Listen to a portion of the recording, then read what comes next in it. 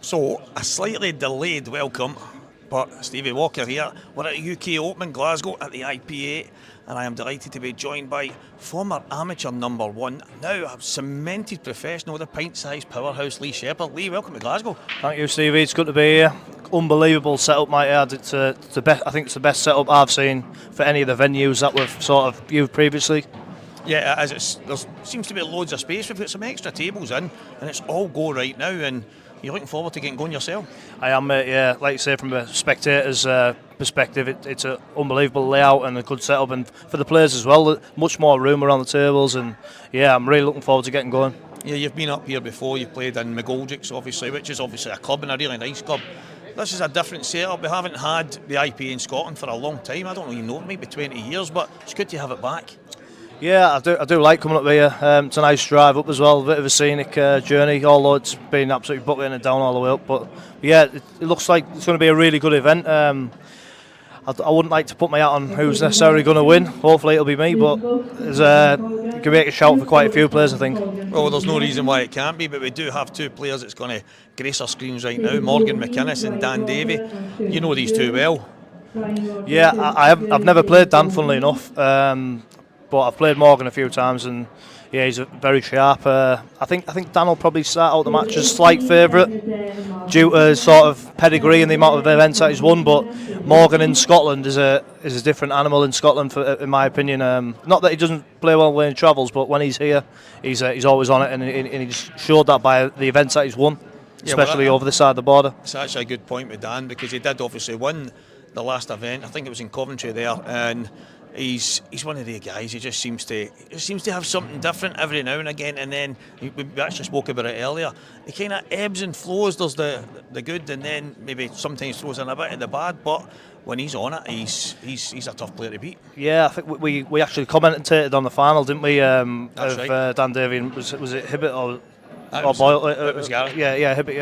Yeah. But I do think Dan's got a bit of a different sort of unique sort of shot selection, like in the way that he goes for his clearances. Like, he always leaves his ball till the end, but he's that precise in his positional play that he leaves that till the end, which is a different style to a lot of players. I attack my balls early, and a lot of the other top players do as well.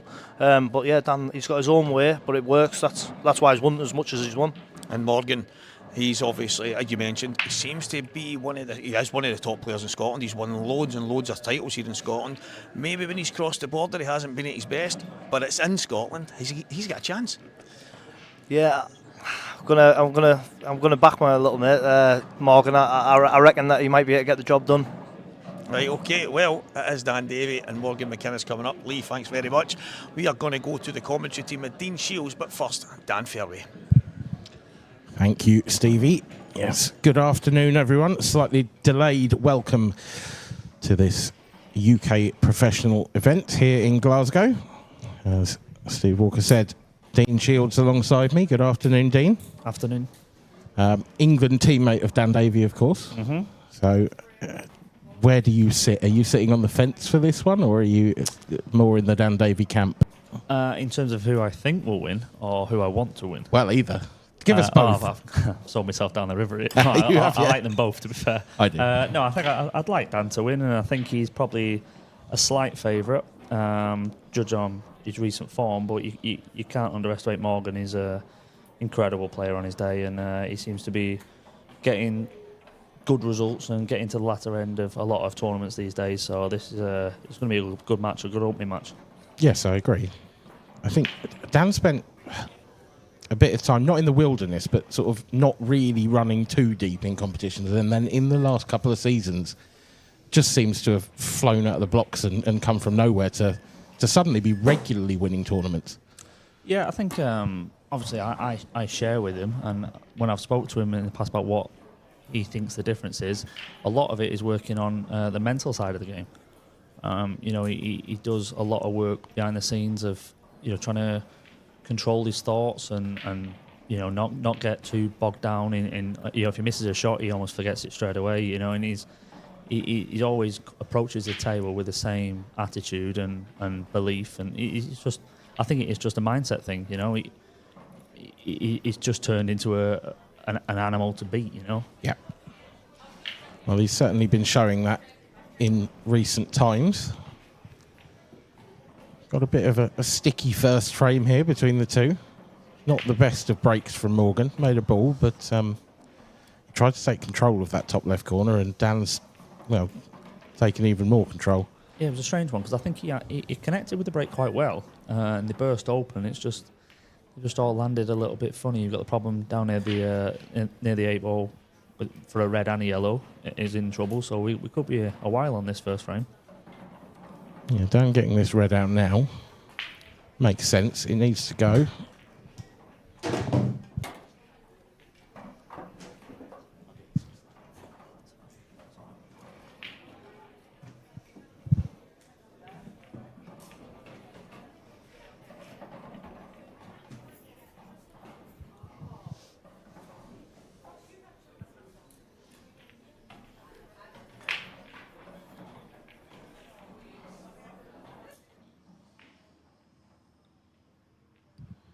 Yeah, very much 50-50 this frame at the moment. I can't see an obvious sort of colour ahead. No, I think Dan did well to remove his red from that black. So I think the way to go here is just to try and eliminate your own problems bit by bit, without leaving too much of an opportunity for a counter clearance to go. You know, I'm kind of the worst person to be commentating on stuff like this because I'd lose my rag already, and I'd be going for some stupid finish. You know. Well, I mean, the thing, I think from Dan's point of view, if the black doubled, I think he'd probably consider going for it from here. But because it doesn't, that's a really difficult ball to manoeuvre. There's nothing obvious there to break it out with.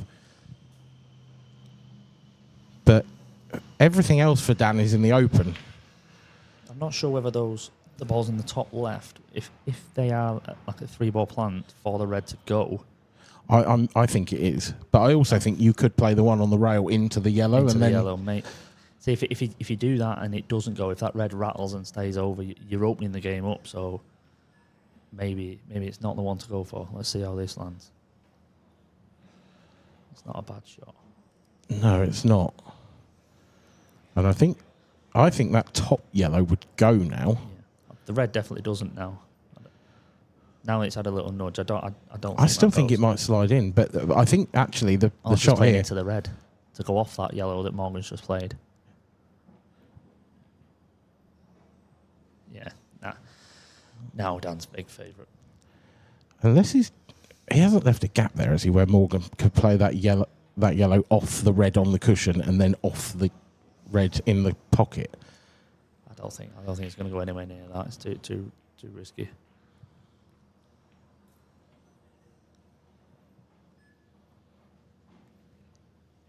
This is interesting. Doesn't want to open the black up. No, it's a good shot. Try tying it up a bit more.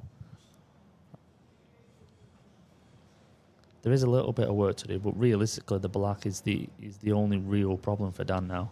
You do have to mind your work a little bit over the top left, but if Dan can find a way of disturbing the black whilst keeping Morgan in trouble, then Dan's massive favourite. Needs to watch the slide on this cushion here. Fresh, brand new table. Can catch you out. It's a good shot, though. I think frames like this are where the playing on shot clock comes into effect a lot with this. If this was on an outside table, you can sit there for maybe a minute, have a look at, right, how do I want to gain control here. But when you've got the beeps going, you've got to go down and play a shot. It's a tricky one. I mean, this is the kind of frame that the shot clock is for, really, isn't it? Exactly. It's so congested up towards that top left.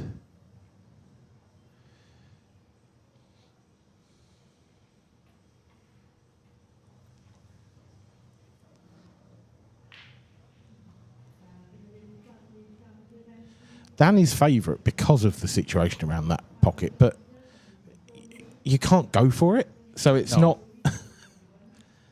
Oh. Now then. His favourite now. He certainly is. But there's still work to do. You've still got to be so careful going for those balls. If he's got a chance here to get the 8 ball out even, which you kind of feel that he'd need to do with the free shot, you still then can't necessarily go for it easily. Yeah, it might not be going game yet. He might just develop the 8 ball and then maybe tuck up again, or try to develop those in the top left a little bit more. I will be surprised if he's too gung ho here, because he is in control. Dan's the type of player that could do this all day. Yeah. You know, he doesn't mind if his next game's at 7 o'clock or 10 o'clock. No. It's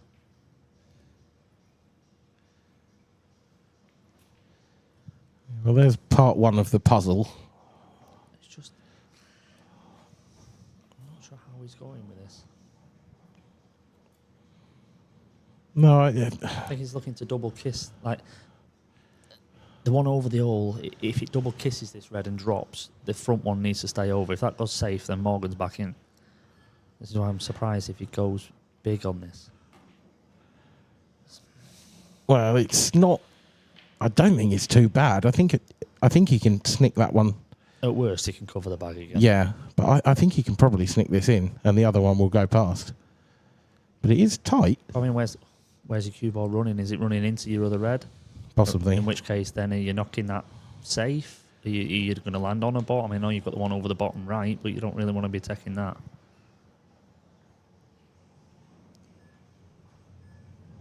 The beeps are in again. I think he's snicking this.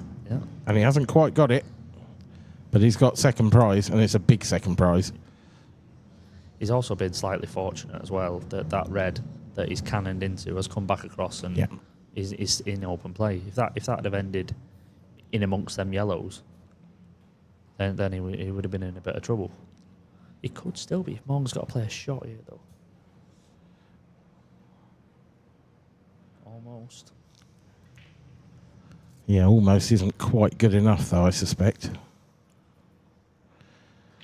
I wonder if if the red and yellow are now touching, has he got to be wary not to leave Morgan the opportunity to play a skill shot? Because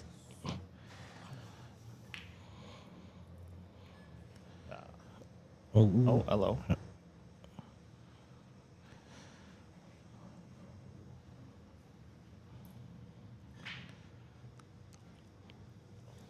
it's so hard to see what's going to happen here. I think if I'm Morgan now, I'm kind of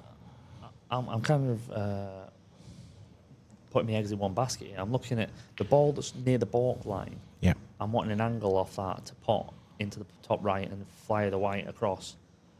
Because I can't see a way that you can play negatively and get back into this. I think that's what he tried to do to leave the angle there. Just decided that it was time to go. There was no other option. You've got to take the risk at that point.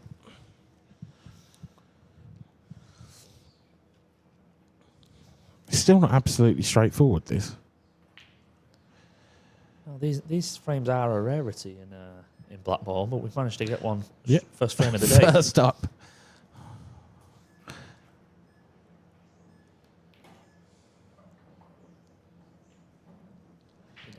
don't think he wants to be playing a 3-ball plant. I think he wants to. I think he'd rather be on 2-ball plant rather than 3. I'm not sure if he's got past. I think he's just all right. He's okay. He's okay. I don't think he'll be taking any risks here. He'll play the last red into the opposite right, I think. Right centre. I'm not sure. But I'd just be stunning this. Dead. Yeah. There's too much that could have gone wrong. You know, if you pull back and try and play them both in the same bag, you've then got to swing the white around the angles. Yeah. There's too much that could have gone wrong, and you could just do that. I was going to say, it's just not worth it either, is it? I mean, this is 2 straight shots, really. Yeah.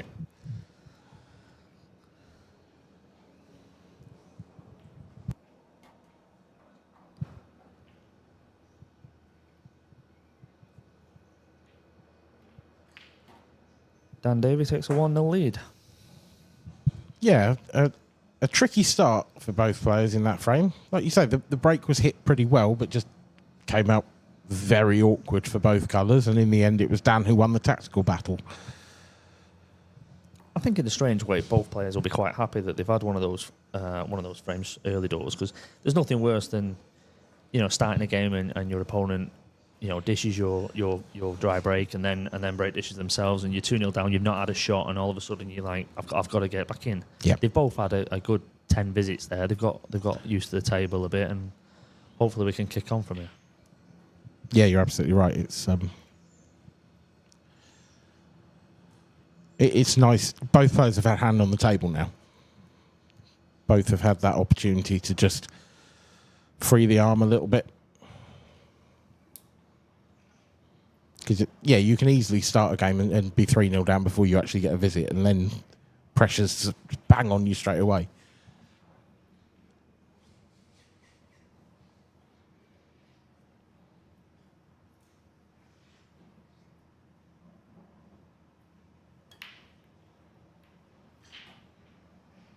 Dan's caught those pretty flush.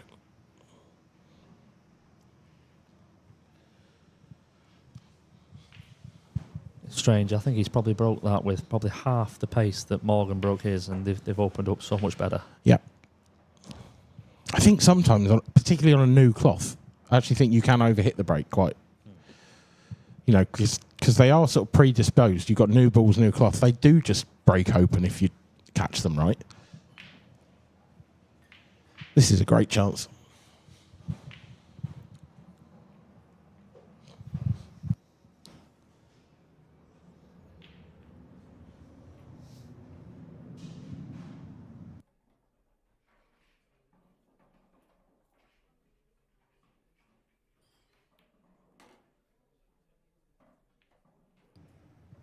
Just under hit that a fraction, maybe.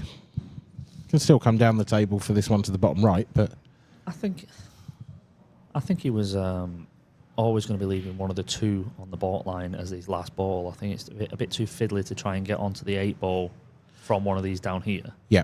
So he'd like to get these two done, get back up, probably get up to the one on the right next, and then he's got a choice of those two just to drift down for the 8 ball. Just needs to mind his work not to be close to one of these yellows here. If it just comes up between the two yellows, it should be simple. Perfect.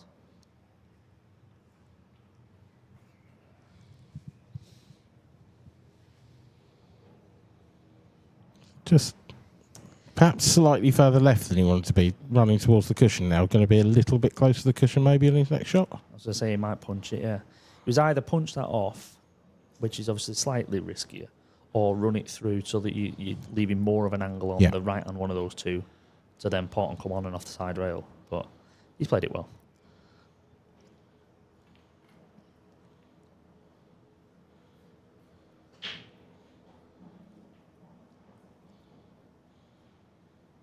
Not sure why he's called his extension. Maybe he's a little straight on it. Yeah, I wonder if he's just the wrong side, perhaps. It looks like he's taking the other ball now. I think he might be. He's underdone this. It's just the cushion really does kill the cue ball. He should be okay. He can just round the back of the yellow on the right hand side. It should have been a lot easier though. Yeah, he won't be overly pleased. Yeah, he's played that well. Secret there not to try and get too close, and if you come down table and you're near the yellow that's near the 8 ball, you've then got to think, he's just took his medicine, landed middle of the table, and backing himself to take this.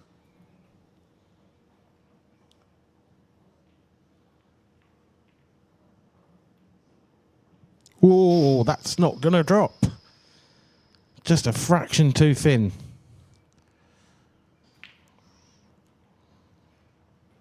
That all comes from landing slightly straight on that second last red. Yep. I mean, I know he'll say he should have got better on the last ball and then consequently better on the 8 ball, but it just shows you that, well, in fact, you can go back to the third last where he's landed the wrong side and he had to punch it. Yeah. It's just a funny old game how minute little things can just snowball. Even though the break came out well and the red split open nicely, you never felt like he was fully in control of that finish. It was always nearly right. Yeah. Rather than bang on. Having said that, Morgan's got to play a good shot here, and then he's got a problem. Well, I say a problem. It's probably not too much of a problem. The one on the left hand side, but He'd have liked an easier opening ball than this, unless he's playing safe. This surprises me. I can't believe he's played safe there, to be honest. Has he left the gap? Well, I Has he mean, left? not quite. Not quite. But, I mean, it's a one-cushion escape. Maybe he's banking on the new table, new slide. Yeah. And hoping that Dan misjudges it. Yeah. Which could happen. It could. You could easily go to the left-hand side of the 8 ball here. And it has slid. But So is it still going to gonna slide get it? off the second cushion? It is. It's a good shot, actually. But yeah, you could see the slide take effect. I might ask him later whether he played that one cush or two. I know what he'll He'll tell definitely me. say I know two. what he'll tell me. A word for some of our sponsors for the IPA. We'll get through them all throughout the weekend, I'm sure. But Supreme, Strachan and Aramuth are obviously giving us fantastic conditions. And 8 Ball Direct providing the racks and the lighting. And on board, of course, as well, providing the clothing. Yeah, that was a weird frame, but I'm really surprised at Morgan there. Yeah, it was a... I don't know why you... It's a weird one to play safe, isn't it? You've kind of got to have a go there if you're just going to leave a one cushion. I mean, I did say it was a tricky... It was a tricky ball to take on if he was going to go for it. And obviously, like we were talking about him not getting his hand. I mean, he had a bit of a... He's not attempted a pot, really, has he? No. Other than the one that he missed in the top right in the first frame. Yeah.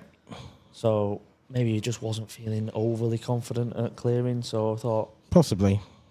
I think for me as well, I'm sure there'll be 100 people in the chat or the comments or whatever saying that it's the wrong way to do it. But for me, I might play safe there if I'm playing a lesser player. But if I'm playing a top professional, I just don't think they're going to miss a ball like that. Yeah, like I say, the only way I can give it a bit of justice is if he's taken into account the slide off the cushions, which nearly came into effect. Yeah. On an outside table, you're backing a pro to get that. Yeah. And like 10 times out of 10. Exactly. But that's my point. Even on this, you're surely backing them to get it 9 out of 10. Yeah. I'd rather go down swinging, personally. Oh, I'm in that boat, yeah. Yeah. And I do go down swinging quite a lot.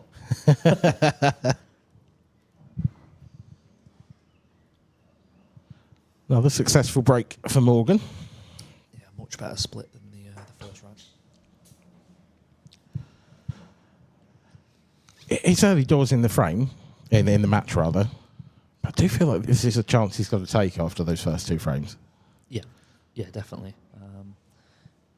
He'll be kicking himself if he doesn't get these.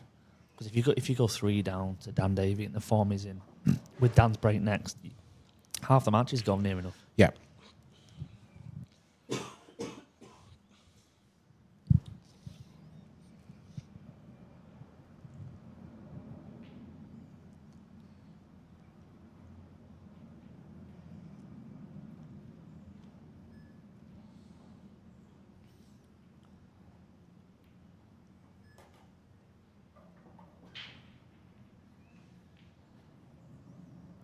Just wants to make sure he leaves a nice angle on this one to the left centre next. If he does get that, then this is routine. But if he lands a bit straight and he's got to play a longer one after that, things could go wrong. Not saying they will. You should be getting these, really.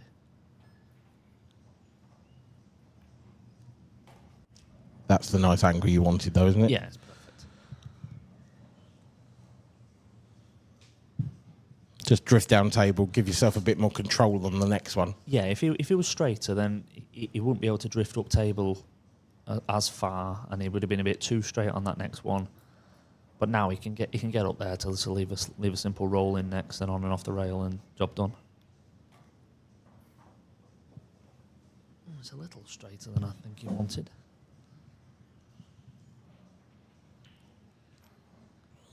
Yeah, it just makes this one just that fraction more awkward because it's so much harder to judge that sort of foot of screw that you need. This is what I was saying. If he was another foot closer to the baulk line, he has an angle just to pop that and pop on and off the side rail. He's now had to go off 2. He's played it quite well as long as he's past the yellow. Yeah. But he shouldn't have had to play a shot with running side off 2. should have just been able to Just drop just it in. simple drop. I mean, Yeah. he's played it very well, but those are the ones where I think the top players, like a Dunster or Farnsworth or whoever, they don't find themselves having to play them shots. Morgan McInnes is on the board, still trailing Dan Davey by 2 frames to 1, but that break dish will settle him down, you would think. Just going to step out of the arena for a second.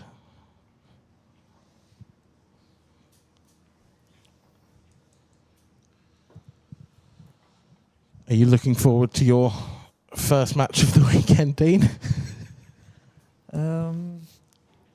In a way, yeah. I mean, so far we've had 2 tours and I've not won a match yet. So It is a tough school. It is a tough school. But yeah, I'm looking forward to getting that monkey off my back if I can. Don't play till 7 o'clock, which is nice because we had a bit of a late night last night. Obviously we travelled and then had the practice flying and what have you. So it wasn't the best preparation if I had an earlier game, but I say it's nice that I'm not until 7, so looking forward to it. How did you get on in the flyer? Me and Dan actually split the final. I managed to win a few rounds. Oh, okay. Yeah, I did okay. Well, technically you've won a game on tour this season. Then. Yeah. On a serious note, though, what he will be doing there, because he told me before, a lot of it that he's now working on is breathing control. So he'll be taking deep breath to keep himself calm and not feeling under any pressure at all. I mean, slightly different in round 1, but more so in like big semi-finals, finals, whatever. He will be sat there just trying to keep us calm and as relaxed as possible. I don't know. I mean, you say different, but he strikes me as the sort of player who will treat every game exactly the same. I may be wrong. Yeah, I mean, he did say obviously he could have had a lot. I say a lot easier.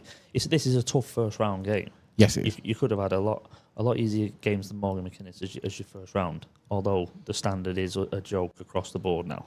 Yeah, it's getting to the point where there aren't any. Oh, damn. I think he took a bit too much off that one. Yeah, they didn't seem to pop open at all, did they? I'm not sure if he hit it left-handed. That's possibly the worst break I've ever seen Dan Davey play. It's interesting. To be honest, it's. I mean, if you're going to go in off, then don't break him open very well. Yeah. I suppose that's the one crumb of comfort here. Morgan's going to open up the reds, I think. I wonder whether the fact that he's tried to take so much off the break there is an indication of he's finding the tables very slippy and slidey, and he just wants to, as much as he didn't control the white, he just wants to not have any risk and just punch them open. Possibly, yeah, more low risk strategy. Although he did just dolly it straight into the middle. That wasn't the intention, I don't think. That first shot from Morgan hasn't gone particularly well, though. The red and yellow that have stuck together have kind of caused a problem on either colour set. I think he wanted to open up the reds. I think he was trying to land on that red to the left centre, because if that yellow hadn't got in the way, then fairly routine. He'd be halfway through them by now. I'm not sure whether he rushed it. He seemed to play the shot pretty quick, unless I just wasn't paying attention and time was getting on. It's possibly that. But I do personally think we should be getting a minute for the first shot of the frame anyway, just to have a layout, have a look around and work out. Because you've got to decide, first of all, which colour set you want to go for, which isn't the case in the rest of the frame. So in addition to an extension or instead of an extension? No, in addition, I would have the first shot of every rack is a minute, whether that's for the guy that broke or following a dry break. You have a minute there, and then it's 30 seconds. Then obviously you can have the extension just in case something goes awry. But you should. My thinking behind it is, if you've got that time at the start to work it out, there shouldn't be many cases where you need the extension, because you've done the mental work initially. I think half the time players use their extension because they're maybe having to reroute the way they've gone, or they've and they're having to do a bit of thinking midway through a finish. Yeah, interesting. I don't hate the idea. You'd have to put it to the powers that be, though. That's Morgan just playing safe and not getting the safety he wanted at all, because he's left Dan on this one to the right centre.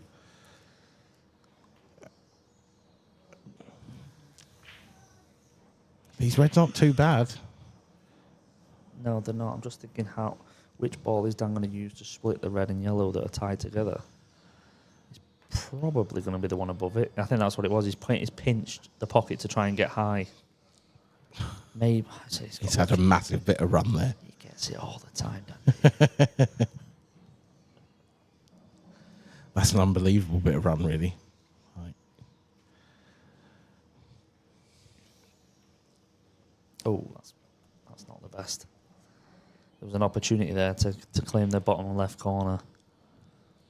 And the worst that's happened, he's left the angle to split the only bad red. Although, having said that, the one near the 8 ball, I'm not sure if it goes in the right centre. Certainly goes long in both. Yeah, it goes. I think it goes left centre. I don't think it goes right. I think you could land on it left centre. That was tight to me, that one. I agree. That's played that well. That's delightfully controlled. That's a lovely shot. Dan's got the 2 reds below the 8 ball that you can just easily give it a little bump. You don't have to drop on it. This should be 3-1.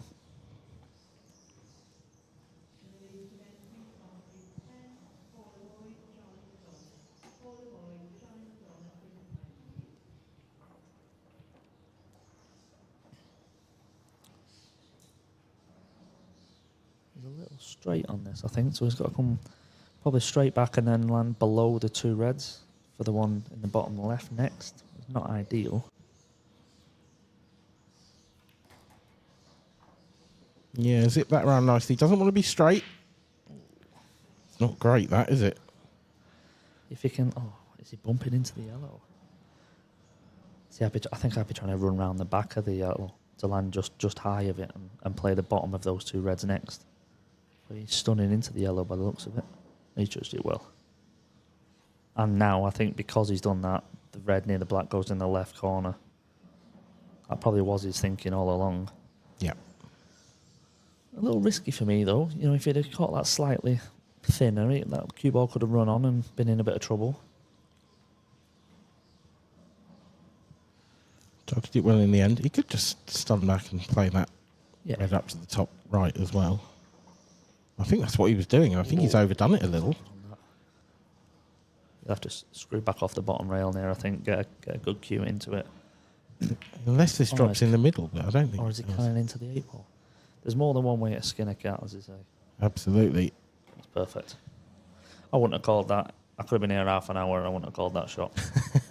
No way would I be threading through there. You've been here longer than half an hour, so.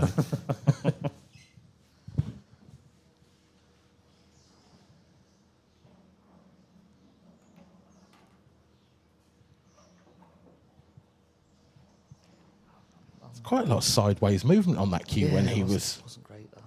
It was a bit jabby. I'm surprised he didn't just stun it in to take the 8 ball in the left centre. Yeah. And now this is a thin cut, and that cue ball's going close to the centre pocket. He's going to have to dig into this to keep it out. Got to cue it well. Oh, and he's missed that by a long, long way. Cue ball is going to sit in the jaw and be horrible. It's not quite jawed. Was that a sarcastic little tap on the table there from Morgan? You don't see that very often in the pro game, do you? It's an advanced safety from Dan. He's left the pot on. Morgan's missed it. He hasn't left an easy 8 ball, not at all.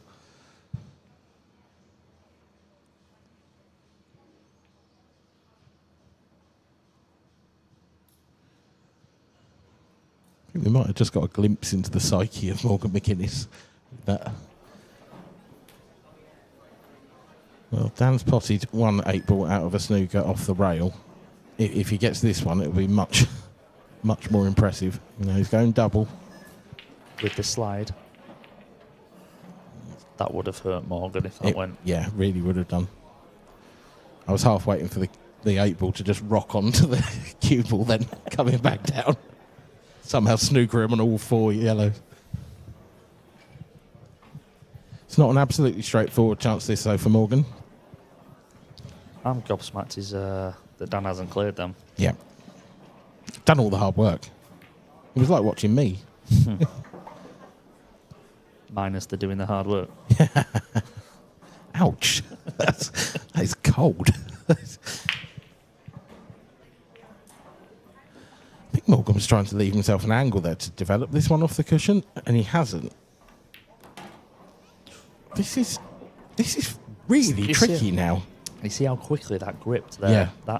That's a strange one, because usually with a brand new cloth, you get a bit of a slide and it'll drift over towards the left before it grips.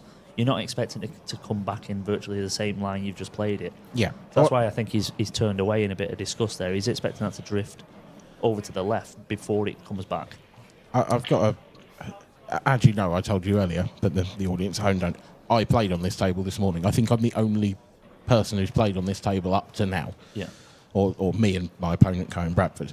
And I played a shot in the last frame, exactly that, and I overscrewed it by a country mile, and I still don't know how it happened. So that's interesting to me. That's made me feel a bit better, if I'm honest. But it was exactly that. I sort of soft screwed it and it ripped. Yeah. Hasn't left Dan an easy 8-ball though, Morgan. And Dan has miscued it. Miscued and got the double. He's unbelievable. Oh, I've got to share a room with this guy. What a fantastic double. He just sits down, chalks his cue, gets on with the next one. I proper miscue that as well. Oh, let's take a look around the grounds, as it were. Table 1, look at that. Mark Boyle versus Dave McNamara. Mark 7-6 up. What a tie that is for a first round match. Unbelievable. I mean, there's so many. If you could look through the whole draw, there's so many games. Yeah. Top right as well, I'm looking. Adam Stevens, Mark Farnsworth. That's really interesting. Adam, new professional this year. Very good young player. It would be a real scalp, though, if he would take on Mark Farnsworth and win. Yeah. I just know. Rob Wilson, I think he was 6-2 down there as well to Liam Farrell. Wow. So let's say the standard's ridiculous now. It's just you can't take your eye off the ball with any game you play now. A slightly frustrated figure of Morgan McInnes lines up another break in frame number 5. He's hit them well, but needs a ball. He's not going to be a happy chappy. Now a first dry break of the match, and it's come at a really bad time for Morgan McInnes, you have to say. Yeah. How are you sort of judging the performances of these two so far? Because, like, there's a part of me that says to myself, Dan's had a bit of run, but equally, quite a lot of run. Sorry.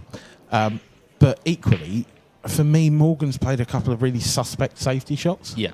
That have allowed Dan to get into frames where perhaps he shouldn't have had the opportunity to, or at least he should have made it more difficult to. Yeah, I think in terms of being at the table and taking a finish out, Dan certainly, for me, has made more strange errors. Yeah. Morgan's errors have been in leaving Dan a chance, like you say. I think Morgan will be slightly disappointed that he's almost gifted the frames back to Dan when he's missed. Yeah. Because that's two now in it that Dan has missed and then still managed to win the frame. Yeah. So Morgan will be kicking himself a little bit. Dan won't be happy. Dan won't be happy with how he's played at all. But he will be happy with the scoreline.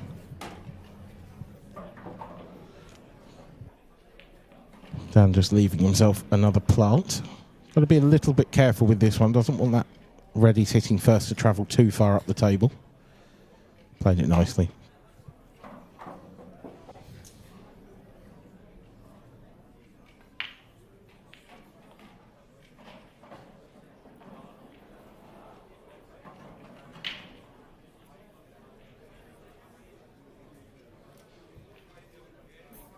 Needs to make his mind up here, does Dan? Yeah, Clock's got to be running down a little bit. I mean, I'd be going the other way here, 100%. But I think I would. I think he had a little bit more angle, and he just didn't want to run into the 8-ball or land straight on that last one. Yeah, but to be honest, I think whichever way he went there, Yeah, it was always frame. As it is, 4-1 now, and the wheels are falling off for the young Scot at the moment. It's just not going his way. Yeah, I don't think he's been too. It's not like he's made howler after howler. No, not at all. It's just things aren't going his way, and when the trouble is, we can see from body language that he's well aware that things aren't going his way, and your opponent will pick up on that. Yeah, Dan will be sat there going, Morgan's kicking himself here. I've got a chance to kick on and go 5 or 6-1 and really rub it in. But 2, I think subconsciously you do yourself a disservice if you come to the table. I mean, I'm the worst one for it, so I never practice what I preach here. But when you come to the table and you feel like, oh God, I'm going to have another dry break here, what's going to happen? I'll probably pot 2 and get kicked in off. You think like that. Subconsciously, you don't time the ball well, or you're not confident on the shot, so you don't cue it well.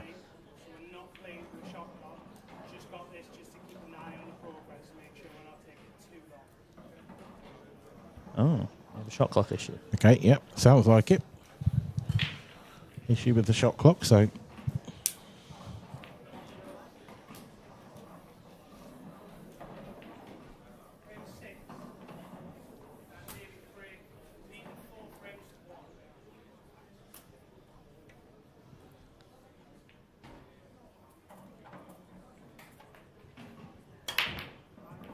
Oh, damn, not again. It's another little bunny up into the middle. He hit that one considerably harder than the last one, but still just as bad. Morgan has to take this. Yeah, so, I mean... I don't mean at this visit per se, but he's got to win this frame, yeah. Has to. But really, he's got to take them out now, surely, because you're probably not going to get a better opportunity. No, you've got to be taking these.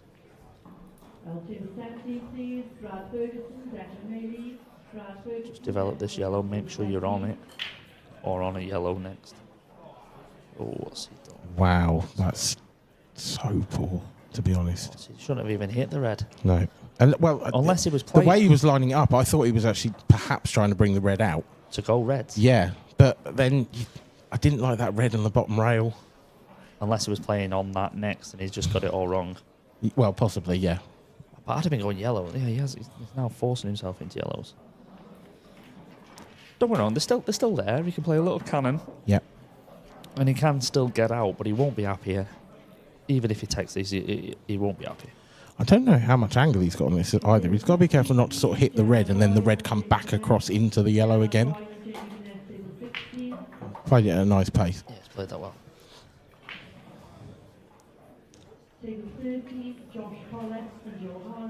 Slightly awkward queuing now.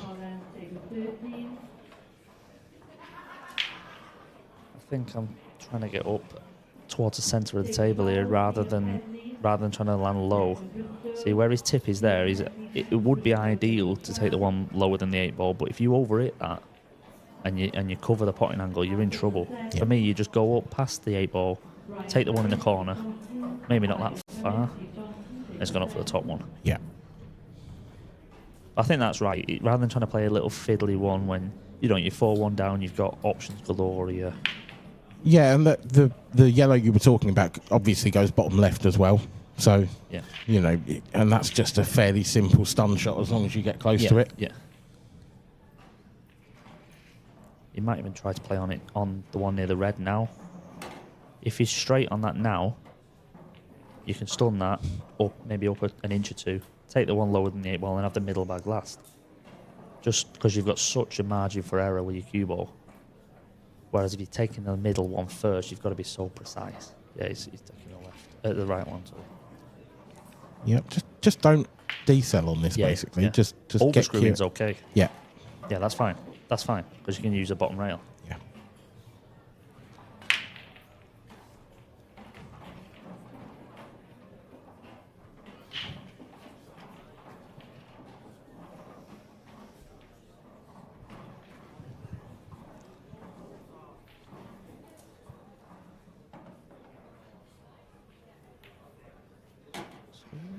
There was a little murmur from you there. That was a bit closer to the 8 ball than was strictly necessary, but it's worked out. Yeah, I think I'd have gone two rails with that. I'd have gone off the bottom and then spun it off the side, just on nowhere near the 8 ball, and you can go up towards the baulk line. Yeah.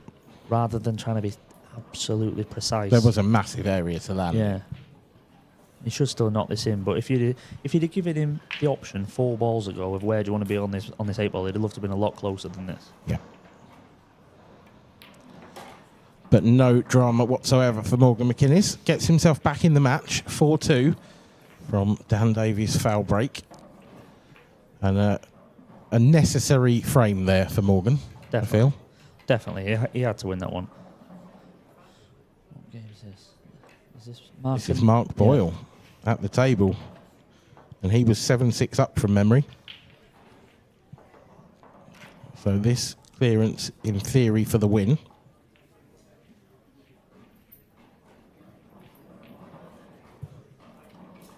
Not easy. It's a decider, this. It's a decider.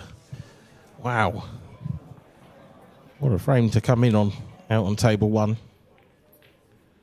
I think I'm right in saying that we have the 3 streams available for you this weekend as well. It's not just the main table, it is also table 1 and our second stream table, I think 25. Doesn't really matter. And I don't think we're going to get to see the conclusion of this, to be honest, because Mark's taken about 4 walks around the table, and while he's done that, we've racked up, and Morgan's ready to break. He's broken pretty well so far in this game as Morgan. He's gone cut break this time, and it has not worked. Second dry in a row, I think. Yeah, it is. They've split well, but he's just not made a ball again. He'll be kicking himself.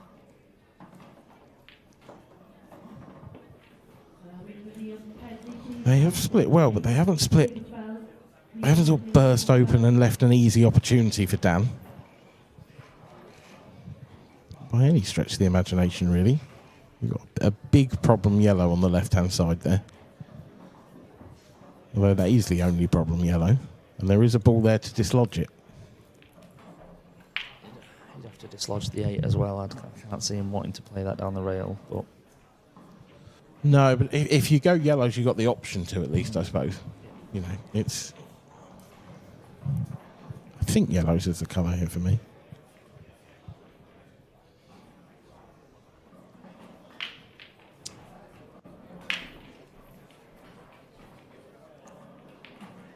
Yeah, I think if the red to the left-hand side of the table where the red and yellow are together near the left red, if that red passed the other red into the corner, I might be looking at reds, but because it doesn't, I don't think yellows are the one. Yeah.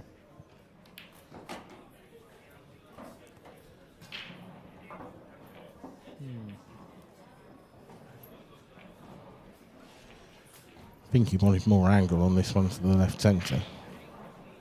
He's got no angle at all. I'm not sure where we're going here with this.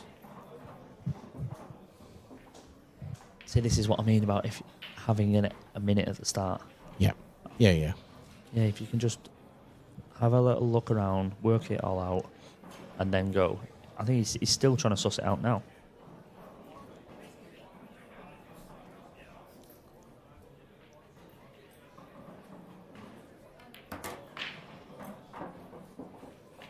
I suppose it's a case of what do you want? Do you want to see breaking dishes all the time, or do you want to see a bit of drama and I like few a bit of scrappy drama. games? Yeah.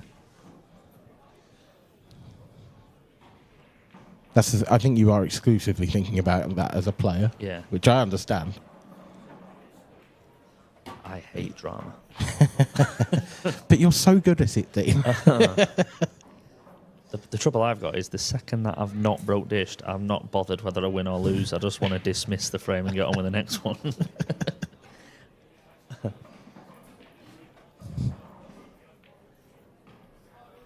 Stan left himself the angle here. It's a thin snick, isn't it, to the left centre. And if you go into that yellow, I think he's played to leave the thin snick, but he's not gone. He's not gone enough down. The thing is, if you catch that yellow thin, the one on the rail, then you're just knocking the red over the pocket. Yeah. So I think the double's the one here to go into that yellow full.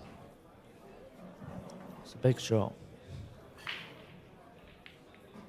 He's looking at maybe the double is the line into the edge of the red, which it would work because then you would catch the yellow full. Yeah. He's definitely going double. Going double. He's got the double. He hasn't got the yellow out, and he's landed nowhere. Ugh.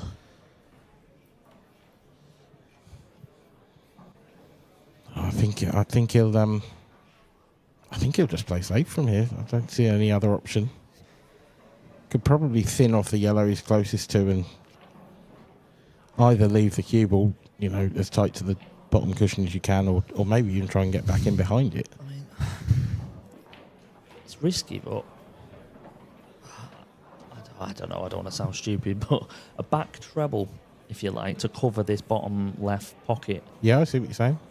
I think it'll slide too much, won't it? If it goes, your cue ball's going to be in and out, and you'll be on the one bottom. Sure, you may be on the bottom right, yeah, or the one in the centre, but you can almost play for the slide. You've got to hit that hard though to get that much. It does get the bad yellow out there. I can see the.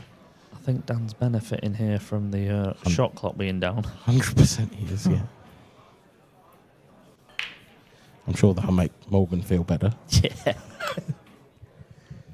You're thinking, why didn't I have this in the first frame?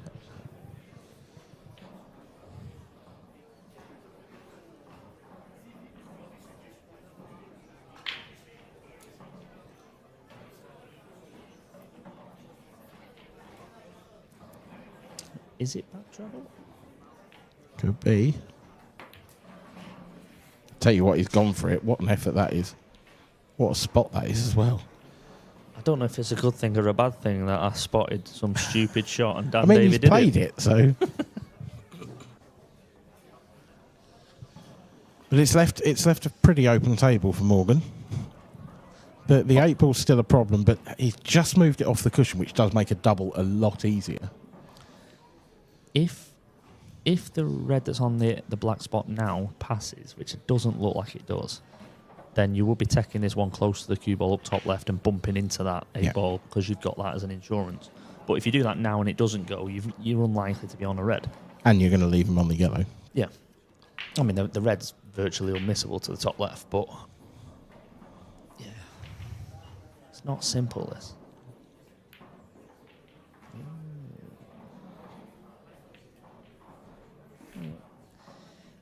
I don't think he's left much. No, it's just a bit of a containing shot. Is he just trying to force Dan to move that yellow because he wants it moved, basically? Is that the theory behind that shot? I don't mind it. Dan's not really got much on other than to move that. I mean, he could go cushion first into the one near the bottom right and possibly get in behind it, couldn't he?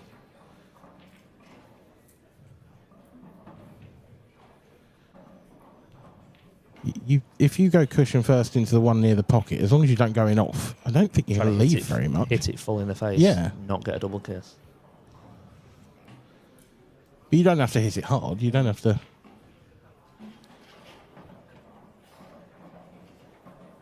Can he see that one? He can.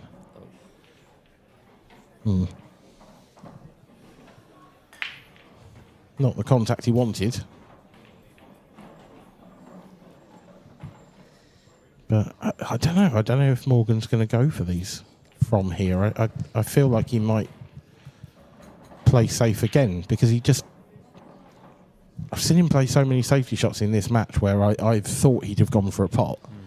But I'm starting to wonder if there's a bit of a confidence issue over long potting or something along those lines. Maybe, because he certainly doesn't look confident. I think no news is actually news from the other table, by the way, because that decider's still in play, and there was only 3 yellows left. That's interesting, yeah.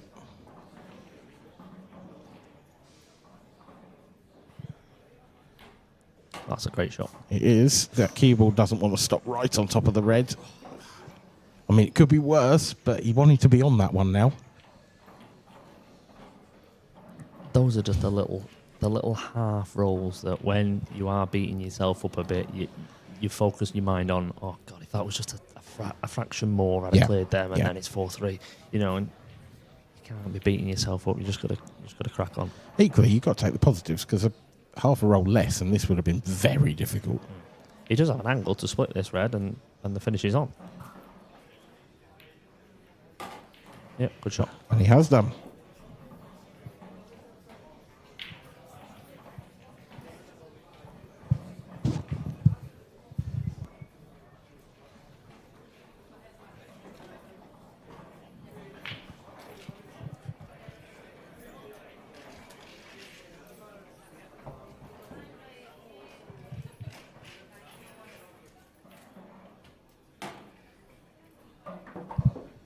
Would you potentially think about moving the 8 ball? You've got that red next to the right centre to do it with. Not now, obviously, but It's a funny one. I think you can maybe play if you are leaving it to last ball. I mean, I don't know whether I'm in the minority, but you could play it in a two-way where play on it for an angle, and if you're not quite, at least you can just quite easily play a shot to leave a double. Yeah. So you might as well have a go at leaving the perfect angle just to nudge it out and play it. equally, I suppose, if you're leaving it till the last and it's down the rail, you know that if you get the pocket, it's going to be very difficult for Dan to do anything about it. Yeah, I think if Morgan pots this down the rail now, this frame's done. Yep. News from table 1. Dave McNamara has beaten Mark Boyle. Home 8 frames to favourite. 7. The home favourite goes out in the first round. That is a big shock. I mean, it's not a shock. Let's be fair. Dave McNamara is unbelievable, but I believe he beat Boyle. Was it the last event or the event before? yes, I think you're right. I think Was it last event? I think so. Yeah. We'll have to go back through the records for that one. Oh, I'm surprised he's taking this now. It's not bad. It's not bad, but I'm not sure I would have done that. No, Because now you've got to play a good touchy shot to land nice.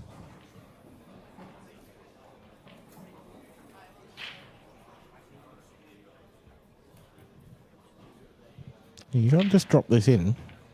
Going to have to play it off the side rail. If you get it just wrong, that cue ball could easily bounce over towards the centre pocket. I think you're going 2 rails here. Oh, no, I won't. Oh, that's a Played that well. beautiful He's shot. played that very well.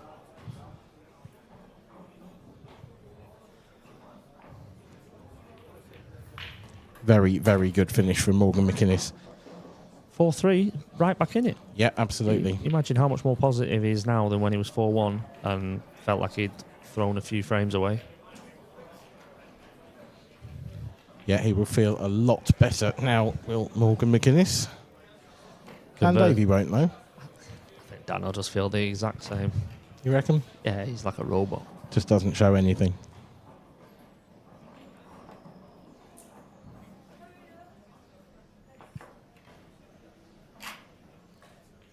It's funny because he's absolutely the opposite away from the table.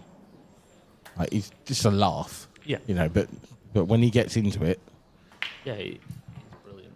yeah.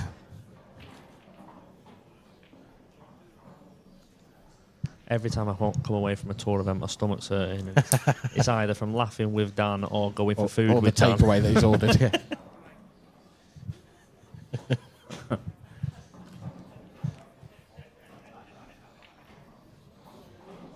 I have to admit, he did come and nick our takeaway last night in the end. Well, Came after that, over he and went out and got some himself. No. So I think it was about 2:20 that he got back with our food, stone cold. Yeah, it was lovely. I mean, he was eating cold chips and cold naan bread next to where we were having a practice. Like I said before, so. the bloke's an athlete. Bin. Sorry. He's been an athlete.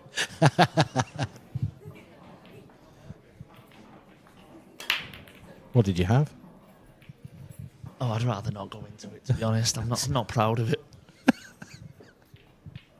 That bad, huh? Dry break from Dan Davey.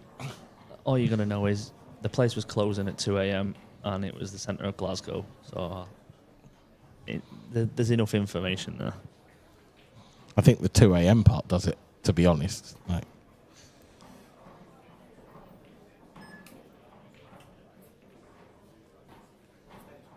slightly awkward leave again. It's not these breaks aren't coming out nicely for either player. That. Yeah, I think he'd go yellows. I think that yellow on the right-hand side squeezes past Yeah, definitely. the red. Yeah. I don't like the yellow in line with the right centre pocket. I don't know if that actually goes No, and anywhere. it wouldn't be a problem if... Oh, hang on, where's that going? That's okay. If the red that's sort of closest to, like, the dead centre of the table, the one near the two yellows, if that wasn't there, then those red-yellow aren't a problem because you can just use one of those two yellows. Yeah. And this is absolute dot-to-dot. So unless he can play some form of cannon and still guarantee position, this does need a bit of work. I mean, he could possibly play that anyway and sort of screw through the red and move the red into them. Playing safe, trying to cover the pocket, and he hasn't managed it. That is pretty careless, to be honest. And now he's forced into playing the shot which might win in the frame. Yeah. If he plays one yellow off the other, cue ball into the red to split them two. Happy days, clear up 4-4. Nailed it. Oh, where's that red going? It's fine. Perfect. Yep. He'll just claim he played this all along.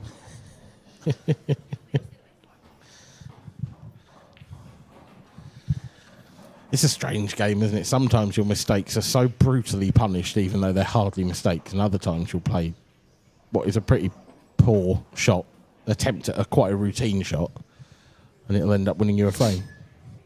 Should win you the frame. Yeah. Well, yeah.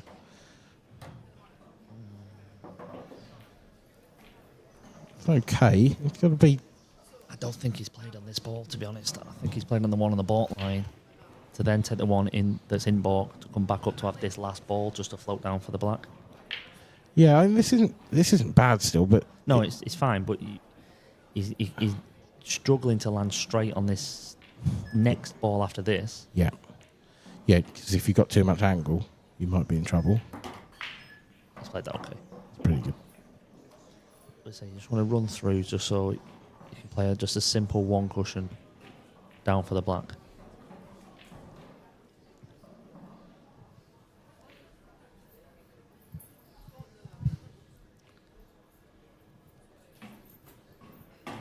Oh, that looks very straight to me. I think he's underdone that a bit.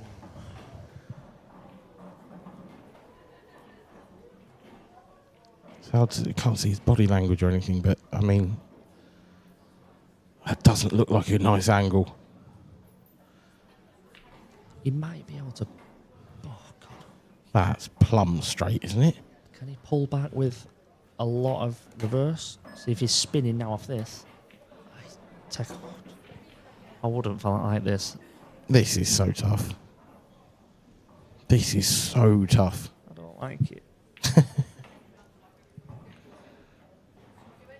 I mean, I get the logic of that. You just give yourself a shot.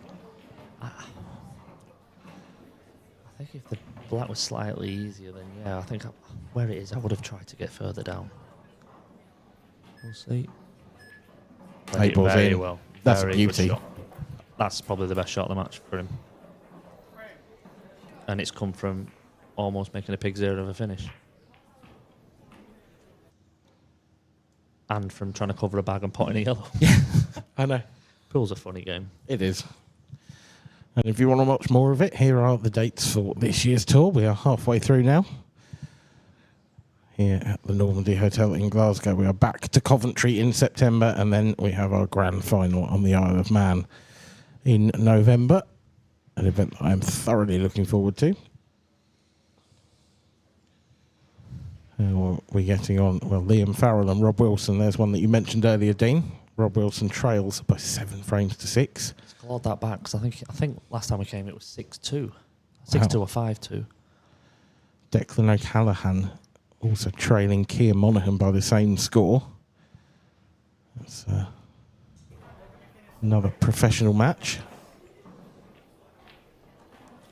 Can Morgan find a ball? Yeah, 2 dry in a row.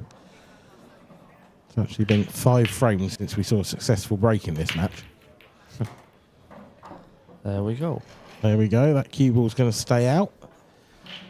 Smelly again. It's a pretty typical cut break, that, isn't it? Everything's gone to one side. It's one of those where you haven't quite caught it right.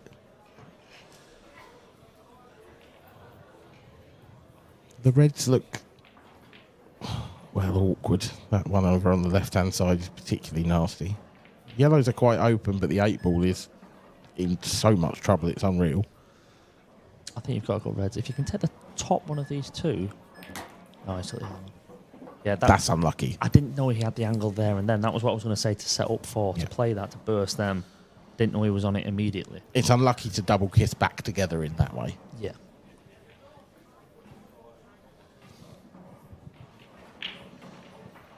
I can't see him going for them here because the 8-ball's still in a lot of trouble for yellows. So I can see Morgan just laying up safe here.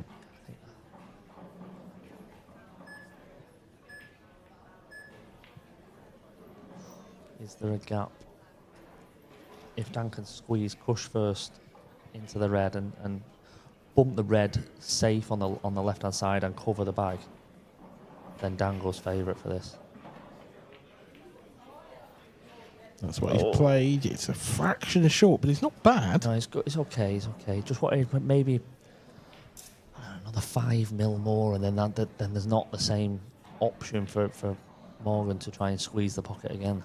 Not now, but No, but I mean, is Morgan just going to lay in on top of that red here and then try and get a snooker as well? I think he should play.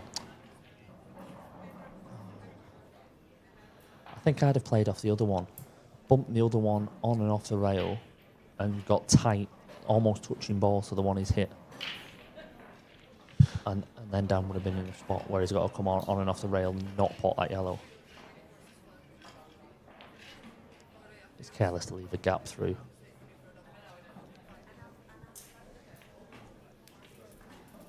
Genuinely don't know how you'd win here if you're Morgan.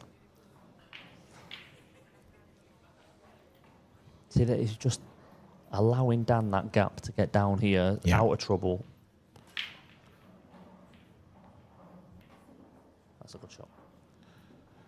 Yeah, well, I mean, it gets him back into it, doesn't it, that shot? Dan going to try the same cover. It doesn't slide past, does it?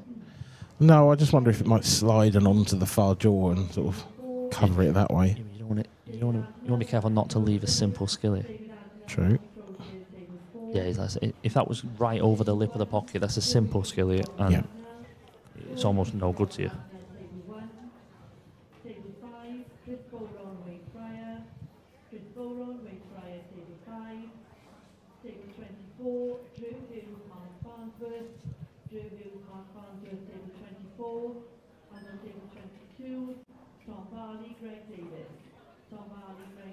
Oh, this is going to go close. Oh, dear me. Well, how aggressive does Dan Davey feel? That's the question, because he's got two problem balls. He's got the 8-ball and the yellow that's welded to the red. Is it worth trying to get them out in one shot? Is it possible? If you play black onto red, onto yellow, onto red.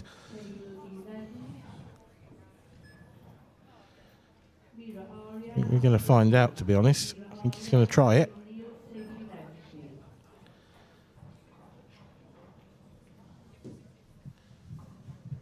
I think he's just come far enough across the table that he's on the yellow to the top left.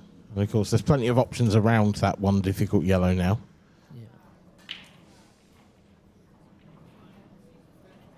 That's a great camera angle. He's got enough to play this with a lot of running left, I think, to come in on the inside of it. Oh, we've got a shot clock back. Look at that. Keep up, Dan. It's been back for 2 frames. I haven't been looking. I've just been watching the table.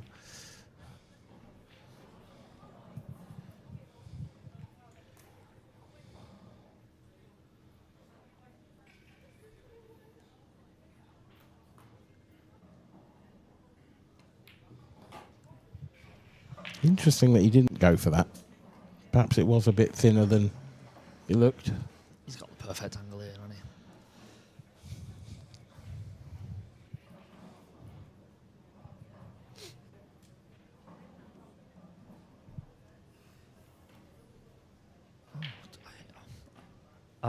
I'm giving up calling Dan's shots. Perfect. That's a great shot. That's superb. That's very, very good. I was surprised as you are, I think. I think he knows I'm in comms, and he thinks I'm going to try and do something that no one's going to pick, so Dean looks stupid.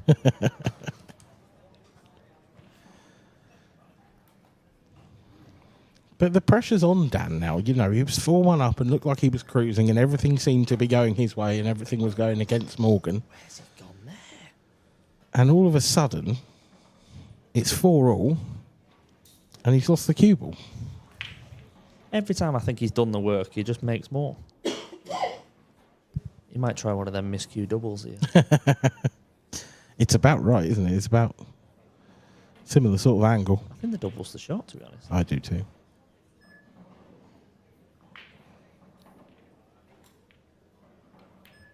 Cued it this time, Oh, he's levered it. and he missed it. He'll be fuming at that. Having played the great shot, opened everything up, one shot later, he's in trouble. Yeah. He's had a bit of a result with where Again.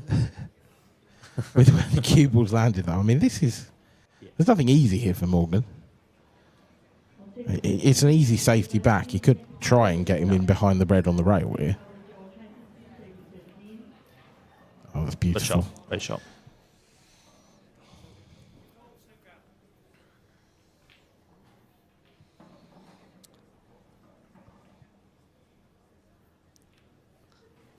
I think his dad will be at home proud of that shot. Yes, absolutely. Yeah. McInnes-esque.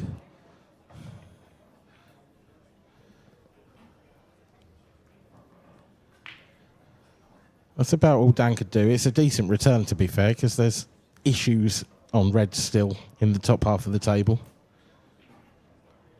Dan has got cover on both top pockets in some ways. I think the left one's not too much of an issue, though, because it can go in the centre off the black. Oh, he's just played on it anyway. He's played that well. And if you can run, it's hard to tell the angle, but if you can run through, if you can top this through and land on the one on the baulk line to the other middle, then it should be done, but it's a tricky shot to get this positional play perfect. I think it goes in the left as well, doesn't it? it The left does, corner. yeah. So I think he's going to stun this back and then play for that one on the baulk line up to the top left. Yeah, just take this in middle, come down. I don't know if both of those two reds go to the top left. If they do, then It looks like they do. I think it's done. It looks like they do. Yeah.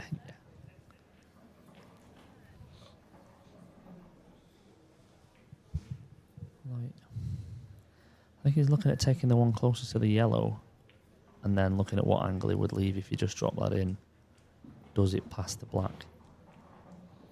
I'm not sure why he's looking at that if they both go, which it did look like they did. It might just be that it's not an absolutely full pocket and he'd rather be.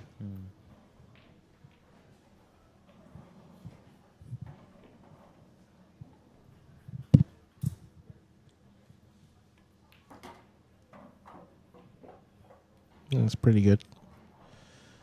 So you can play the one on the baulk line now, use the yellow to hold the cue ball.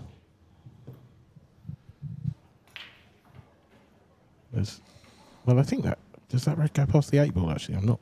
Yeah, that's what I said. He was looking at it, and I wasn't sure why, if they both went. It must go because he's played it this way, just to play a soft cannon on the yellow.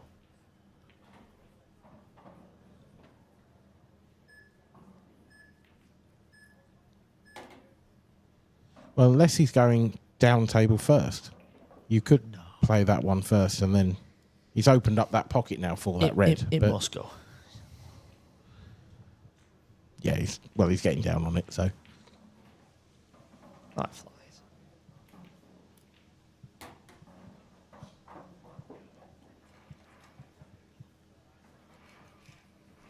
And a good comeback from this, from Morgan, because we were questioning his temperament earlier on, to be honest, a little bit.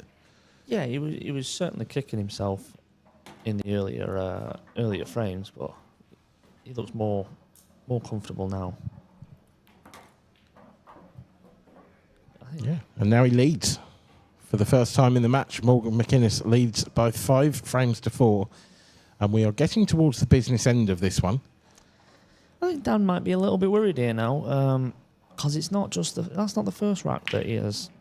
Oh, he should Made a pig's ear of it. In truth, since he went 4-1 up, Dan, this probably should be 7-2, something like that. He's had a couple of really good chances that he's put down. Very, very un-Dan Davey-like.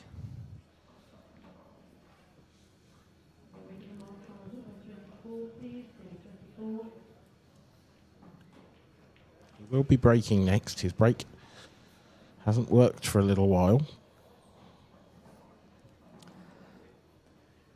What I do like about this arena is there's a lot more space for spectators. Yes, yeah. Like a spectator can walk and view multiple games, whereas in previous events they're kind of stuck being able to look from afar, and it's so much better that they have their own space. They can go and look at watch their friends or whatever they're here to see. Yeah, you're never more than sort of 5 metres away, are you, from a place where a spectator can be? Yeah, it's almost the perfect venue in that respect. Yeah, lots of space. The table's split into 2 halves as well, so you've got banks and banks of spectator area. Yeah, look, you can see that there as well. You know, you've got your 8 tables on one side, stream tables in the middle, and there is plenty of seating and tables available for people to just watch. Which is what we want. We want spectators. We want people to come in. If you are in Glasgow and you're interested, come and have a look. More the merrier. It's a great venue to come and sit down in. Come and grab a drink and watch some pool.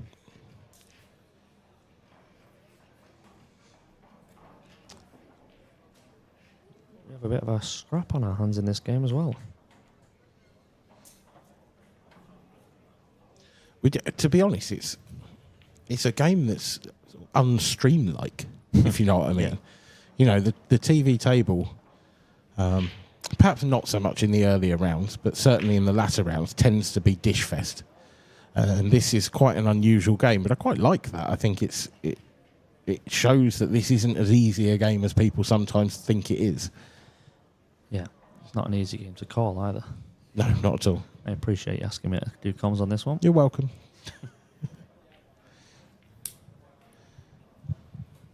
It's nice to see someone else look silly for a change. So.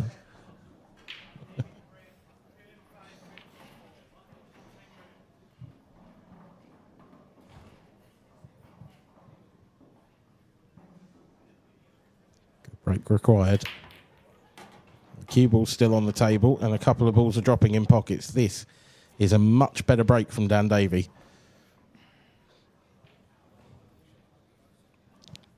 It's not a powerful split. Lots of balls have stayed in that bottom half of the table. No, I think that's the break he was looking for. The 2 times that he just popped it into middle. He took a bit of pace off, and he just wanted a little punch just to burst them. It's just he hit the other 2 terribly and just popped it in middle. But this is a great chance now. I feel like he's got to go yellows here.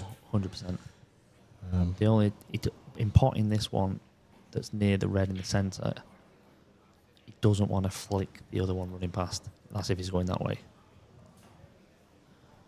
The other option is to take the 3 on the right hand side. If he takes the centre one of those and runs round the back, but no, he is going this way.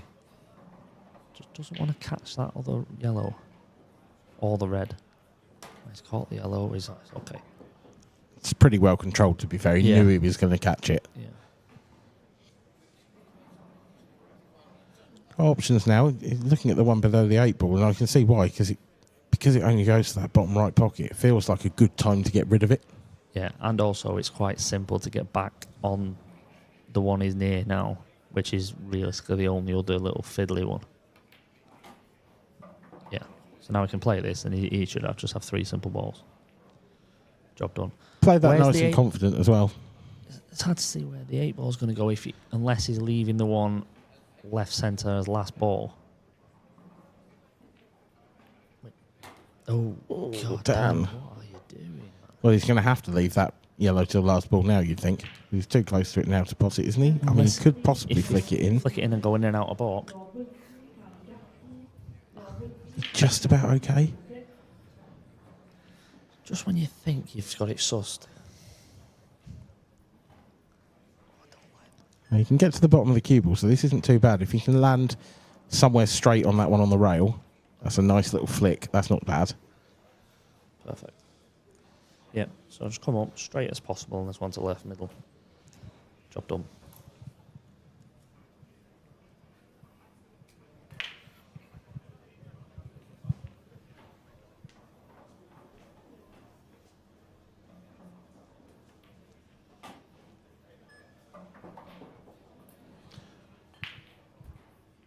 Just mention that I think the earlier rounds of our tournaments tend to be a little bit more like this, and you know, as the tournament progresses. How much of that do you put down to the players sort of growing into the tournament? How much do you put down to the conditions? Because we know that these tables get a little bit easier to play on once they're bedded in for a day or two. Do you think that makes a big difference, or? I think it makes a little difference, but I think the majority is just it's your first frame of the tournament. You know, you might not have. I mean, some guys are playing all the time, but some guys are playing on these tables only tour to tour, so they might not have played much on these conditions for the last month or so. Yeah. So it can take a game or two just to get. And back even if into you the are flow. playing on these tables and these cloths, it's still not. It doesn't really prepare you for the way a tour table runs. Yeah. So I think by the time you've had a match or a match or two, then that's out the window. Then you're right into it. I think that's why a lot of players do travel now on the Thursday to come down. Practice is open. Then we have the flyer at night. You're getting your hand on the tables, getting getting accustomed to these tables again. Yeah, I feel like the Thursday night flyer is getting bigger and bigger every time. 89 there was last night. Yeah, that's a lot, isn't it? That is a lot. 89 players in a flyer.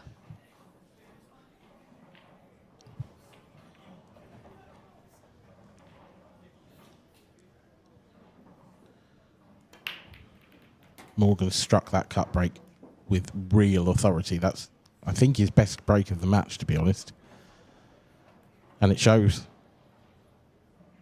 It's an opportunity. Reds are gone. Yep, they certainly should be.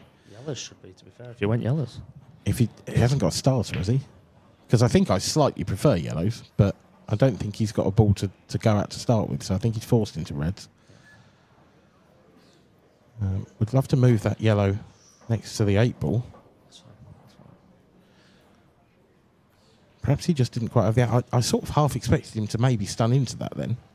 Because the only thing I don't like about reds is the 8. It's not difficult, but you'd love to move that yellow to give yourself the option of both middle pockets, essentially. Yeah.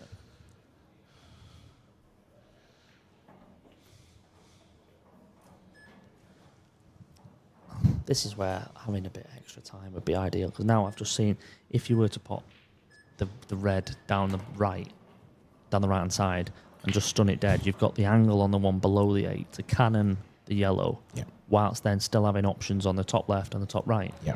Now that he's taken at least one of those balls out now, he's running out of those options for when he does the cannon. See, I would have liked to have played that shot he's just played there, but stun down for this one bottom right. To stun, play the cannon, and your work's done. But again, you don't see that straight away. You know, you can hear the beeps going. You know, it looks like he's on it. He's playing it now, but it could go wrong now when he hasn't got that many options left. Yeah, it's more likely that something could happen to go wrong. You know, you catch that yellow just wrong, or...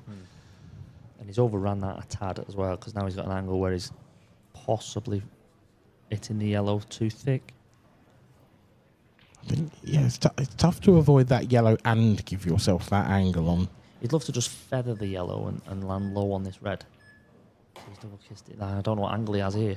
It looks very straight to me. If he's no angle, then I mean, he's still fine. He can play the 8 ball in the bottom right. Yeah. Play the one in the middle bag last as a simple drop and play on it. But this is what I'm saying about having just a little bit extra time just to go, actually, have a walk around. Because sometimes you stand at one part of the table, you might think of a route, and then you have a little walk around and go, actually, no, I've just spotted this, but your beeps are going. But the thing is, by the time, you don't have time for that walk round because you've spent 20 seconds at one end of the table. Yeah, trying to work it all out. Yeah. And that's once you've decided what colour set to go for. But then I sort of think that, I sort of think that actually the game needs that in some ways. Because players are so good at break dishing, because players are so good at just keeping their opponent away from the table at times, I think you need to make that a little bit more difficult. I want to be hampered here. Nah, he's Come far enough. He's played that okay. He didn't really want to be straight on that either, because then you're then having to punch it a tad. And now it's just a natural. Just make sure the cue ball's going to come away from the rail, and maybe a foot, or certainly 8 to 10 inches.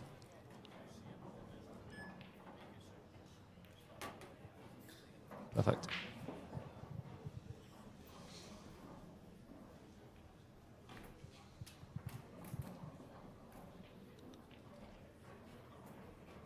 Turned into quite a steady performance from Morgan this middle part of the match. Yeah, it has.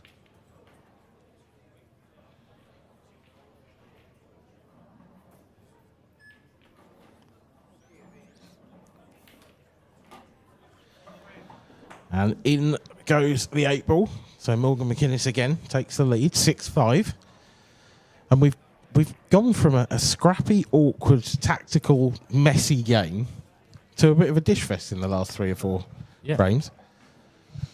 Let's just have a little nosy at your notes. Yeah, go for it. Yeah, we've had 2 break dish and a reverse dish in the last 4.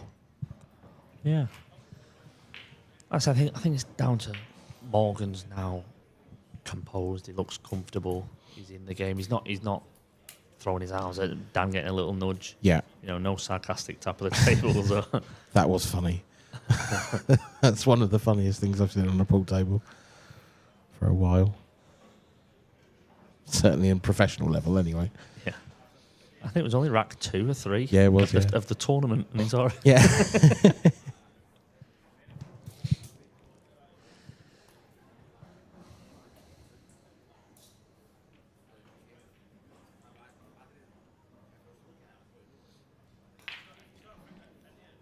Quite a bit of pressure on this break now from Dan. He's had a couple of horrendous ones, and then when it has worked, it's worked beautifully. He just needs to make sure it's the latter. Because if he goes 7-5 down... Sorry, I'm caught by the lad in the audience eating a £10 note.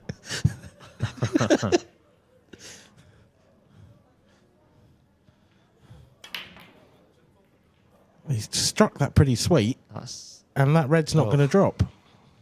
Strange how he'd change. Yeah, he's gone. It went with much more power then. Yeah, and the last break was really good. Yeah. Again, you try and call what Dan Davey does, and he just changes. What an opportunity this is, though. These reds are absolutely perfect. There's just no issues here on the table. The only one does the one in the centre of the table, near the black spot, past the black. Yeah, probably not. It might go off that other red. I mean, there's plenty of room to land. Exactly, you've got so much room to land on it, really. These have got to go. It's just this first red, isn't it? I think little tickle into the middle. Yeah. But you could even play this really soft and leave the plant. You could just roll the cue ball to the cushion and leave that red that you're close to now as a plant to the one over the pocket. Yep.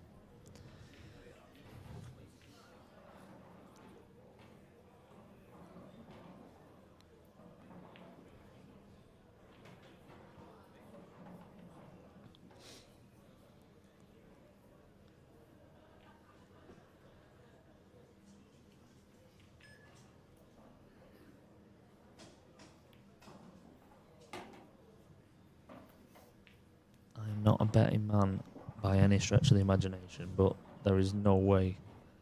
There's no way. I'm going to call it. There's no way Morgan don't get these. Okay, Cool. I agree with you. I'm not 100, I 100% agree with you. I've but not said any figure, by the way. that is a very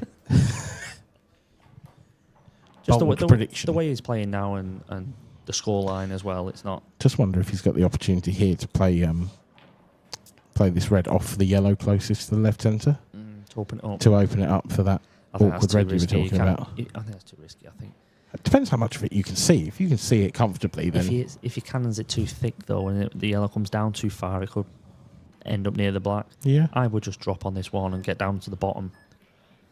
Get on the one at the bottom with an angle to get up. It's bounced a little too far, has it? It should be okay.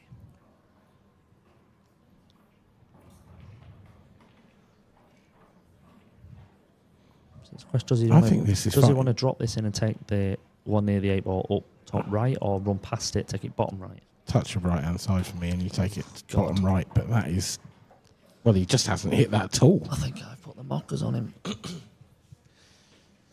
I think he'll knock this red in and be fine. But that wasn't a great shot. That was No. it was No. sort of in between everything, wasn't it? I personally would have played past the red and played that red into the bottom right. That's what I thought he was going to play, to be honest. Big shot now. This essentially for 7-5. Heart of the pocket. That's a lovely shot. Like I said, 100%. Never in doubt. No, not even close.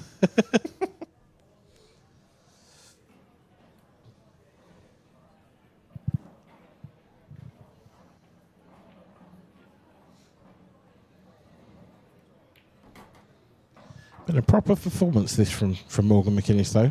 Did they After care? a really awkward start. I'm not sure if that slid a little bit. He didn't seem too happy with the cue ball there. He still should be fine, but I think he felt he maybe got a bad contact there.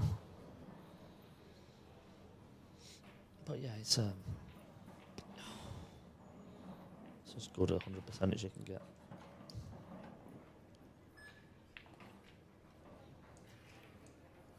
There it is, 7-5 to Morgan McInnes.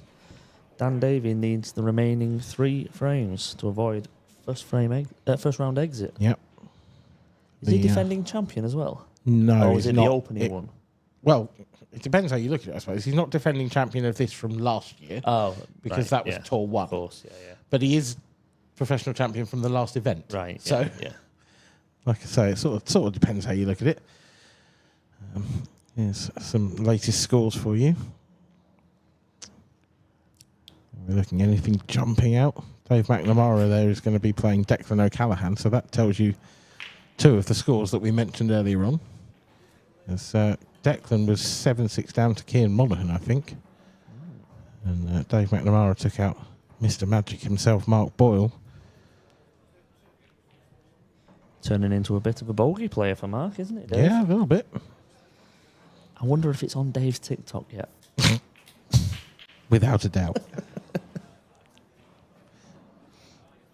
He probably filmed the black going in. He might have had a GoPro on. Might have asked Mark to film it. Just hold my tripod.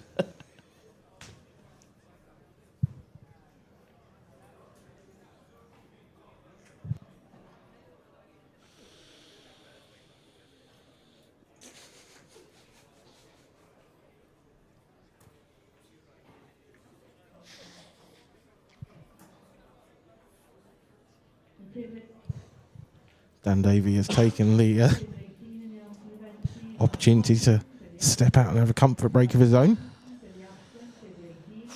7-5. He trails Morgan McInnes here. It's been a really, really impressive performance from the young Scot, who has come back from 4-1 down on 6 of the next 7. It's almost like he matured mid-match. It literally, yeah. There's probably a point that you could, at sort of 4-2, 4-3, where you could see the change. Yeah. All of a sudden. I mean, it's almost like he's looked at the draw and gone, "Oh, brilliant! I've got Dan Davey. What a draw that is!" And he took that into the first few frames where he almost seemed to be pointing out every little rub that didn't go his way. And then once he got a couple of frames on the board, he thought, actually, no, I'm playing well. I can do this. And from there, he's been brilliant. Yeah, he has. He's hardly put a foot wrong in the last sort of 5 or 6 frames. Like I said, the match has turned from a really awkward encounter to suddenly a bit of a dish fest. Whereby, I mean, Morgan's, he's dished 3 of the last 5, and Dan's dished 1 of the other 2. So, I mean, I suppose you could argue as well that he's suddenly getting the lion's share of the chances as well. His breaks started working, Dan's has dried up. Yeah. But having said that, Dan should have been out of sight at one point. So, you know, I feel like Morgan deserves that run, if you like. Yeah, definitely. And just getting the chances doesn't necessarily win you games. You've got to take them, and he's done it very well.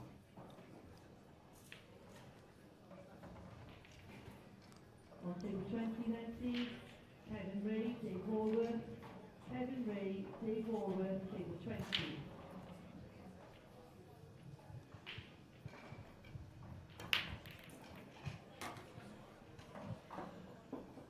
Another good cut break. Well, this is the chance you want to win a match. Yep. On either colour set, to be honest. I'm going yellows, Yeah, I think. that's what I mean. Initially, I looked at it and went, yellow's definitely. And actually, the more I look at reds... 10 seconds left. This is what I mean. You've Yeah. got, it'd just be so much better if there was a minute here just to have a little look. But then he's used his extension, so he's got a minute. He's got his minute. Thing is, Dan, I like moaning. It's one of my Really? favourite things to do. Really? Yeah. Oh, it's weird. I hadn't noticed. I don't know why no one tells me.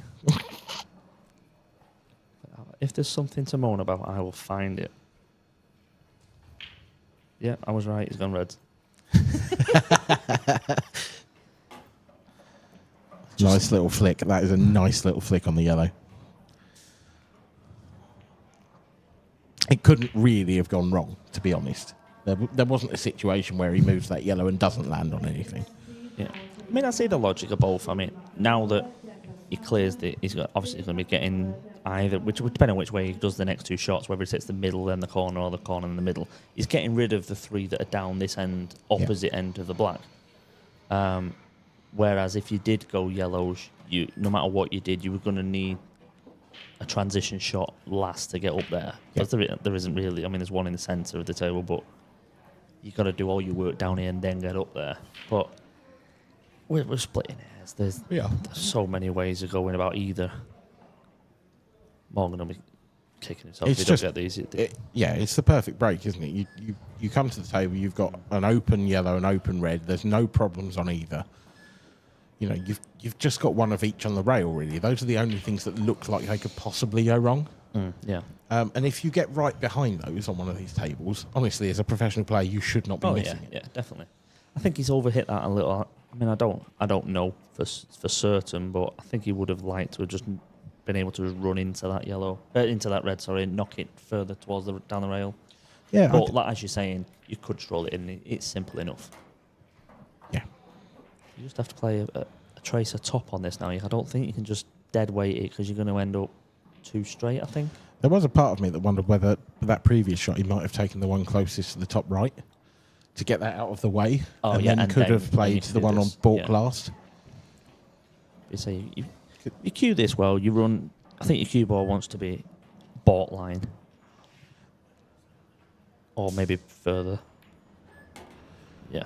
Yeah, but a little far. I was going to say this is the thing now. If you underhit this, then you're going away from the 8 ball with your last shot, or you can come around the back of it. I think you're playing both these reds into the same bucket. Yeah, but now the angle he's got, it could throw quite wide, and with that slide, you're going close to that yellow. Maybe that's still not a problem. I don't think you're going to come the right side of the yellow. You're going to be left side, which is fine. As long as you get past it, he's under it. Get. Oh, it's just got far enough. You know, he should have given that another 6, 7, 8 inches, because the more it went, the better the angle was on this ball to get on the black. Yeah. Now he's got. I mean, it still should be fine, but He's got a little fiddly one. He could be playing, depending on where he puts the pace he plays it, the cue ball could be close to the side rail. Well, I just had to see how much he can hold. See, this could be close to the side rail. No, it's fine. But again, if he'd played the shot 2 shots ago perfectly, he'd be right behind this. Well, this 8 ball for the match, and a terrific comeback from 4-1 down to win 8-5 would be a story, especially against a player in such fine fettle as Dan Davey. Can Morgan take this out? You bet he can. A terrific performance from Morgan McInnes sees Dan Davey out in the first round. Congratulations to Morgan, commiserations to Dan. Thank you to Dean. Not sure what for, but you're welcome. But it was a terrific comeback performance. It really was a tale of the two halves, that game. Yeah, definitely. I think Dan will be fuming. He kind of, from being 4-1 up, he's had them 2 stupid breaks. I don't know what he was doing, where he's just like bumped it into the centre bag.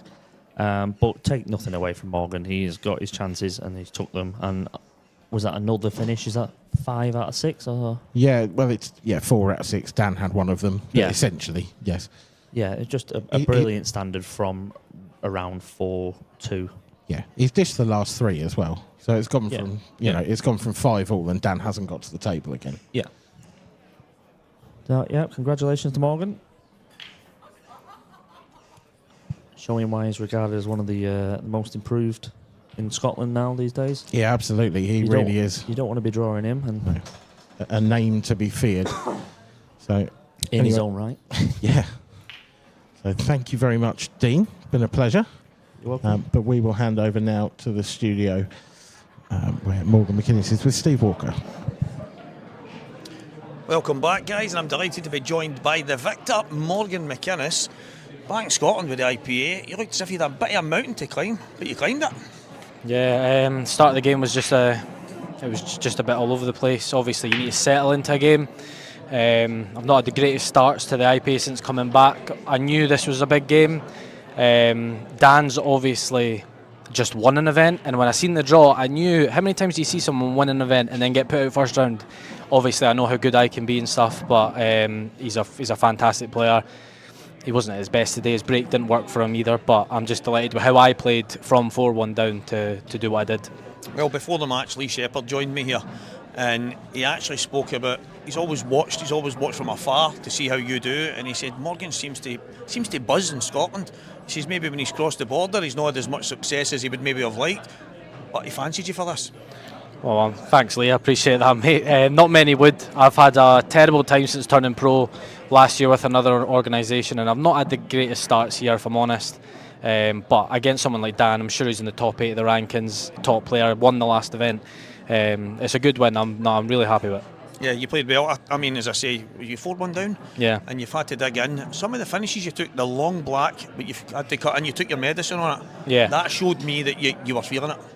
Yeah. Well, it wasn't that I was feeling it. It was more I just didn't land enough hingy. I mean, if I was feeling it, I'd maybe not even get on the black from screwing it back. But yeah, it's. Well, I mean, feeling good. Mate. To be honest, if I'm honest with you, I seen a sports psychologist this week. My head's not been great recently, and I felt 10 times better there than I have the last few weeks. So, worth his money, worth his weight in gold. That guy. So yeah, shout out to him. Oh, massive congratulations. Well, next match is going to be Christian Phillips, Ross Fairney. You know a bit about these two. Yeah, I mean, I take it Christian beat Gio, and Fernie would beat Mark. So yeah, no, 2 top players. I know Christian from when he played Mark Fleming in the money game, but obviously Fernie terrorised me last week with his break. So hopefully his break's working as well this week. Yeah, cheers Morgan. Congratulations. Thanks, good luck in the next appreciate round. And we will be back with Dan Fairway, who's in the commentary box for the next match. Christian Phillips v Ross Fairney.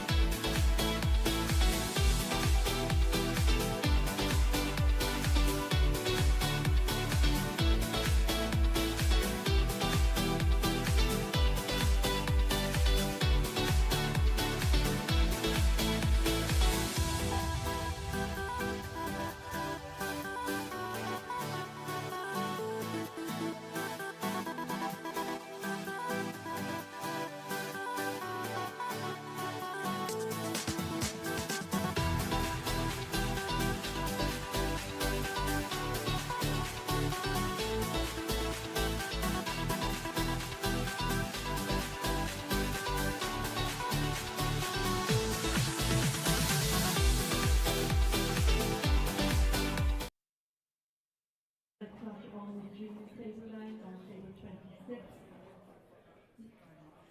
It's an professional event. Christian Phillips and Ross Burney. Christian Phillips and Ross Burney on table 26.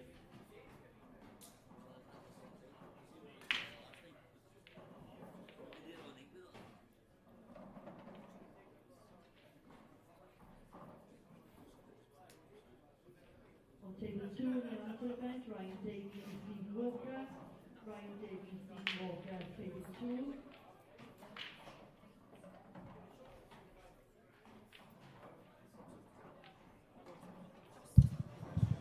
Welcome back.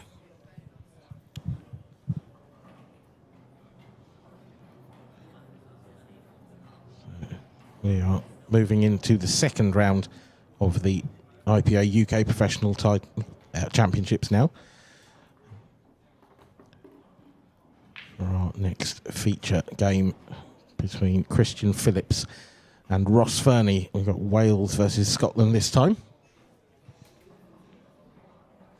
The two players will just be getting ready, so while they are, I'll run you through some live scores. David McNamara, the conqueror of Mark Boyle, has just started against Declan O'Callaghan. The Isle of Man's David Avenel, he is flying, an 8-4 win over Alan Robinson in round 1. And he is now 3-1 up against Andy Crowsdale. Corey Rees also flying. 5-1 victory, 5-1 up against Rob Dagnall, following an 8-4 victory against Matt Schofield. Rob Wilson 2-0 up on Callum Jackson. Wayne Fryer 4-1 up on Chris Bowron. Mark Farnsworth safely through. We saw he was 5-all with Adam Stevens earlier on. He won that match 8-5 and is now 4-1 up on Drew Hughes. And finally, of the matches that are currently progressing, Tom Barley and Greg Davis are battling it out on table 22. You can see them there, sort of front and centre of your screen, really. That one currently 4-2 to Tom, after a bit of a statement win, actually. He knocked out Gareth Hibbert in a deciding frame. So we've lost two of the big names on the IPA in round 1. Gareth Hibbert and Mark Boyle both losing in deciders. So this top half of the draw is really opening up, actually. And we could see a slightly more unfamiliar name. There's plenty of familiar ones there still, of course.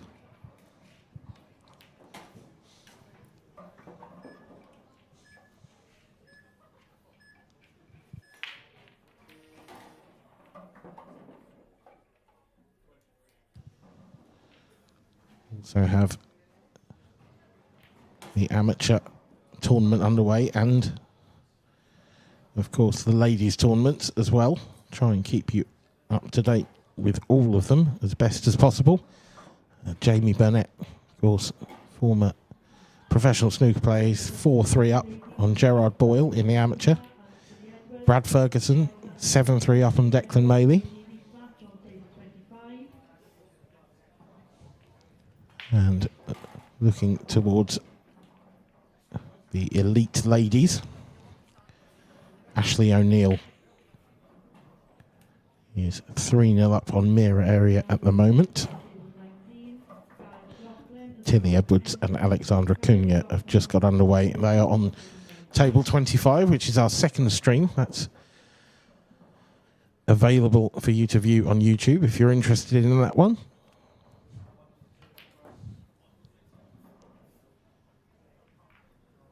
There is a huge amount of pool available for you to watch throughout this weekend here in Glasgow.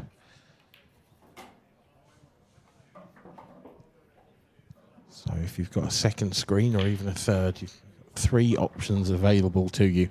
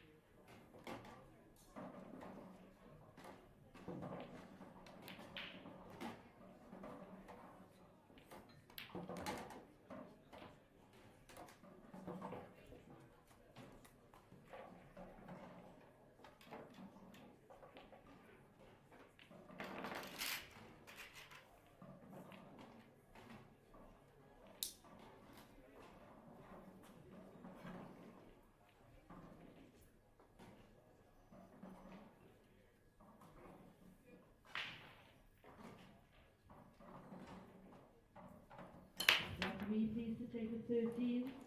Referee to table 13, please.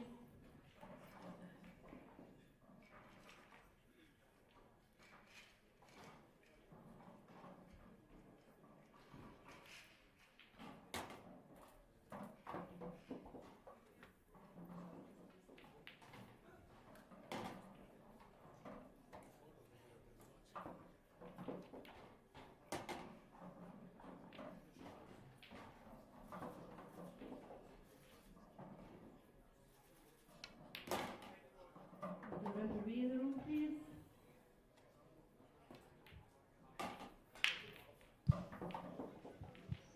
If you're just joining us, we are just awaiting the players here on the main table.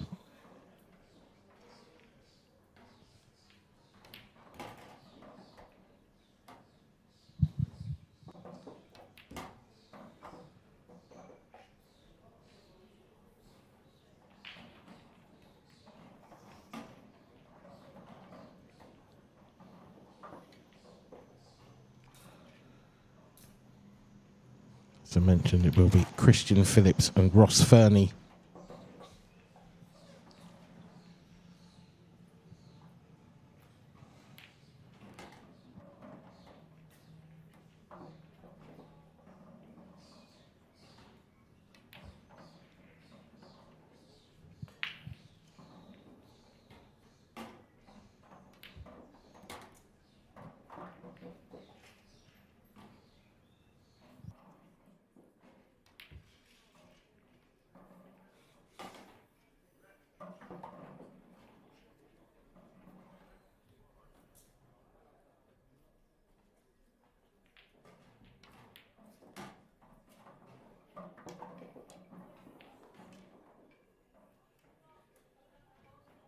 Table 23, the special event, please.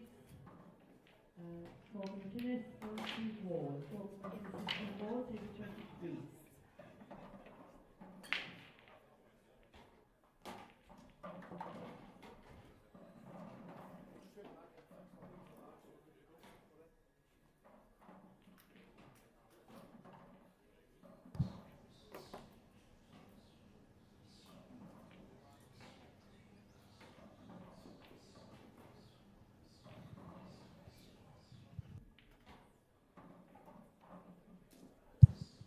And here we are. Two players lagging off to see who will break. Christian Phillips it will be to get us started.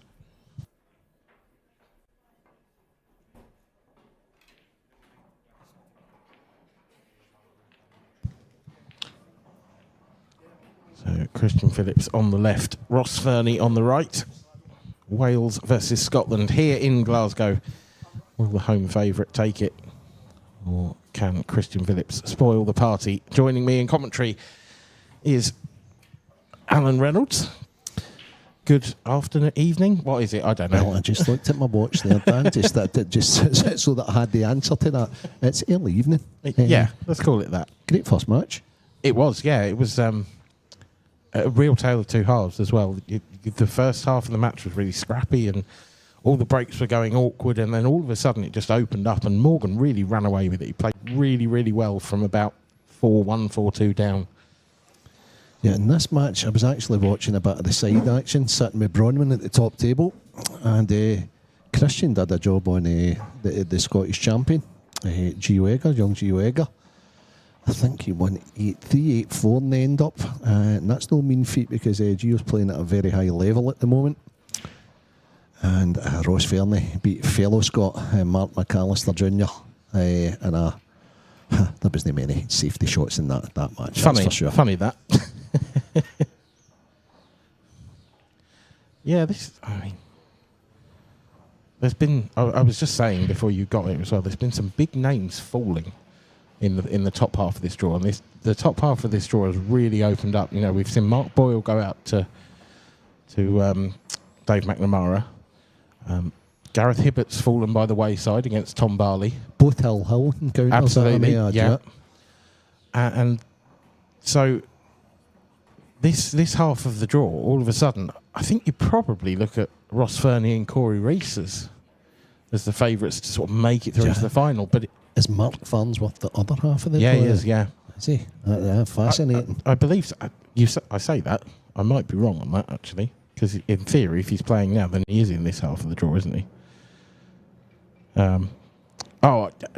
It's because Gareth Hibbert's actually in the bottom half of the draw. I've misread that.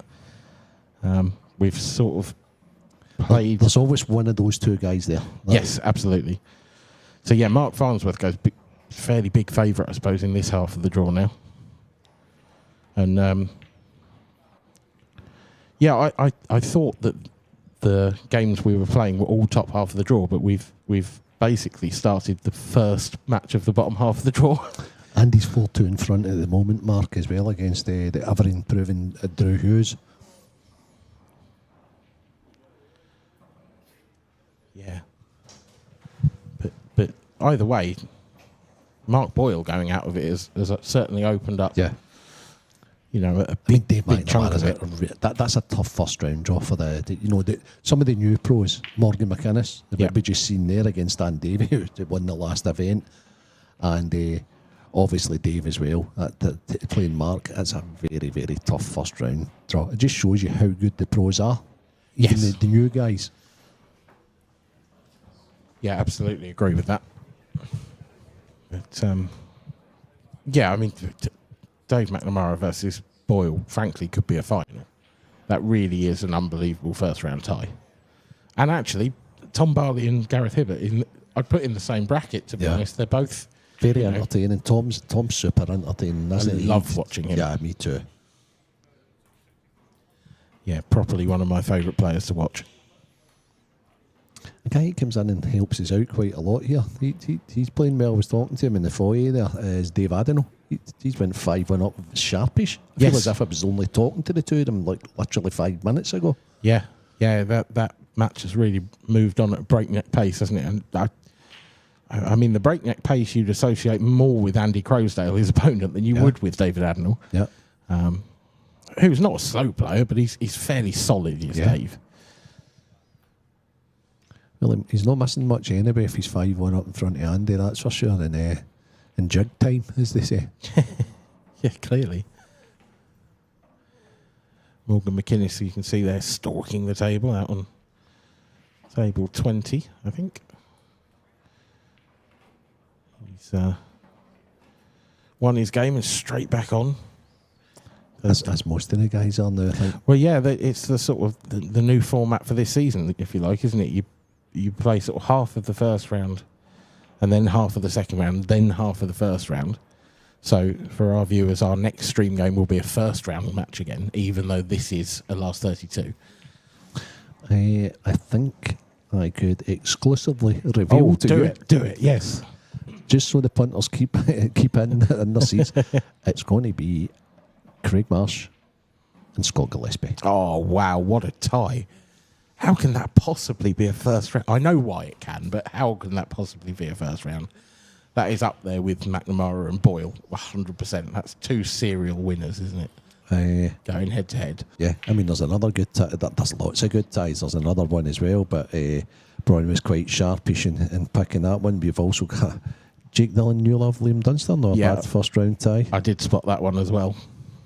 Yeah. And that is 4 first round matches that could easily be finals. Finals, absolutely. That's crazy. And it just shows the strength in depth, and it just shows how hard it is to win an event like this. Yeah. Because if you're anyone who isn't one of those 8 players, or one of the top 16, or it's just mad. Especially with the new pros who are meant to be novice players, but are anything but novice players. They're serial tournament. What a break. Yeah. That cue ball's still spinning. Well, that might be the best break I've seen on the stream table. He has really hit those hard as Christian. Yeah, little pro. The little mess in the left-hand side seems to be his issue here. The yellows look okay. I think he'll be looking to attack that. Unless it goes, it could go into the bottom right. If that's the case, it doesn't need to develop it at all. But no, it's a little bit tight. Okay. That's a great thing about these rules, black ball rules. You can play it onto the ball and then develop the other one. If it pots the yellows, he's on it. That's a bad ball into play, and I think he's okay. Yeah, just about. I think he'd like to be nicer on his next one. He's got a choice. He can take the one in the middle of the table to the right centre. Yeah, I think that's what he's electing, Dan. Yeah, he's okay. My question, I suppose, now is when do you take that one on the rail? Because unless you can get really close in behind it, you don't want to leave that till last, because that 8 ball doesn't go right centre, I don't think. I think the biggest issue is what the ball in the rail connect to. That's a bit of a nothing shot, didn't he? Oh. So he played for the one in the rail there, but he was miles short.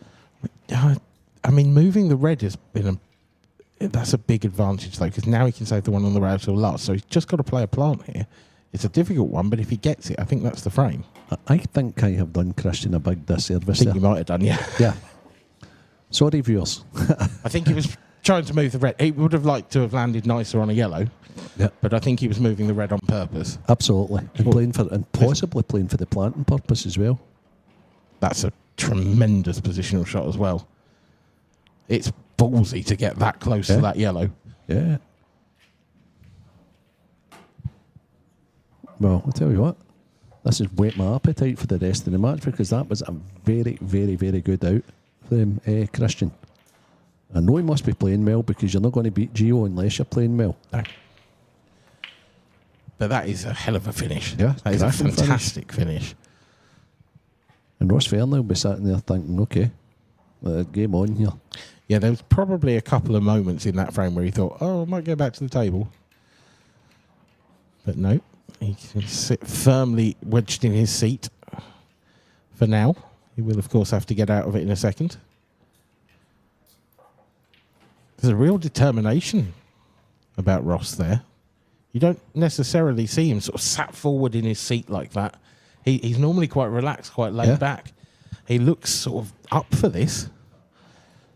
Yeah, I think Ross is... I think it was like a couple of years ago Ross decided, you know what? Well, I mean, his nickname for starters tells you everything you need to know. But then he started to get the winning feeling. Yeah. And that's a feeling that you like to experience more and more. Yeah, I mean, he had a real breakout couple of years, and perhaps in the last maybe season or two, certainly season and a half, I feel like he hasn't quite fulfilled the potential that we perhaps thought he might at times. Both these players are striking the break well, though. That's one thing that's for certain. Yeah, I like that. I think the Reds are better. It's just the starter. It might be a plant again. I was going to say potential to basically copy what Christian did in the first visit of the previous frame and play yellow onto red as the first ball. Don't really see too many other options. Yeah, I think he's just taking his time, and I think the angle's nice because you know that the yellow's going to go away from the pocket, and you can just stun across for the red on the baulk line to the same one. yeah, just like that. I think in an ideal world he would have wanted to take the ball upstairs. He might have to keep it there now because he's in good shape to play the red closest to the 8 ball and then come down and deal with all that. Yeah, that's exactly what he's going to do. Yeah, I think you're right. He definitely played on the one on the baulk line, but to be honest, it was actually the yellow that he moved. It just got in the way in a different way. It got in the way of the path back out for the cue ball. And these guys at this level, once the opportunity is presented to them, Dan, they don't make mistakes very often, do they? I mean, the first half of the last match would say different, but to be fair, the way that these two seem to be coming out of the blocks, no, this feels like it's going to be a pretty error-free game. That could also be the difference with the last match. They've not had a hit at the tables First round, and things like that, whereas these guys have won matches. Yeah, you're absolutely right.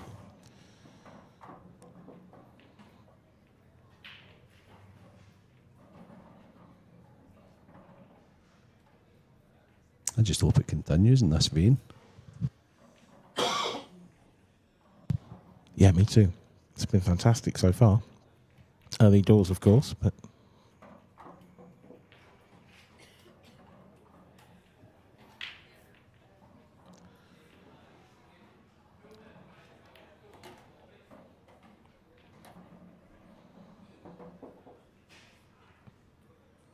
So that's it, ball for dish.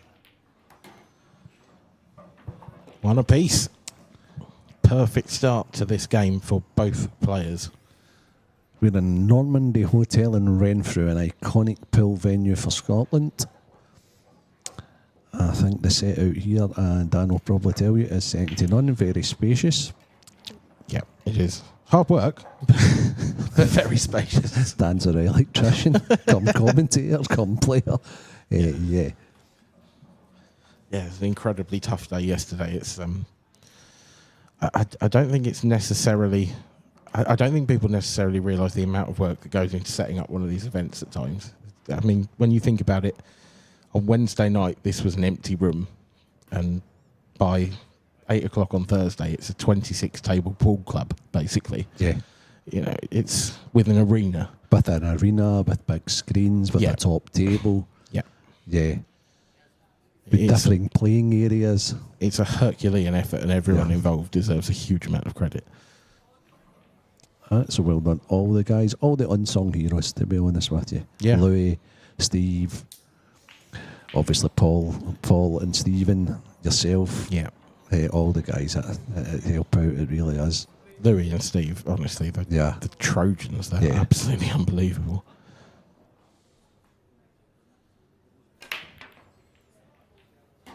Cue ball was a little bit airborne there from Christian Phillips, but a ball has made its way in. Oh my goodness. And wow, what a layout. Preferring the reds here, Dan. Yes. It's almost dot to dot, isn't it? But it's not. The yellow towards the bottom right is causing a little bit of a problem. But to be fair, every ball's got a pocket. I think he's fine. They're all in the middle of the table. It's I'm just trying to find some drama, but there shouldn't be any here, to be honest. He's maybe lost the cue ball a little bit there, if you're going to be ultra critical. But I mean, he can go right middle, top left, right middle again. He's absolutely perfect if that's what he chooses to do, or he can stay downstairs. I think he's going. No, in fact, if this goes to the bottom left, the one closest to the 8 ball, you can get rid of that right now. No, he's choosing the option that I said. Yeah, I think you're right. I think if he was on it, then he would have done.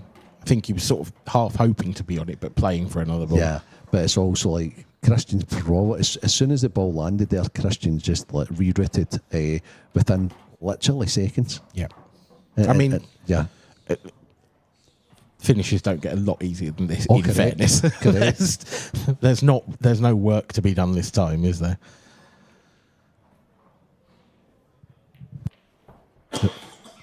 He looks in good form. He does. He looks very good. He looks very composed, assured at the table. Both players do. This could be one of those matches that goes down to luck off the break to a certain extent, to be honest, the way these two are playing. Christian's certainly not overawed. He's been about the scene for a long time. Yeah.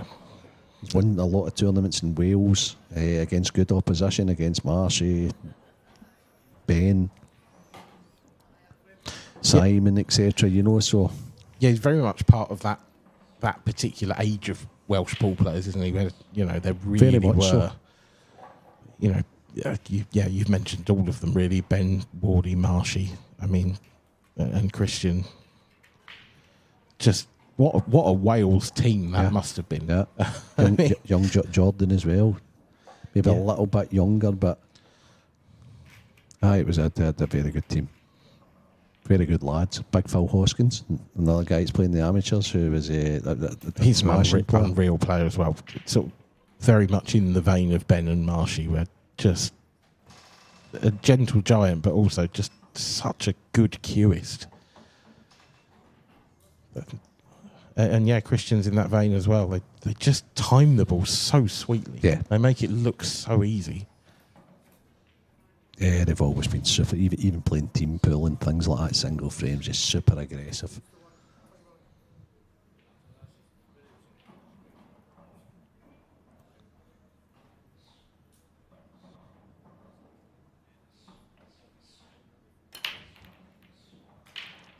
Well, Ross has caught that well, but nothing's found gravity immediately. And it is our first dry break of the match. The Christian will be desperate to punish him for that.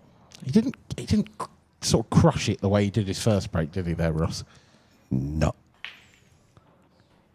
You can hear it sometimes, Dan. Yeah, you can. Yeah. Sort of shotgun-esque Yeah. sound. That's interesting. Looks like Christian's gearing up for a bit of a safety battle. Doesn't fancy taking this finish on, and you can see why. It's a really awkward table. Yeah, it was a low percentage finish, and Christian showing his experience there.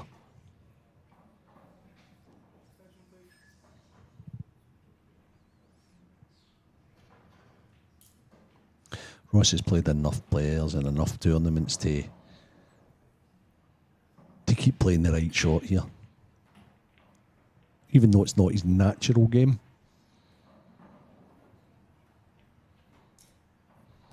I mean, is he looking at playing? There is a sort of plant available, but he's had a look at it and decided against it. Yeah. I think he was showboating somewhat there, saying, I am capable of playing this big shot, but I'll just tuck you in there anyway, Christian. It's clever, though, because of that plant, actually, all the yellows go quite comfortably now. But he hasn't left Christian in yellow to start with. And Christian's got to stop Ross from getting yellow. And he's got to leave no sniff of that plant at all. Which I think he has done. I think Ross has to make an attempt at a pot now, because I just don't see any hiding place. Yeah, I mean, he could thin off the yellow that's in balk and try and get where he is now, but that's pretty low percentage. Yeah. What's he doing? He's either doing that or he's playing the clip into the centre. And he's missed it. Yeah. So advantage to Christian. Yeah, and it's a pretty big advantage as well. The only question in my mind is the 8-ball, whether you can see enough of it from behind that red to pot it. And I don't think you can. I think that needs moving. Okay, so that's needing nudged out. Yeah. And we want to nudge that out as soon as possible. But he's going to nudge some more stuff out here as he's... Okay. That's now enough. Do you think he could pot that 8-ball if it was on it at the moment, Dan? I think it goes top left. Yeah. I think that's the only place it goes. His next shot's not easy, no. No. I wonder if he can avoid the yellow that he looks as if he's going into, because if he can avoid that, he can get on the ball down the rail. He tried to. He tried to, Dan. Yeah, he gave it a good go. I wonder if he keeps pushing the boat out, or if he just sneaks in behind the yellow that's on the cushion. Makes it difficult for Ross. Interesting moments in the match. Thing is, it's such a massive target for Ross to hit if he does that. It's a bit of a sort of nothing safety shot in many ways. Yeah. Because Ross has got so many reds to hit, and quite a few of them would leave probably no shot on yellows. He's cut it back. He's gone cut it for a back. thin snick, and what a shot. That's a fantastic shot. I think he's on every yellow. Yep, certainly looks that way. I mean, what sort of angles he got on the one he's closest to? Could he just push through into the 8-ball now? Because if you push through into the red, but then you're going to leave yourself very hampered, you'd think, for your next shot. So, what Christian's problem here is, I think he's decided early that what he's going to do is he's going to play the one down the rail last, and then he's just going to take a long 8-ball into the top left. Yep, agree. Keep a bit straight on that. I think he's all right. I think he can nip this back. But he's wanting to get close to this last yellow if he can. He wants to get the other side in the middle. Yeah, that's good. That's a great angle, actually. because now he's not going to be stuck to the cushion when he plays the 8 ball. He's going round and looking at where he can get to. One cushion, or will he come round with running side off 2 cushions here, Dan? I think he's coming around with running off 2, to be honest. I think it's the easier way to play the shot as well. I think stunning these in down the rail doesn't necessarily... He's going to prove me wrong now, isn't he? Yeah. Oh, he's only just come far enough, though. That's why I liked your shot better. Don't get me wrong, he's closer to it playing it that way, but wow. I mean, the fact is, he couldn't have got any better on it than he is. This is it's a very good shot. Fantastic. It's a very good shot, but it was the slightly lower percentage of the 2. That's a good finish. Very good. Yeah, Christian's in good form. Andy Crosdale wins a very lengthy 7th frame. Andy the Fudger. Crosdale. He's got it in the locker. Tom Barley 7-6 up and Greg Davis. Any Tom fans out there? He's on the hill against Greg. Chris Moran's 5-5 with Wayne Fryer. Rob Wilson 5-2 and Callum Jackson. These are all in the pro event. Our very own Stevie the Talker Walker. How's It's he 2-0 down to Ryan Davey. Ryan Davey's a fantastic player.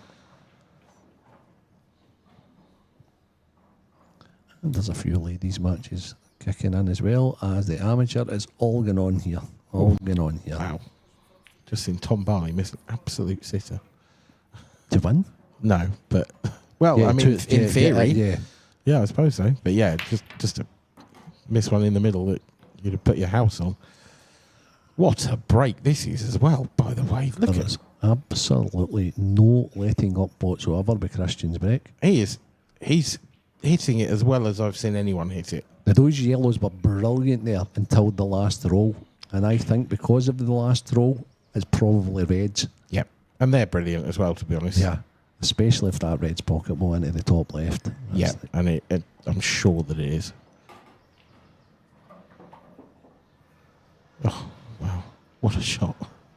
Yeah, very good shot. And the right shot as well, because he could, if he goes forward there, he is flirting with the yellow. Yep. Down table.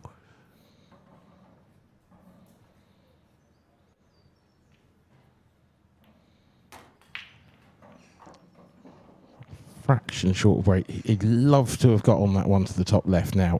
He is on it. He's going to take it, but he'd love to be straighter on it.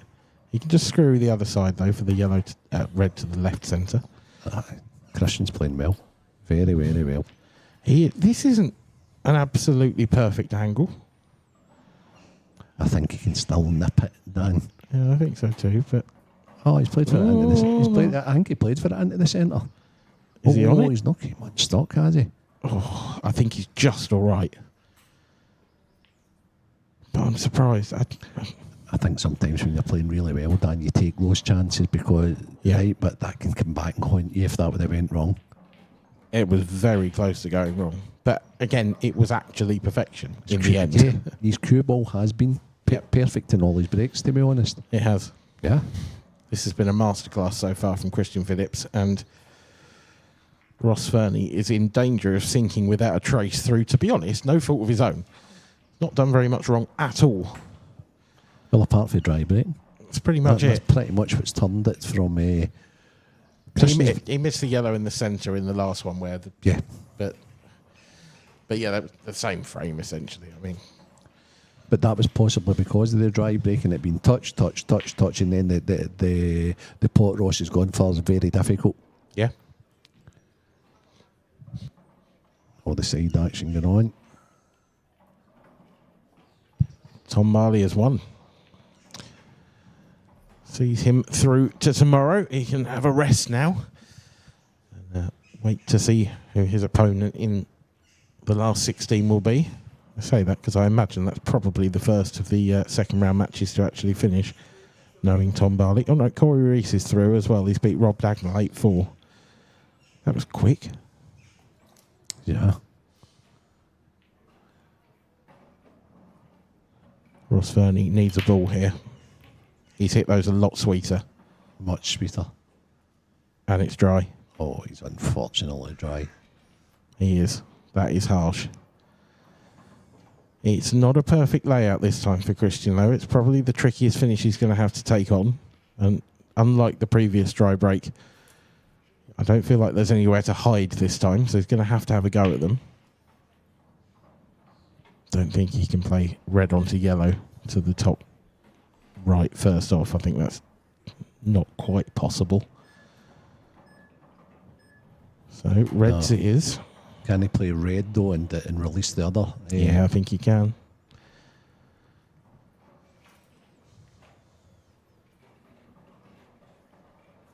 This isn't the absolutely perfect angle to play this shot, you wouldn't say. I'd like to be thinner.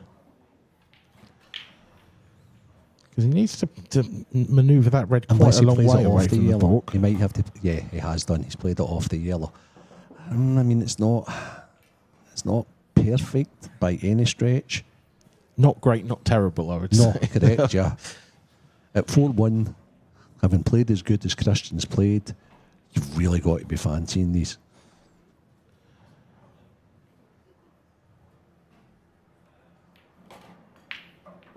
Such a good shot.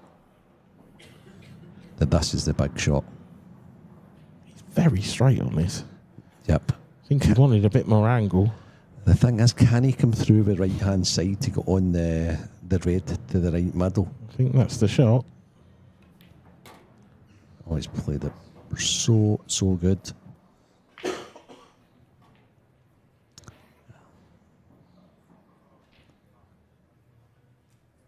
So this is a tricky situation because he's wanting to probably get on the most difficult of the reds at the moment, but then he knows he's got to try and play for another red.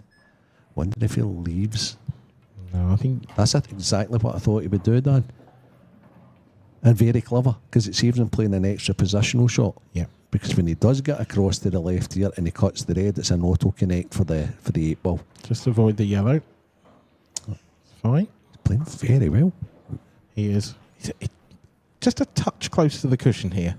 Do you think he'll go one, or do you think he'll come off two here? Oh, I think he'll go one. I think he'll play this with a touch of left-hand side and come down that side of the table. That seems to be the case. And he's playing the 8-ball into the bottom. Oh. Okay. Yeah. That cue ball's gone in a totally different direction to what I was expecting. Yeah, it looked as if he lined up with left-hand side, and it seemed to go almost as if he played right-hand side on it. I agree. Tricky black. No problem. There we go. 5-1. This has been astonishing. Great performance. So far, so good for Christian Phillips of Wales. He just literally hasn't put a foot wrong. It's astonishing stuff. The UK Open here at the Normandy Hotel in Glasgow.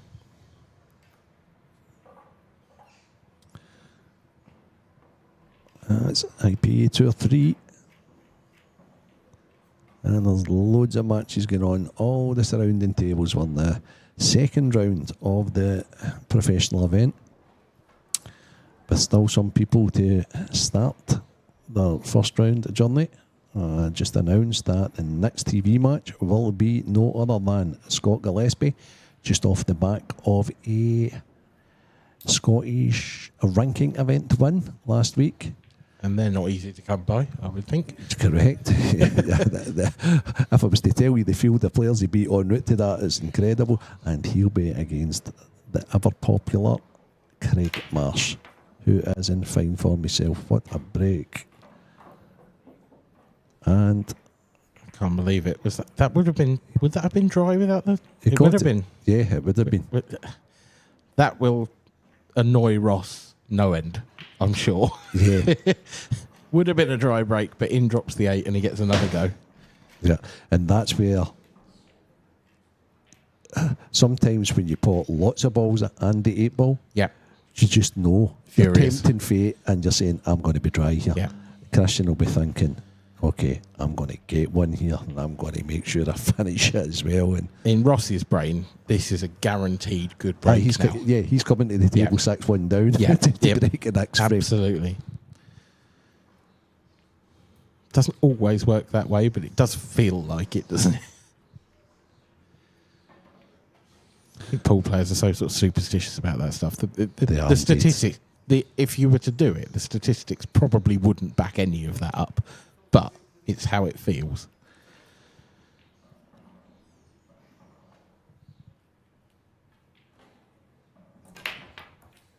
Oh, now then. Chink in the armour. He almost hit them too powerfully, too Yeah. good.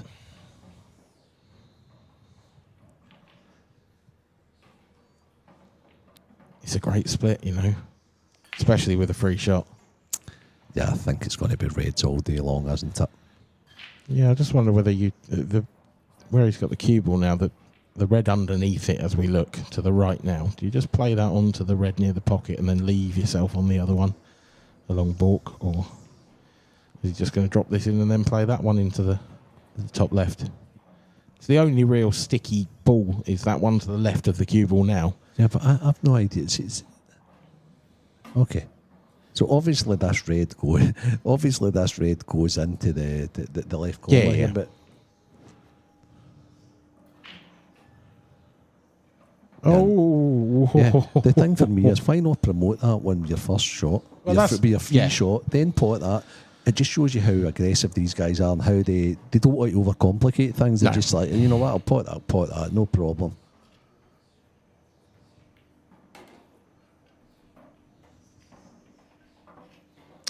I think he thought that red had just started to turn away from the pocket there.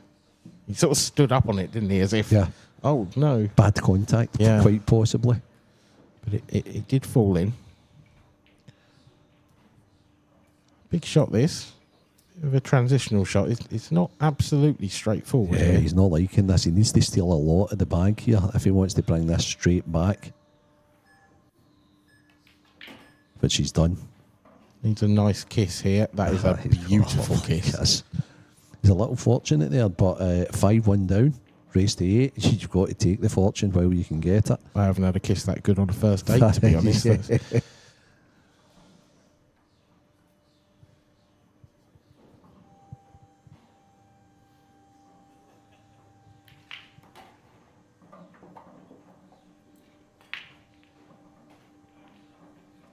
Should be pretty straightforward for Ross now.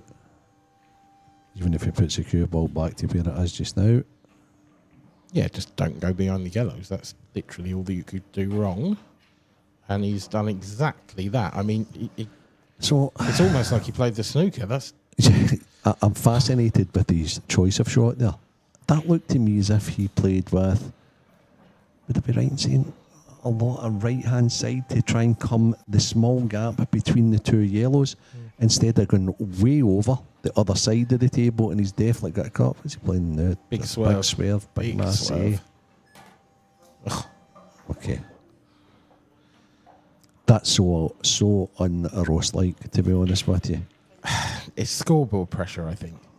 Yeah, he's very 5-1 much so. down. He's had no visits to the table. And then all of a sudden, everything that can go wrong does. Also, I mean, I know he doesn't mess about, Ross, but it was how quickly he played the bad shot. Yeah. It's not the best of shots there from Christian. No, he's just freed the pocket, but We were still talking about the different ways you could play the shot, and he was downplaying it. yeah. So, Although we don't have a shot clock. and he's a buzz player, of course. I get that done. Yeah, of course. Christian's on a couple of pots. Oh, Yes, I'm surprised.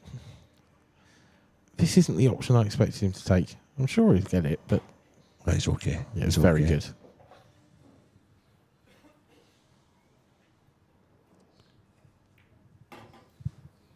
That wiped its feet.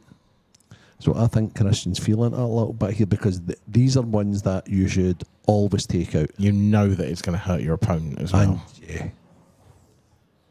And if you don't, then it will hurt you more. yeah. But if I do like it, he's doing is he's just making sure of the pots now.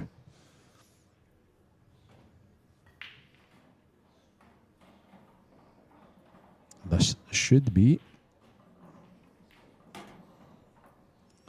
6-1. It really should be.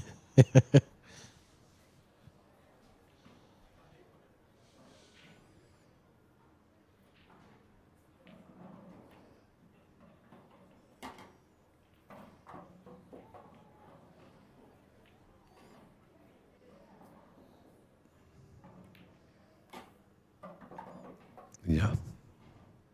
Yep. Been very impressed with Christian's cue ball. It's been right on point. It's as good a performance as I've seen from anyone, to be honest. I mean, he's just done absolutely nothing wrong. 6-1 Christian Phillips. Wayne Fryer 6-5 up against Chris Boren. Mark Farnsworth 6-4 up against Drew Hughes. That's a bit of a comeback by Chris Bowen as well, because that was 4 or maybe even 5-1 to Wayne Fryer. And talking about comebacks, it was 5-1 Dave Adderall. It's now 5-3. So Andy Crosdale's nipped a couple of frames there. That's a couple of the pro matches going on. Yeah, Steve Wall there. That's Morgan McInnes against Steve Wall. Steve's at the table. It's looking very much like 4-3. Morgan's 4-2 up at the moment. That's an early call, given those reds on the cushion. I think he's on yellows, isn't he? Oh, was he? I thought I saw him knock a red in. I might have been wrong. Oh, goodness. Oh, Ross. Well, when it's not your day, it's not your day. And I think, to be honest, at this point, we can safely say it's not going to be Ross McInnes' day. Ross McInnes? Sorry, Ross Fernie. Morgan's fried my brain. Well, we are in Scotland, to be fair. I've come to Scotland and I've just... I bet you've for anybody that doesn't know, the gentleman that Dan just talked about there, that's Morgan's dad, who's won many events in this venue, I may add. I mean, a legend of the game, isn't he? And if you're listening, Ross, I hope you're well. And also apologies. Although, to be fair, if anyone compared me to Ross Fernie, I'd be quite happy with it personally. I think Ross would be delighted. I think Ross McInnes would be delighted to be compared to Ross Fernie. Either way, that's a pretty good. Yeah. To be honest, yeah, take it either way. Anyway, while we jest, Christian's played a great shot with his free shot. He's now on reds. And if he minds his work here, he's going to be going on the hill.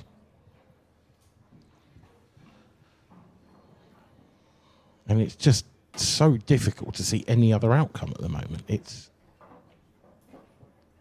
just pure control from Christian Phillips. Control and breaking fantastically. Yeah. I mean, even this, he's playing, but he's playing what I call millimetre pull at the moment. He is.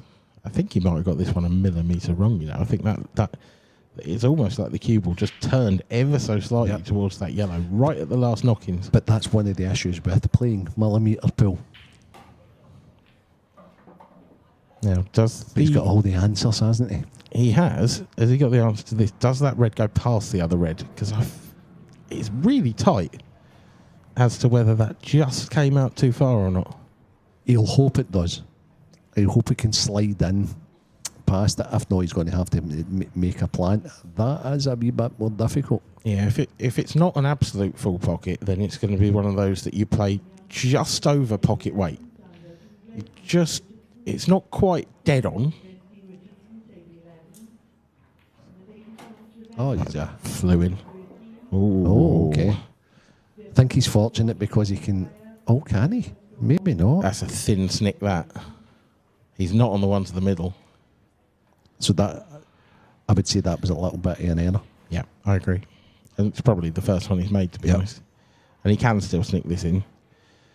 He's losing control of the cue ball, has he? Yeah, he might run into that yellow next to the 8 ball. Oh, no, he's back.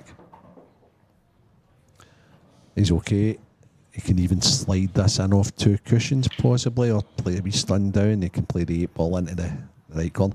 Is this an in off if he plays it with top on it? That's the issue. Yeah, I don't think he needs to be honest. No, he's fine. I think he just nip this and play the 8 ball into the right centre. He's played into it and he's missed. He is human. Ah, okay. So that's quite interesting because that was all down to the millimetre shot. Yep. And then it just got worse and worse and worse and worse. Once you lose that cue ball, it's hard to make up. However, he should have definitely got the pot there, but he took the pot for granted.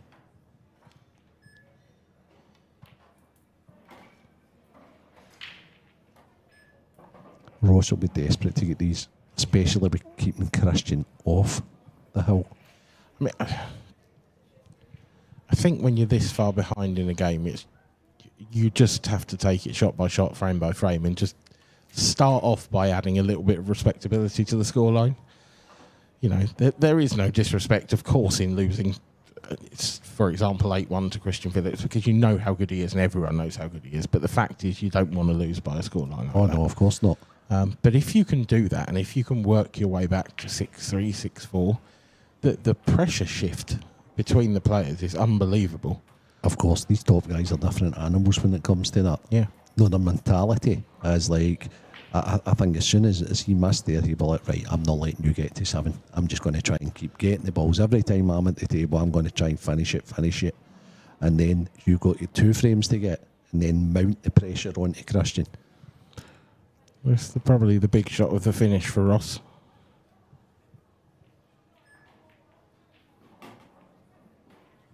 Dispatched. Lovely shot.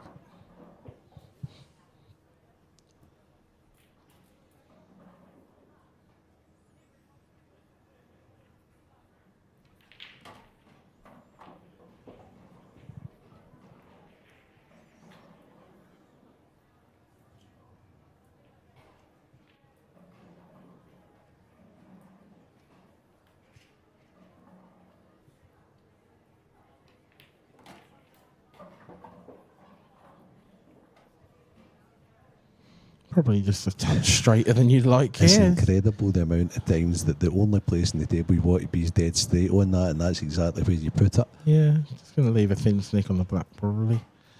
Yeah.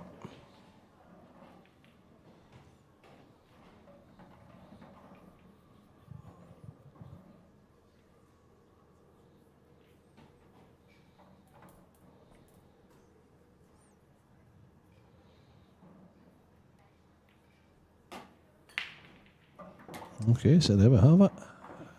6-2.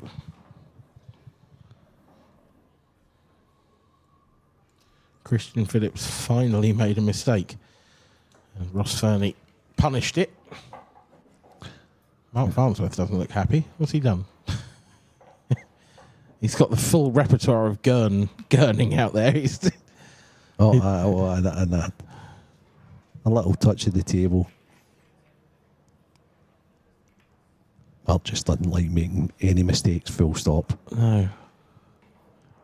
I'm really intrigued as to see what he's on here. Is he on the 8 ball? Is that... Is it too far away to cut? Yeah. Is that the problem? I think he's scared of missing it altogether. Yeah, and that the thing is, it's such an important stage because Mark Farnsworth's 6-4 up in that match. Drew Hughes is shaking his head. I think he thinks this is He's easy. hit it, but he's hit it. Wow. Made contact with it, but didn't cut it enough to pocket it. It's unreal. It didn't look... And there goes the break again. And there she goes. Oh, and look at those lovely yellows. They're just plum, aren't they? They're Yeah. absolutely plum. I mean, both sets are nice, but I mean the starter on yellows is much simpler. Yeah. The yellow furthest right on the table is just a slightly awkward one to get onto. I think he's tried to move that red for that reason, and it hasn't quite worked. See, Does the yellow go? Does the yellow it's closest to? If you imagined it was a snooker table, that one, does that go into the right centre? I think it does. I think it goes past the other one. I think the problem is if you drop that in, the angle potentially, you've got to finish absolutely plumb straight on it, and then the angle you're going to knock it in and flick into the red, and you can't guarantee position. I think this is a slightly more touchy finish than it initially looked. He'd love to leave an angle here, probably. Well, he hasn't. I was going to say to run the cue ball into the red below that yellow, but he's actually the wrong side of it now. The thing is, Dan, can he possibly stop this and cut the yellow in and play that? Yeah, see where he's looking with his crew there? Yeah. Can he get there after he pots these two yellows I to the just wonder middle? if he can push through into the red now to leave that other yellow. Well, I was going to say down to the bottom right, but obviously not. So now he needs to avoid contact with the red unless he uses the red. Yeah. But That went wrong the last time.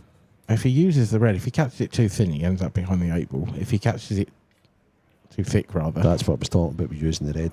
Perfect. And if you look at where he took his cue to 2 shots ago, It's there. that's exactly where it was. He's Yeah. actually worked that out pretty well. Straight back on the horse again. Yeah, that's After it. falling off the last frame, that's a good finish. Yep. Yeah, he's playing well. He's playing very well, Christian Phillips. If he can continue anything like this form, it's going to take a very good performance to stop him, to be honest.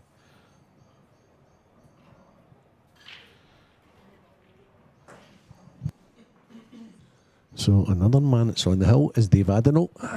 And Crosdale's a mini fight back. Dave's just won the last 2. He's 7-3 up on Andy Crosdale. David McNamara's at the table as well. He's racking up. He's I think 6-3 he's up. just lost that frame. So I think that's going to just turn to 6-4. Okay. I was watching that out the corner of my eye there while I'm looking at the big screen here on my right.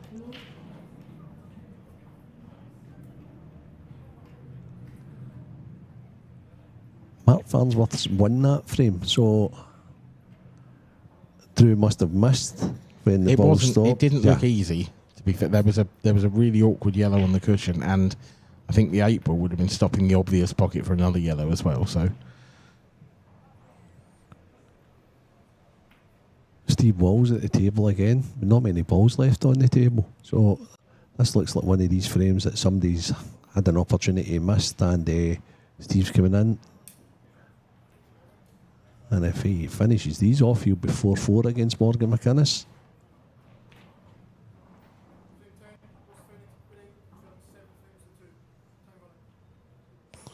So Ross to stay in the match. That was a crunch. it's a dry crunch. It just hasn't gone his way, has it? No, it's not. Christian's been fantastic, like unbelievably good, but Ross hasn't had the opportunities to even put any pressure on him. It's not straightforward, Dan. There's a little bit of work to be done down the very left bottom hand side, but Christian will be feeling good. Got that one very thin. Yeah, too thin. He tried to control there probably to play the pot dislodge right away, and he's ran a good bit too far.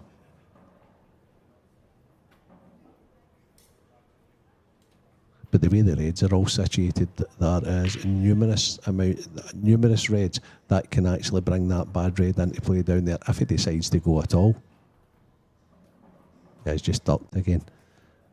I think he was trying to pot that, to be honest, because I think there was a possibility that he played red off the red and maybe pushed that red down table to possibly give himself an opportunity. Because well, to be fair, I did him a disservice the last time. So what I wanted to do was make up for it in case he watches it back and says to me, Ren said you said that. And I might be wrong. He might have been covering the pocket there, but just doesn't seem like a very him shot. I know who won't be covering any pockets, and that's Ross here. Yeah. Ross will be going for these. I mean, you almost feel like you have to at 7-2, to be honest. It's the only way you're going to build some momentum is by taking out a big finish and then, just the best going form again. of defence is attack for Ross in this situation. Oh dear. Yeah, he's No lightning screwball here. nowhere at all. A monstrous combination shot. Oh, he's down on it so quick. What's he spotting here? Is he going for that skilly? Because I spotted that, but surely not. No. No, he's decided to play a safety. And what a cracking safety that may add.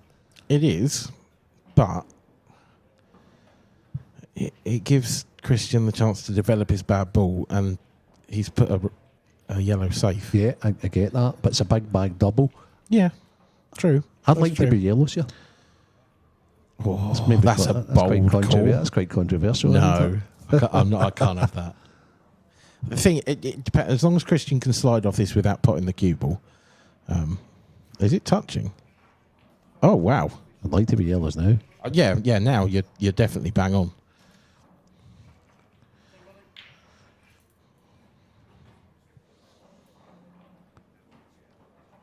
Surprised at that shot by Christian.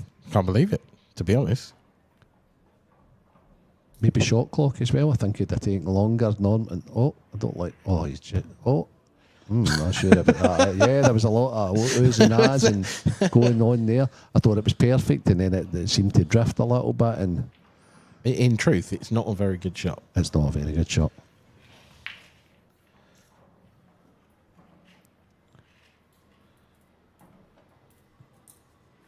Now for the Ross to put the one up the top here, try and leave some sort of a kick on one of the other yellows to go over into that.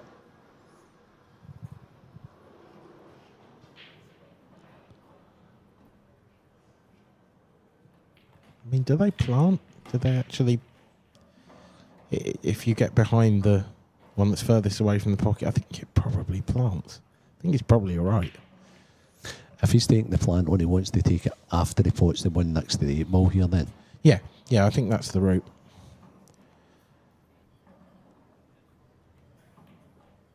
Ah, that tells me he's going to kick him out.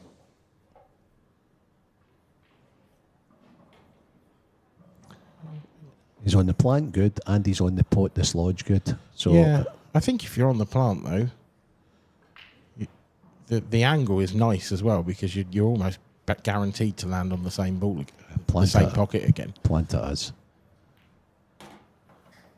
So that was a slight issue. Was just getting out. Yeah, I thought it was thinner than that, to be honest. Yeah. I don't know whether he caught it a bit thick, because I think he caught a piece of the red as well with the yellow. It was trying to control where the secondary yellow was going. That was the issue, and that's why he didn't get out. If he'd have played that with more conviction, obviously he's going to lose the yellow though. Yeah. And he wasn't prepared to gamble on that. Can he cut that in? It's thin, but yes. But it is thin. Cue ball's going to be running all over the place. Oh, dear. I had a horrible feeling that that's exactly what the outcome was going to be when they cut that thin, and he was under shot clock pressure. Yeah. I don't think Philly is going to make any mistakes here. He didn't even pick the cue ball up. I love that. The ref put the cue ball down and he just went, yeah, all right, that'll do. That's fantastic. Great use of the free shot there from Christian. Yep. No, I don't need that. It's fair enough. Almost coaching for the referee there. There you go. Now he's probably going to play a pot long. Absolutely fantastic. Oh. All kidding aside, what a performance. Oh, unbelievable.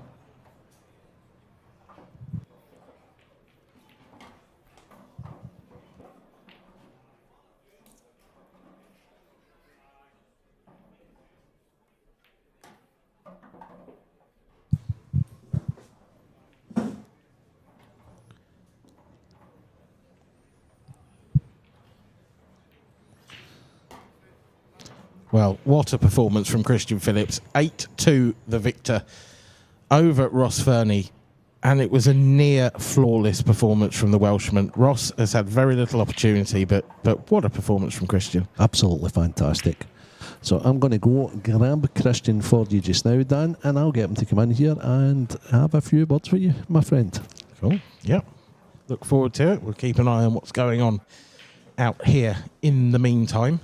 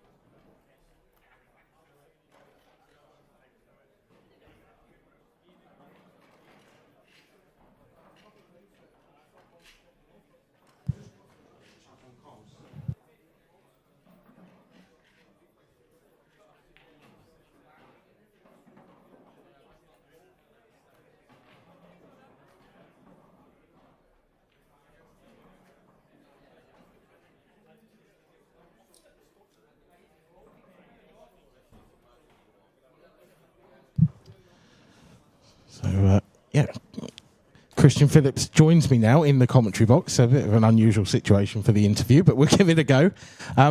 I mean, what a performance, Christian. Unbelievable stuff. How did you feel out there? Unbelievable, to be honest. Is my mic on? Yeah, you're on. Yep, sorry. Yeah, I felt amazing, to be honest. I haven't played that well maybe ever. Not for a long time anyway. Right, yeah. Broke really good, and look, when you get in easy chances from the break, you know, and I take them, then I'm going to play well.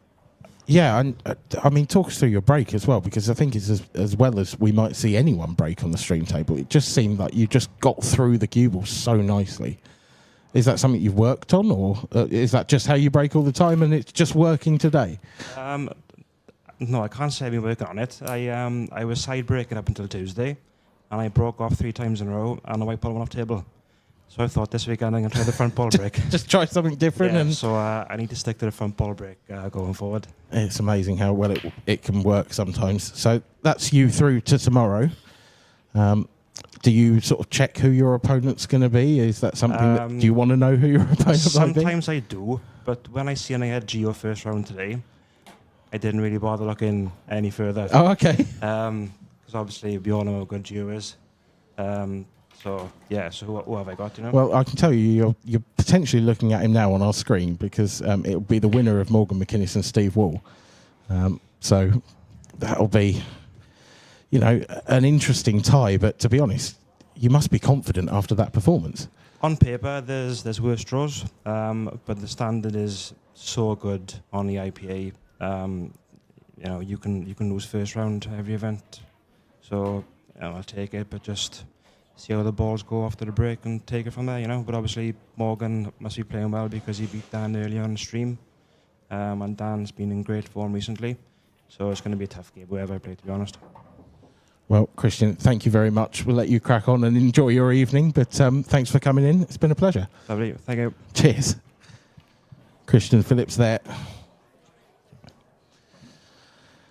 talking us through that absolutely magnificent performance. An 8-2 demolition, to be honest, of Ross Fernie. Ross didn't really stand a chance against an onslaught from the Welshman. And he will be moving into the last 16, where, as we talked about, he will face either Morgan McInnes, who you are looking at right now, or Steve Wall. Morgan leading that one by 6 frames to 4. While we await the next game on the stream, which, as mentioned, is between Scott Gillespie and Craig Marsh. Just run you through some scores and results from the first part of the second round. Dave McNamara 7-3 up on Declan O'Callaghan. You can see him there stalking the table on table 9. David Adenall through to the last 16. He beat Andy Crosdale 8-4 in the end. Corey Rees beat Rob Dagnall by the same scoreline, 8-4. Wayne Fryer safely through as well, 8-5 over Chris Bowron. And Mark Farnsworth also through 8-4 over Drew Hughes. And finally, in the top half of the draw, the only remaining game that I haven't told you about, Rob Wilson currently 7-5 up over Callum Jackson. And finally, right at the bottom of the games that have been played, but it's actually in the bottom half of the draw, Tom Barley beat Greg Davis by 8 frames to 6 in the end. We were keeping an eye on that one. So plenty of action for you still to come today. And we will be back very, very shortly with Scott Gillespie and Craig Marsh.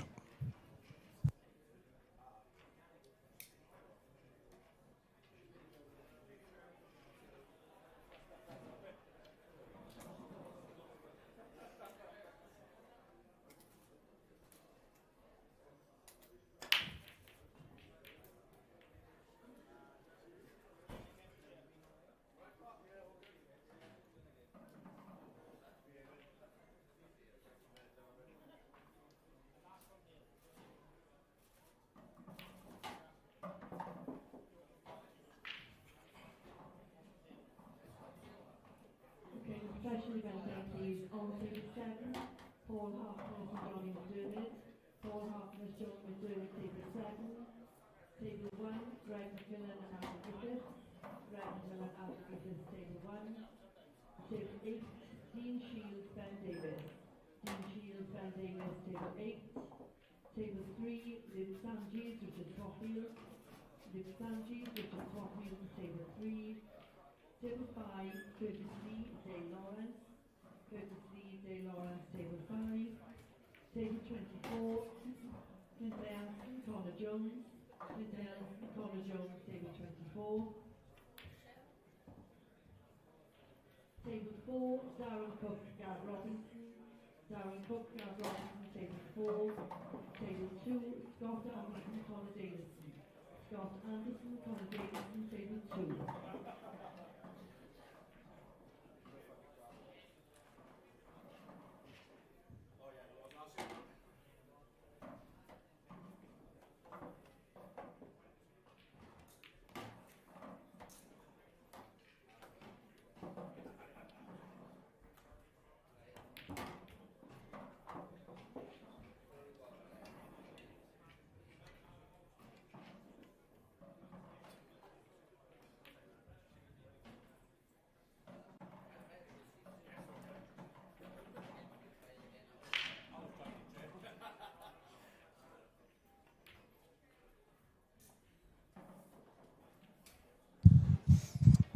So a slight break there. Thanks to Dan Fairby for doing those last couple of matches. A bit of side table action going on here. Some of the 7 o'clock games just started. And still in progress is the second round. We'll keep you updated with those scores. So we've got Rob Wilson, he's 7-5 up in Callum Jackson. And Steve Walls at the table against Morgan McInnes, and he's 6-4 down at the moment. That's second round matches of the UK Open here at the Normandy Hotel in Renfrew, just the outskirts of Glasgow, Scotland. Quite an iconic pool venue. There's been lots of good players played in here over the years, so it's good to have this back on the calendar. And we are, as always, playing on the very best conditions. Supreme pool tables with 861 cloth.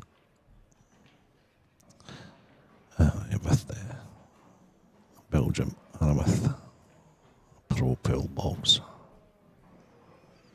All the guys are decked out. And the polo tops made by On Board Sportswear. And one of our other partners, 8 Ball Direct, is providing all the lighting and the triangles, etc. All of these products, all available from the IPA. Just get in touch with the guys, Paul Corrigan and Stephen Allison.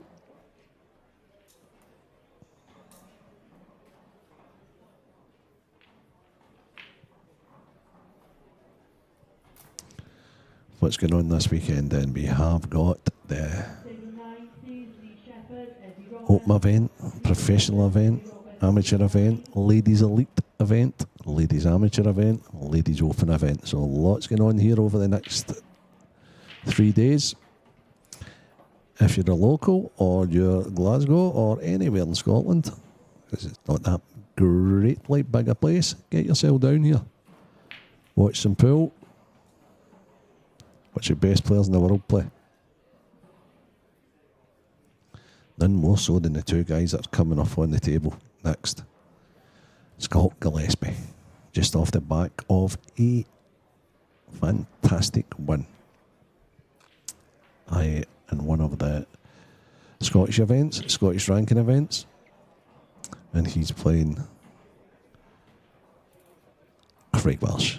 What is there to say about Craig? Craig's won everything. Former world champion, multi-tour runner. So that's what's coming up next on your screen, guys. Scott Gillespie, new pro, but been there, done it, against Craig Marsh. Waiting for Gav Robinson, please, on table 4. Gav Robinson, table 4.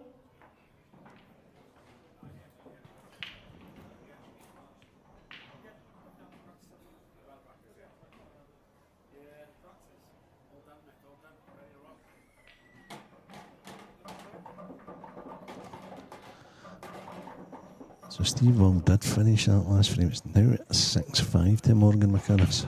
Morgan, who played ever so well, defeating the Pro Tour winner from the last event, Coventry, Dan Davey, in our first TV match. And he's up against it now, because Steve Wall isn't going away.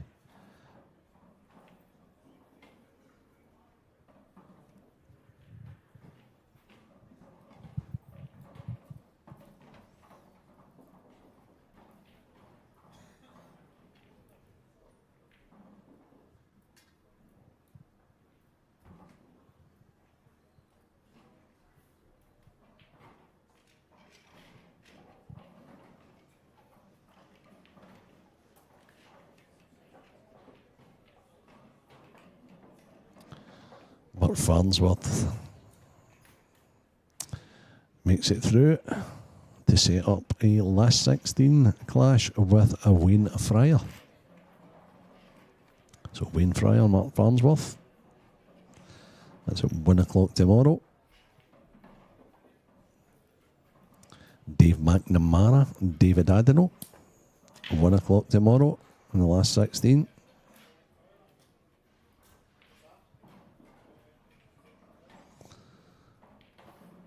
I think that's us just about ready to go.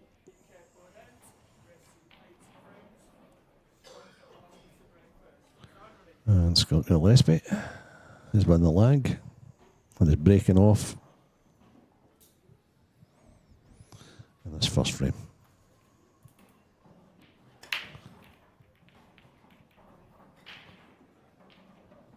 The split was okay, but it wasn't the usual Scott Gillespie crunch. And at first glance, I would say it's a real good opportunity for Craig Marsh to open his account on reds.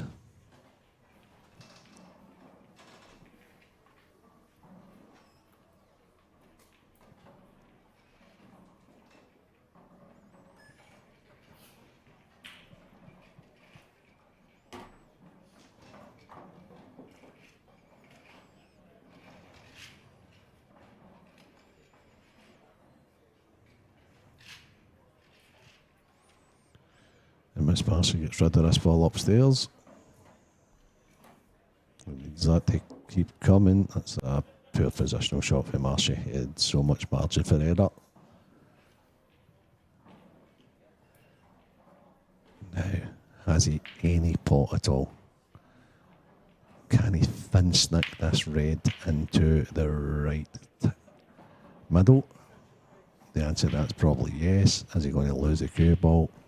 Pretty much. He'll be disappointed with that, Marshy.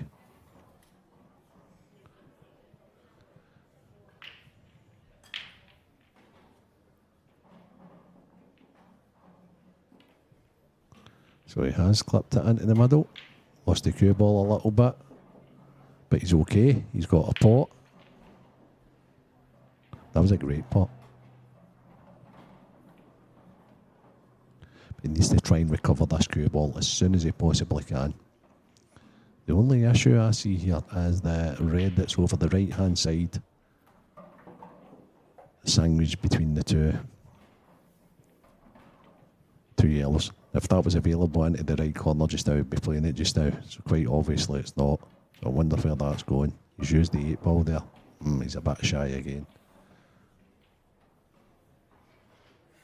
But a shot maker Marshy is though, and all he needs is a pot. So he'll be cutting this in thin. He knows he's carrying into the red. He's just like, he has his fingers crossed and he's just hoping for it. He's playing the bank shot, he's playing a double, he's playing a double. Oh, and he's played it well. He's played it. I wonder if he'd set out to play that all along, to be honest with you.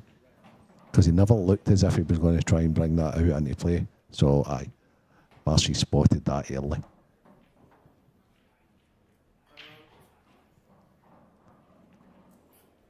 I think he may need the rest for this. I'm sure you see him just coming round off a couple of cushions here for the 8-ball into the same bag.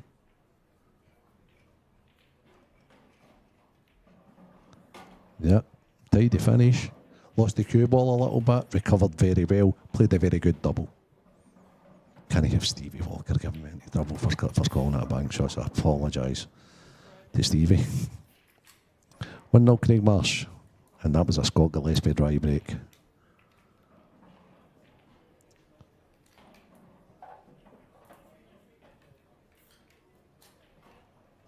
Dale Lawrence has won the first frame against Curtis Lee. Richard Swafield's won the first frame against Luke Sanchez. Steve Wall has taken the finish away against Morgan McInnes, so they're both sitting at 6-6. Rob Wilson, 7-6. He's on the hill against Callum Jackson in the pro event. And Johnny McDermott in the All-Scottish class against Paul Hartness has taken the first frame there. Greg McMillan's taking the first frame against Adam Griffiths. That keeps you updated with the pro event. And now it's Marshy's break. And Marshy didn't have got a hold of him, but he's lost the cue ball.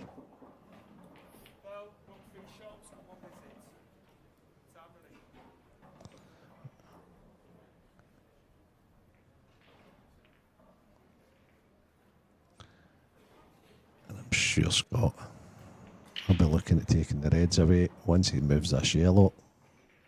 Yep. Pretty straightforward for Scott. Just spots the red in at bottom left, and it should be 1-0. And that's just what you want when you have sat and watched your opponent reverse this year. Is to get on board from his break as soon as possible.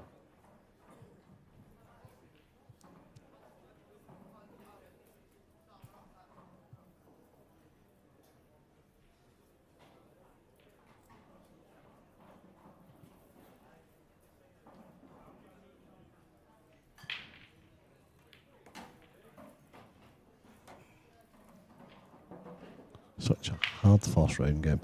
Whoever's getting the guys like Scott Gillespie that are like new professionals in the first round, they must be shaking their head and saying, "Oh, why me?"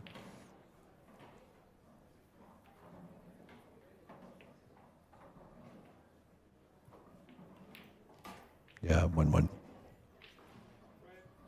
No stranger to TV tables.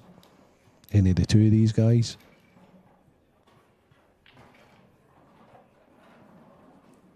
Morgan McInnes 7-6 up on Steve Wall. He's now on the hill to get through to the round of 16 tomorrow.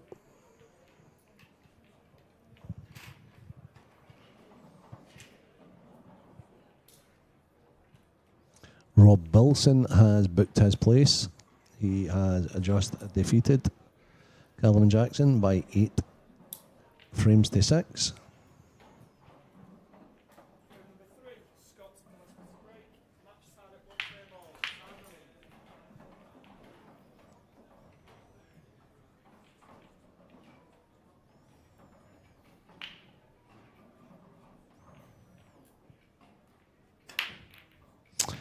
And Rob has set off a last 16 clash with Corey Rees, Wales's Corey Rees.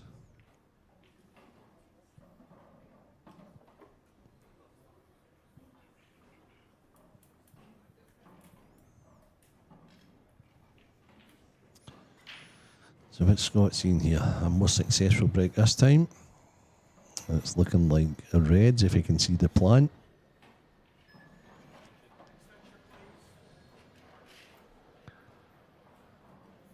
So this finish is all about the 8-ball.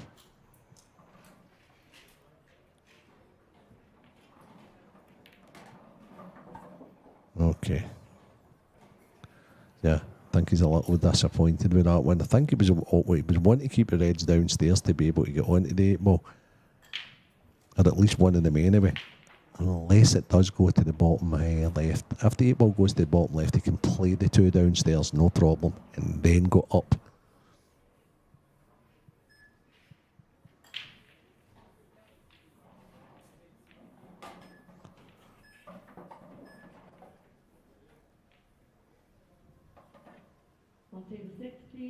Okay, he's okay. He just needs to play. He just needs to mind his work. He needs to play one good positional shot, and that's from probably the ball that's going into the top right to then stun down the table for the one into the bottom left. So he's going forward here. Now he's going to play it differently.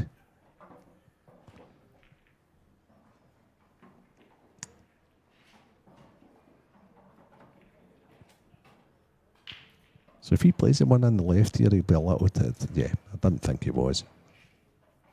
So you can round to check to make sure he gets the right angle. That's fine. But the only slight issue he has here is the yellow ball. It's in the middle of the table. If he avoids that either inside or outside, he's absolutely perfect. He's come inside and he's pace, that's okay. Now, can he hold for the 8 ball to the middle? I think he can.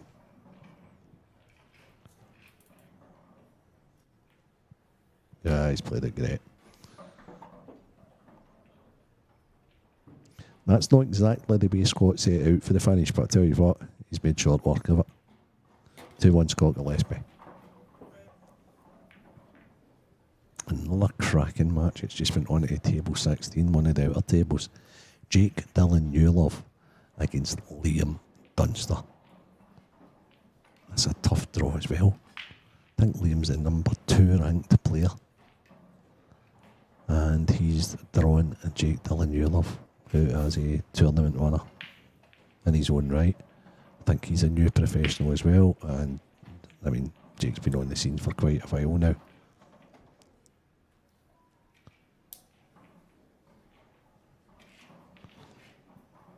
Frame 4.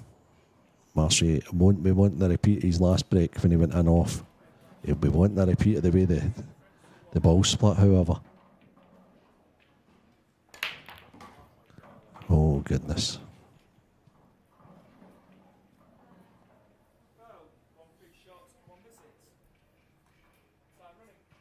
They're not straightforward for Scott, but I think if he uses his free shot here, I think that he'll have a great opportunity.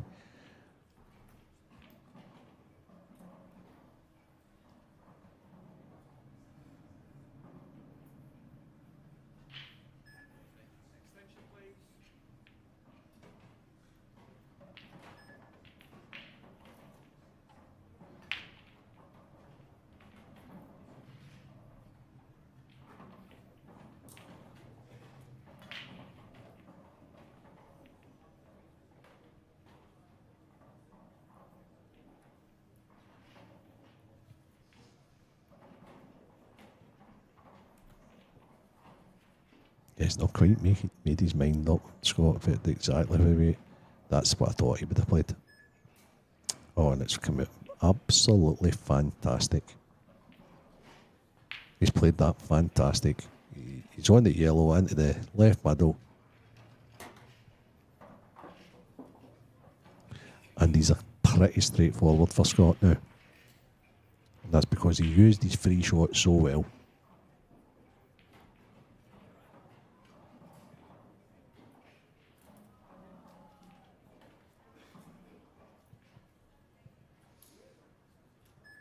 So after losing the first frame, Marcy's in offs have settled Scott.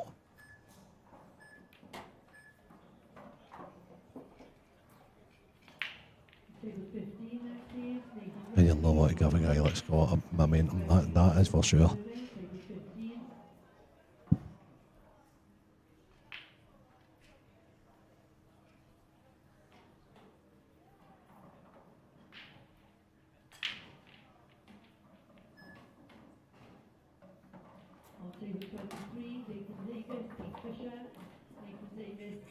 table 23.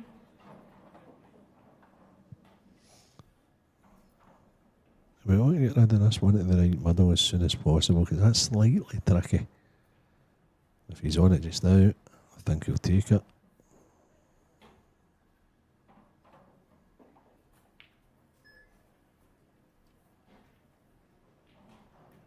No, he's deciding to go bottom right first.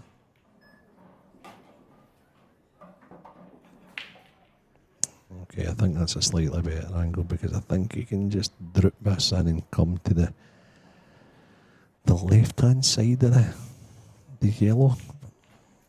Is he going to take a long pot? That's brave.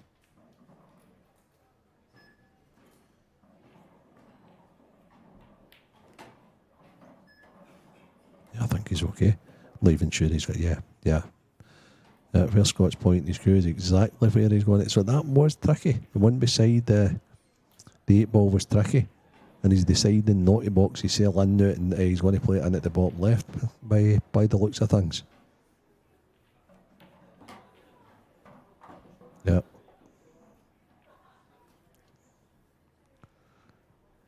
And he can play this black in numerous bags. He can play it into the same pocket he's putting the yellow just now, or he can stun it into the left middle. Yeah, he's playing it in the same pocket. Good overhead there. By a man, Craig Anderson. Scott Gillespie, 3-1.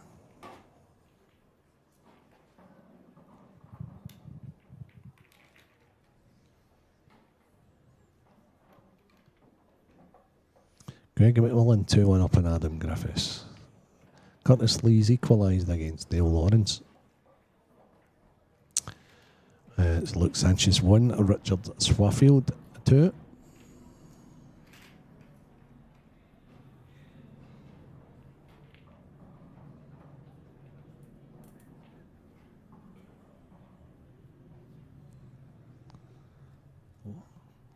Loads of amateur matches happening. Loads of ladies matches happening. Clintley Anson 2, Connor Jones 2.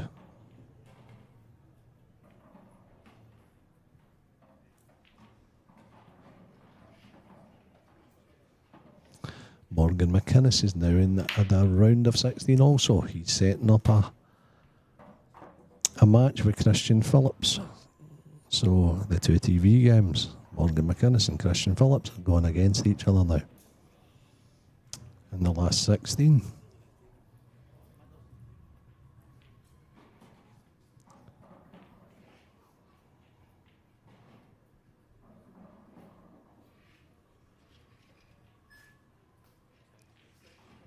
Dean Shields has opened his account a 1-0 against Ben Davis. That's another mouthwatering first round match. Lee Shepherd 2, Eddie Roberts 2. Back to this one.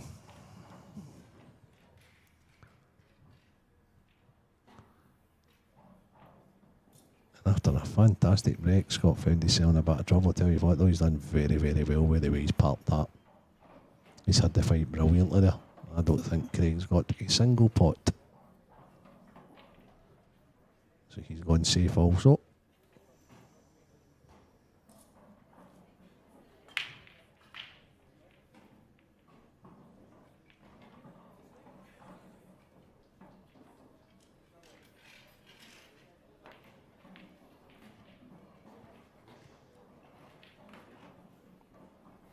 So we back cat and mouse at the start of frame number 5.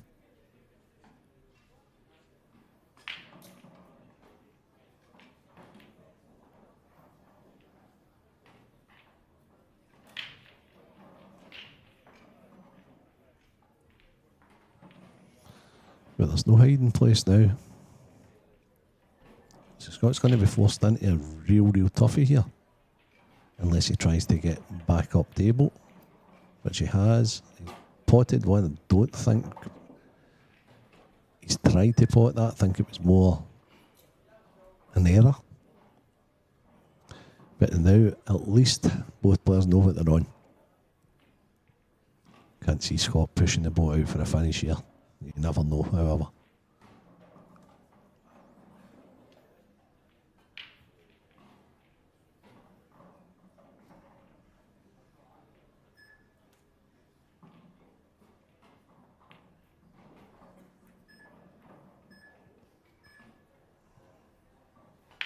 Intelligent shot.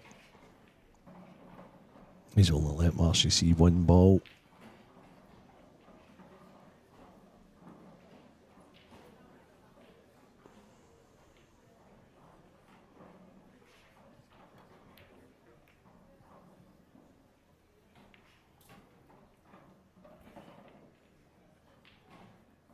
So it's not often you'll see these two guys playing a frame like this.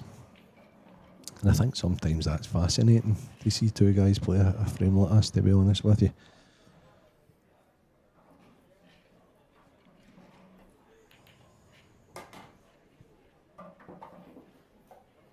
Scott's just spotted something, he's given himself a chance.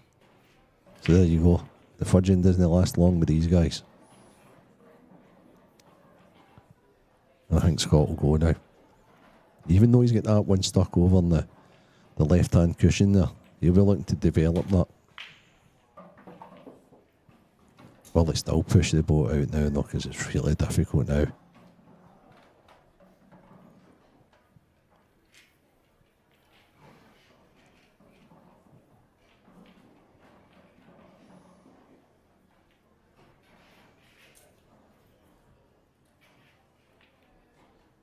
Yeah. I don't think Scott tried to put that there. That's for sure. I think he tried to just put the red over the bag there and say to Craig, right, on you go then. Well, I think Scott tried to slow down. And now I think he needs to produce some sort of a miracle shot.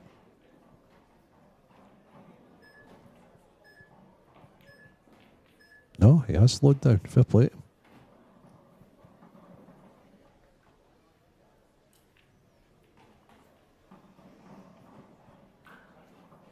So he's just ducked and waited for a more opportune moment if he gets one.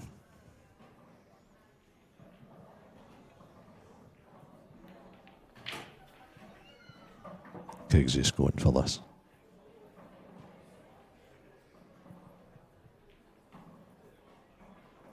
Wonder if any of the yellows, I wonder if the yellow closest to the black spot's available into the left corner. If that's the case, there's a chance he could pot this, maybe nudge the 8 ball out and beyond that, but is it a risk he needs to take? I think he's just going to park the fight. I think he's uncertain, so I think that's why he's taking his extension. His 30-second extension. Just to try and plan out what he's going to do here.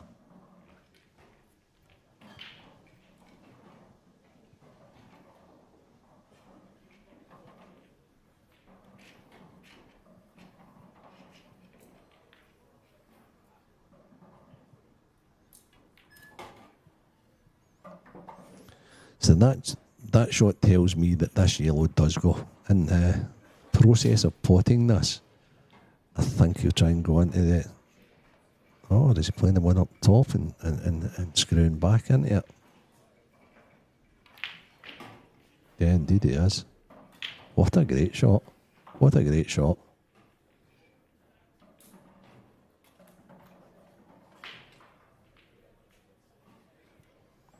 So while he's pointing this, he needs to use the red to get through. And he's done so.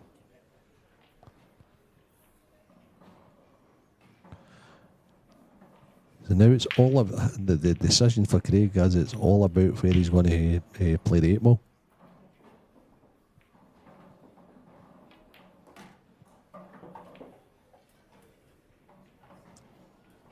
That's an interesting shot.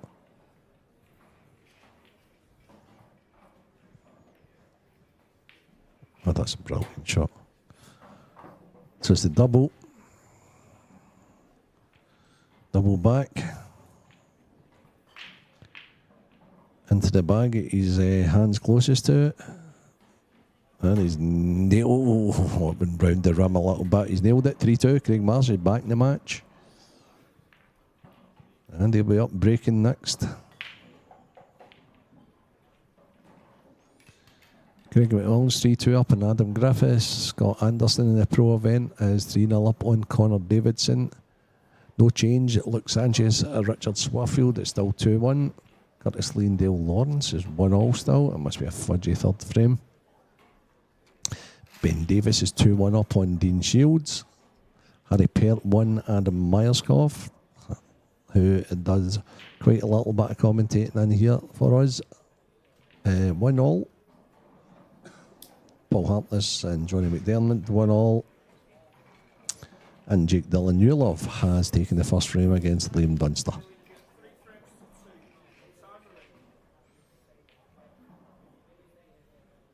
So Marshy, don't get an off. Oh my goodness, you would not believe that. You would not believe that. So Marshy has had 3 in-offs, all on the right hand side, 1 in the top right, 1 in the right middle, and 1 in the bottom right. That one there, he's look at him shaking, he's always pointing over and having a laugh with people. That's just incredible. But that one in particular was sore because he has drawn the cue ball straight right back. And Scott's showing no hilarity at all. He's just down and on me. I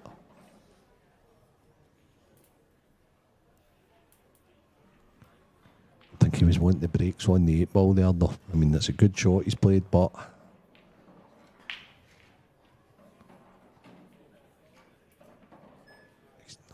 quite as good on this as he should have been, but maybe it might be beneficial to him because he's hitting into the 8 again. Okay. I mean, the Reds here are pretty much for a guy of Scott's magnitude, a formality. The 8-ball might be a little trickier to get on.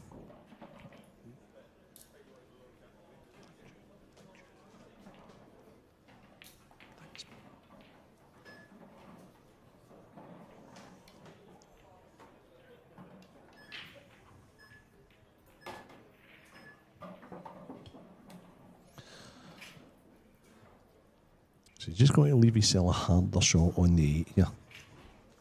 Thank you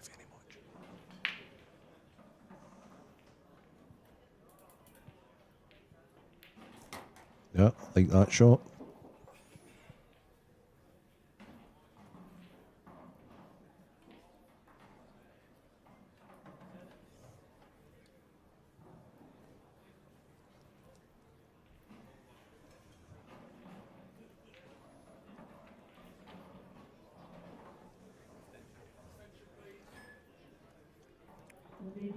Known Scott for a long time. Scott's no fear of pots. As long as he gives himself a chance, he feels as if he'll make the shot. So it's not all about for Scott trying to get close to the 8-ball. It's just giving himself a shot at it. And if he gives himself a shot at it, he'll back himself all day long.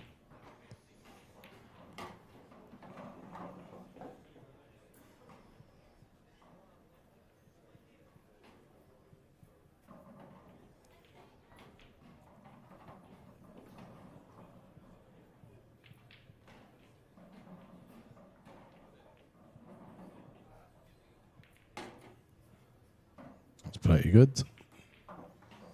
So there's 2 ways you can play this. You can stun out, get his last red in the same bag as he's potting this one, or he can come inside and play it to the stunning it. So play both reds the same bag, I think. Yeah, that's good. And I think he can just stun down the line. He's just going over to field for very bad like it just now. It's pretty good shape here.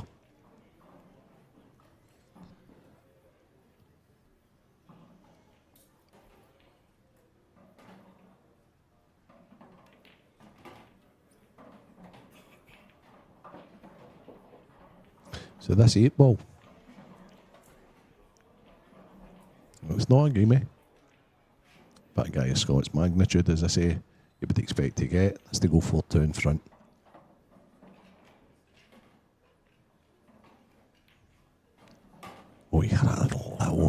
thick. But he's made it.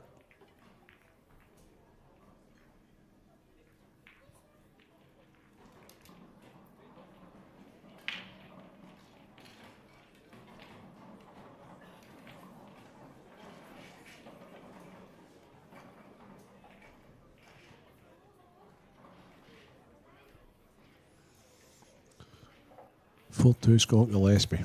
3 of those finishes have all been from in-offs from Craig Marsh's break. If Scott can break this year, it'll be hurting Craig. That's for sure.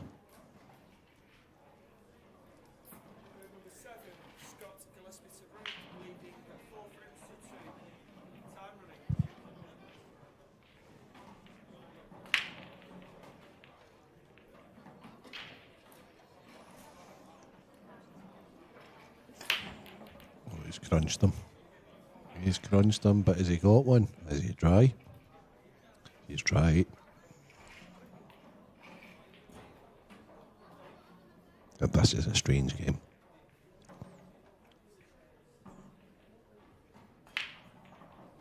Because all of a sudden, if Marshy gets these, and then he has breaks to start working, he doesn't go off. It could be 4 all. Wee bit of work to be done before there. But these yellows are sitting lovely.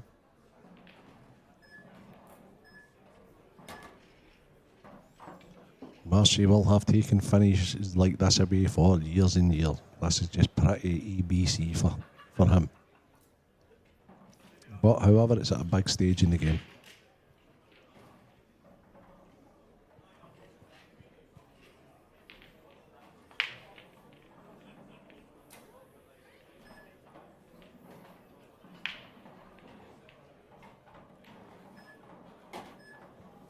Yep.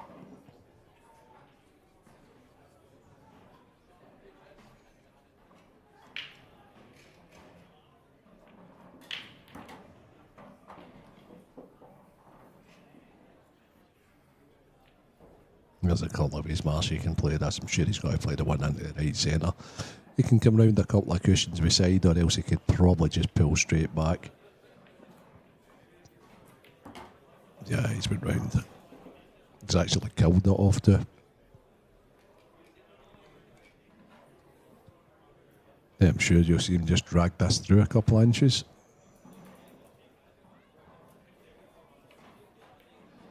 Yeah.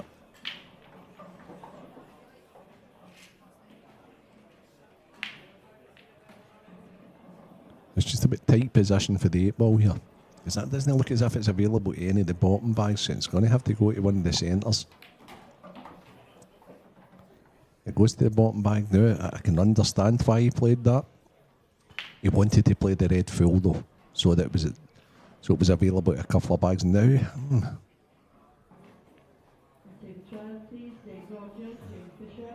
Looks as if he's playing lashings a check side on this. Oh, and he's not. A little slack for Craig. So unlike he did all the hard work there, and yeah, he'll be really, really annoyed we sell there.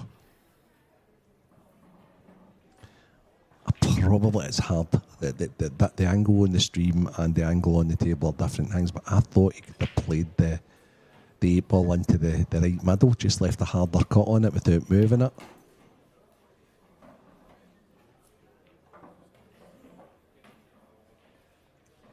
And therefore he did quite simply, guys, was he sacrificed the pot. He didn't sacrifice, he tried to pot it, but it was all about the position. Big visit at the table for Scott. He'll be really wanting to punish Craig for his error.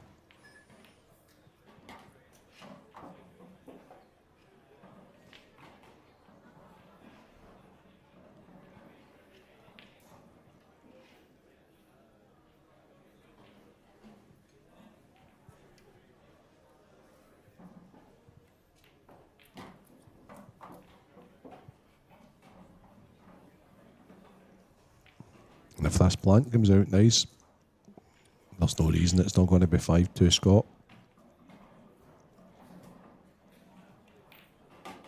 Yeah, played that very well.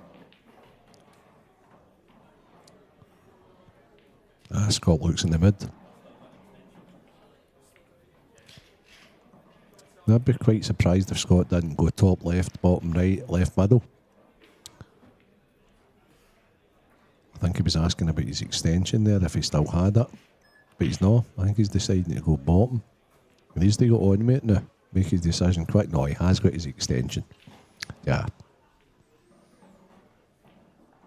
So he has. He's playing top left. Referee, please, table 15, top issue. That's fine. Table 15, top issue. Bottom right, left middle. And then 8 ball either right middle or right bottom.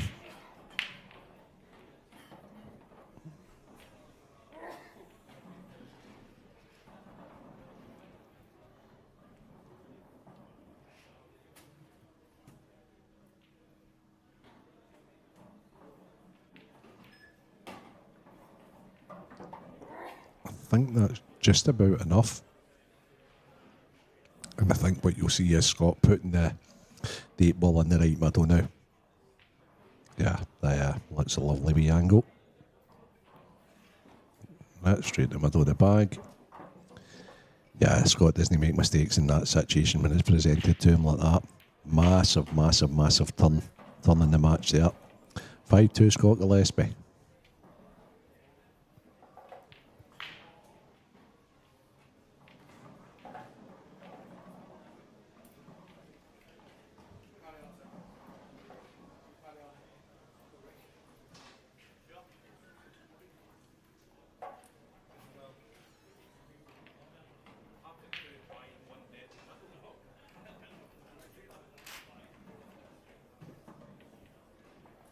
Table 18, please.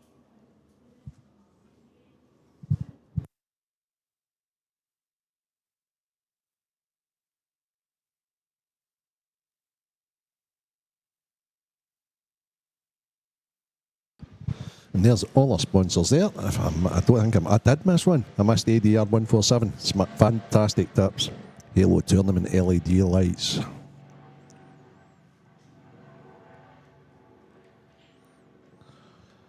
Just a wee scores update. Greg McMillan 3, Adam Griffiths 3 now. Curtis Lee is 3-2 down to Dale Lawrence. And Marcy has not went in off. So, can I welcome in player, real man, player, guy that comes in with me quite a lot, Dave Adenall, in the last 16 tomorrow, mate. And because of that, he's joined me in the commentary booth. How are you doing, Dave? You all right? I'm good, thanks very much. Pleased with 2 wins, and it's great to be here. Yeah, and a good match against Dave McNamara, I believe, tomorrow. Oh, is it? Yeah, Yeah, not a chance yeah, to I look believe yet. so. Yeah, that should be good. Yeah, I've played Dave a couple of times this year, and he's had the best of me, so hopefully first time lucky. And Dave defeated our number 1, Mark Boyle. So yeah, he's playing well, you're playing well. Should be a good game. Yeah, hopefully it will be. Yeah, either way, and To bring you up to speed with this one, perfect. Cake had a great chance in the last frame. Missed his last ball, Scott finished it. But this is the first frame that Craig has broken and not went in off. Right, okay, And he's went in off in each of the right hand side pockets. It's been quite incredible. So that was laughing with Scott there and saying, right, you're as well just going just now, Scott, because you know I'm going to get an off anyway. So he really needs to get this to get back on. And that's a nice pot, Dave. And if he was to take these out, he'd probably feel that he's quite happy with the scoreline considering the circumstances. But just a couple of tough shots still here to play. Yeah, he's played that well. Have you played in here before, Dave? Back in the day when there was some big events here, there was a big event here by a soft drinks company at one stage, and I know Morgan's dad Ross had a tour here, and there was a lot of Scottish events here. Or is this your first visit to the Normandy and the Yeah, it's my first time to this venue, and it's a very good venue. The layout's really good, and I think it's great for spectators and the players as well. So, so the spectators, the furthest you're ever away is 2 tables. So, that's just been the tale of this match, Dave. Yeah. To be honest with you, it really has. It's been a case of Marcy's done all the hard work. Then he plays a loose one. Then he falls out with himself. A shot he probably should still get. He rushes a little bit, and Scott's just mopping it up. He's showing no mercy. And then like that there, he just fell in like a little awkward position where he ended up having to play a shot he didn't want to. So fine margins that can have a massive effect on the match. Yeah, it can have a massive effect on your head as well when you keep on missing that last ball, or the offs are going to have a detrimental effect on your well-being. And the thing is if Scott was to take these out, and just 2 of them that you mentioned, you know, it could be 4 each. So it's not just the just them 2. It's the where they swing in it.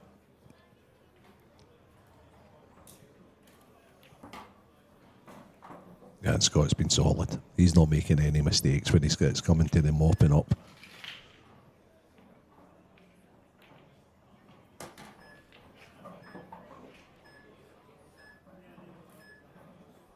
Just as I say that, he comes a little bit straight. He should be okay.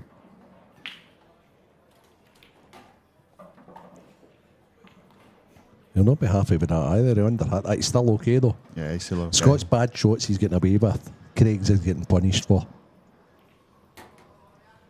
6-2, Scott Gillespie.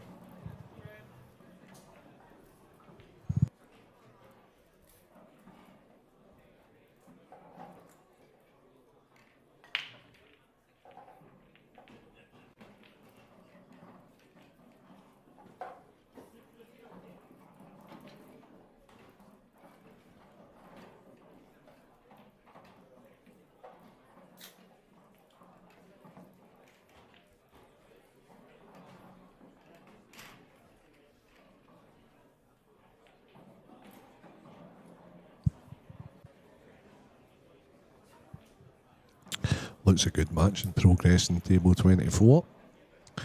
Connor Jones 5-4 up in Clontley Anson. Don't think there's any change in the pro matches apart from that. Loads of action going on. That is an amateur, ladies elite.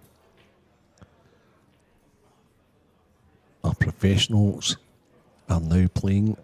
This is their first round tie. Scott Gillespie's a tough old draw in the first round of the pros, Dave. Yeah, it's not the best first round draw. It's you could have better, but I mean they're all really tough, so you kind of just accept it when you get them kind of draws. But there's of course some better than others. Okay, so there's another dry break. How have the breaks been going on this table? The last match, unbelievable. Christian Phillips' break, the last match was fantastic. I think the first match between Morgan and Dan Davey, they weren't great. This match has been strange because Craig has been mashing them, getting a ball, but getting off. And Scott's been dry a couple of times, so...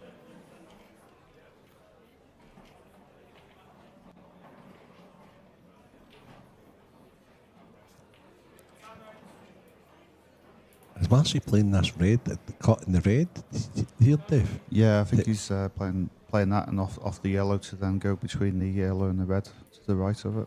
Just find the gap there. I'm surprised he hit it with so much pace, but then he probably had to just to be able to make sure he got the cut properly, a clean contact. Just nothing's coming out for him at the moment. He's just really toiling, and he's still in the match, but. He's not wanting to let Scott go in the hole. That's for sure. Yeah, he just needs a decent chance, I feel, to get him going, and then hopefully for Craigie for the momentum to change. But it's just not happening at the moment. Some days you guys must just think the world's against you, and the balls aren't coming out for you. You're getting off breaks and things like that. Yeah, and then times that by 100. Yeah, it's all great when you're on the other side of it. They're a bit easier to forget. yeah.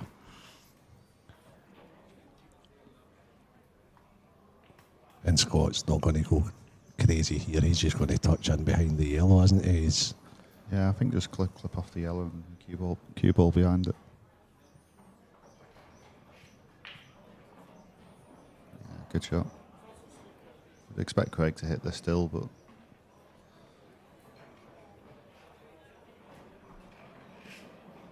has done. That's it. Little bit of cat and mouse here. Clintley Hanson's just levelled. It's 5-5 now. Lee Shepherd 6-3 up against Eddie Roberts, so there has been a bit of movement in that one. All the pros are good players, as you say, Dave. Darren Cook 4-1 up on Gav Robinson. Scott Anderson 5-1 up on Connor Davidson. And Scotland's Greg McMillan is 5-3 up on Wales's Adam Griffiths. I think the only one there's movement, and Liam Dunster's just went 2-1 off one Jake Dillon. Not a bad first round game that either. Yeah, that's very tough. You know, Jake world finalist last year, not this year, but last year. It just goes to show what a player Jake is. So that should be a good match. That. And no stranger to the commentary booth, Adam Myerscough. He is 4-2 up on Harry Pertan. That sounds right up to date. Good start there for Adam.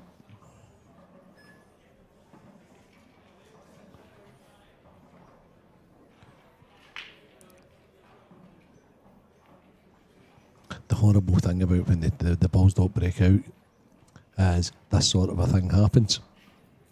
Yeah, I mean the red and the yellow that are together, that's a problem for both colour sets. Probably more better for reds just because they've got a breaker ball in the middle. But even reds, there's two reds close together that need disturbing as well at the left of the table. Unless that's a touching ball. If that's a touching ball, that is a touching ball. Okay. If it wasn't, I think Scott would have been coming to a finishing next shot. Yeah, be trying to play a legal shot, it'd be really tough.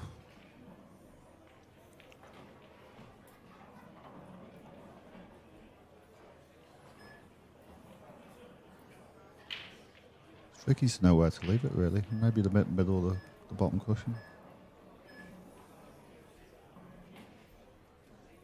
He didn't want to play off the bottom cushion and come in behind the yellow because he's just going to get snookered again. So. Yeah, I think Scott played the exact same shot as he played the last time. I think he'll hit the yellow, it's closest to the red. I may be wrong. Because if he plays it any other red, he's going to give Marcia like a slight chance. I know it's a low percentage finish, but... I think the thing is... okay. Yeah, I like that. I like that shot. Yeah, I like that too. Yeah, it's opened it up. Encouraging Craig to move that red, which he won't. He'll open the other two on the left of the table. Also, the breaker ball that was there in the middle isn't really there now because the yellow's in the way.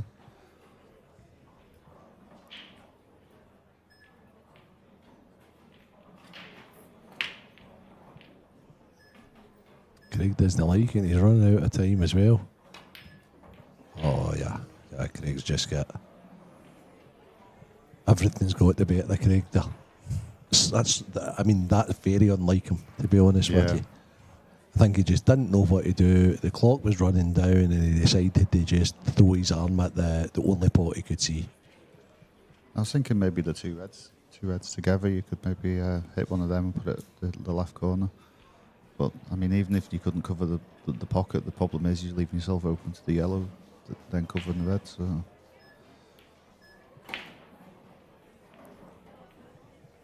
And the thing is, with that shot, it's opened them all up now, so there's a chance here for Scott. It'll be interesting to see if Scott goes here and he tries to further frustrate Marshy. I think it's a good opportunity to go, really. I think the only thing is if these three yellows in that area, it's just that red could become a problem because the yellow above it. He's on this bit of reaching it could be difficult. I think he's okay. Quite a tall lad, Scott. I think he should reach it okay. He's going to... The struggle is he's going to want to play it so he can hold it, so he can pop the one next to the red after this shot. So it's very tricky these when you're trying to play them dead weight. So nice game across. Come across, yeah.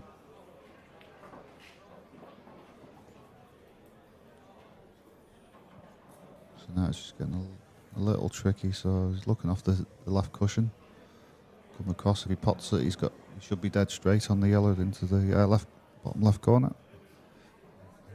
If he doesn't make it, you'd hope that he covers the pocket. This is where the clock really gets to you, hasn't it, Dave? Yeah, unless the shot's obvious. Yeah, it can get to you. So it's pretty good. He loved it to go on in, really, but providing that he ended up straight, of course. Yeah, it's not a bad leave, is it? This is the sort of frame now. Craig just needs to think of something just to stay in the frame, because you just never know what can happen. It's easy to go for a mad one because you think you're going to lose the frame anyway, which it is quite often the case. But occasionally you can just play something that just keeps you in the frame. In defensive mode rather than attack, then. Yeah, sometimes. Yeah, I think it depends on the layout, of course. But I think that can turn in one shot, though, can't it? Yeah. So I mean, Scott's got a chance here. He could play the free ball plant, but he still has a problem if the yellow's going to come out or not, and it could stick to the red. So he's got plenty of time, really. He can play the yellow behind the red, even just to open it up and still leave the red in that corner so it goes nowhere. Which I think's a safer shot. Oh, he's played it well, though. He hasn't half. Now, in order to get out here, he needs to be bang on that yellow to the middle, doesn't he? Yeah, I'd say like round about the just past the middle, so just off straight. It looks as if the way he was looking there, pointing though. Is it available to the right middle? It looks as if he's looking to the left middle. Oh right, I thought it went, to be honest. So did I. It was just the way he pointed there. Yeah, it's fine. Yeah, that's perfect. Oh my goodness, he's played that fantastic. And this is the other reason why I fancied him going for the clearance a couple of times, was this yellow in the corner here is the fact that goes, but the two reds doesn't in that corner. Albeit Craig can get behind them, but there's just something to bear in mind sometimes with stuff like that.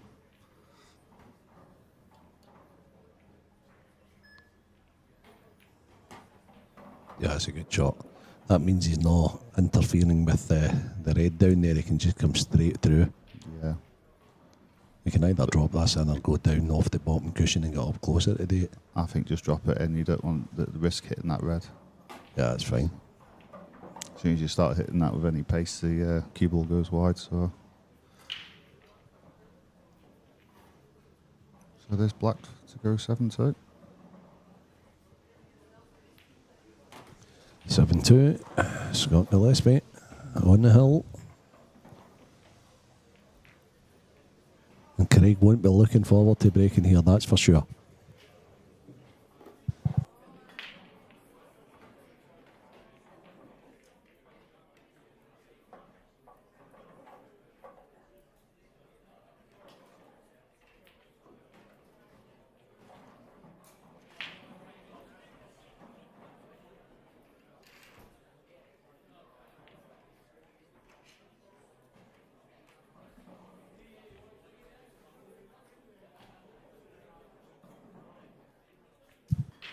So some scores on the outer tables. Table 1, Greg McMillan, 6-3 up against Adam Griffiths. Table 2, you got Scott Anderson against 6-2 up against Connor Davison. Back to the action.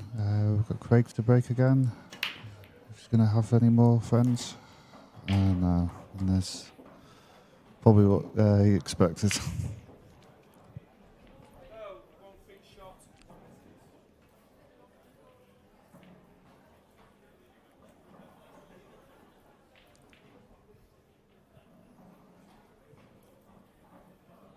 So Scott's got a couple of problems here. The red on the side cushion, maybe, if he's looking at going reds.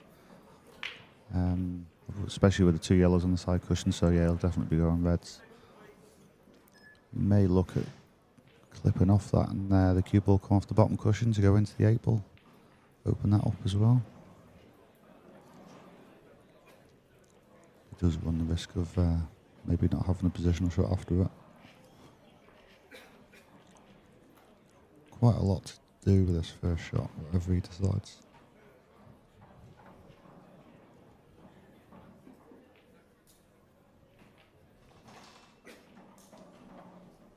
Yeah, I like this, a bit more control. Didn't quite hit that as he wanted. But with the 8-ball, he's got a shot at the red, but it's just the 8-ball he'd love to have got out more. I did nip out for a second. Sorry, Dave. Don't tell me Marcy went her off again. Well, you know the script, don't you? Oh, it's unbelievable.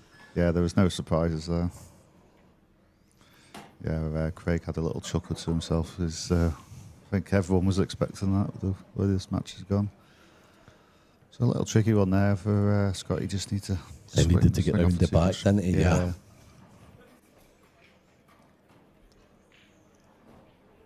The tricky thing is hitting the cushion. He probably just done it. Yeah. That's a good shot he's played. A little tricky then when they're close together. Yeah.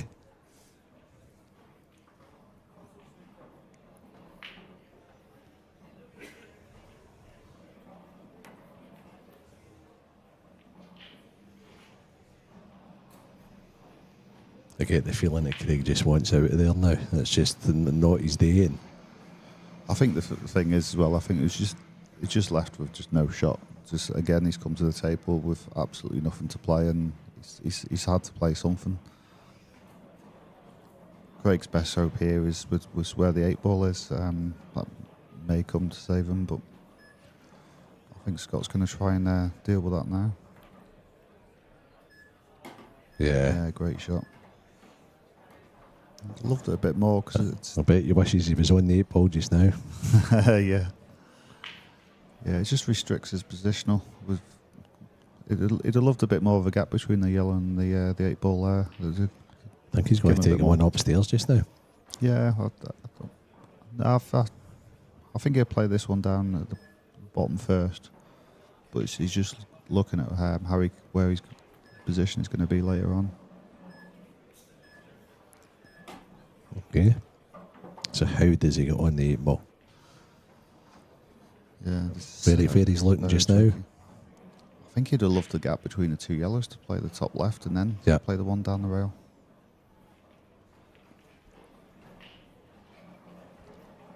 I think he was kind of playing for that, but always knowing he'd be on this.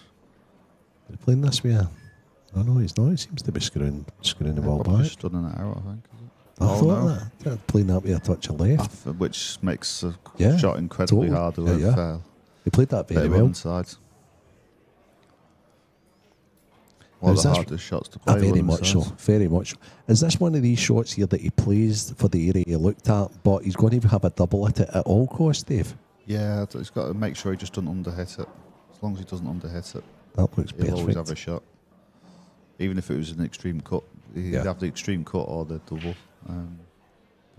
Rickareff looking right down it. Yeah, he's played it great. That's a great performance. Great performance, Scott Gillespie. Craig, get me out of here. Scott Gillespie wants to win in his home country. Yeah, very much so. Very much so.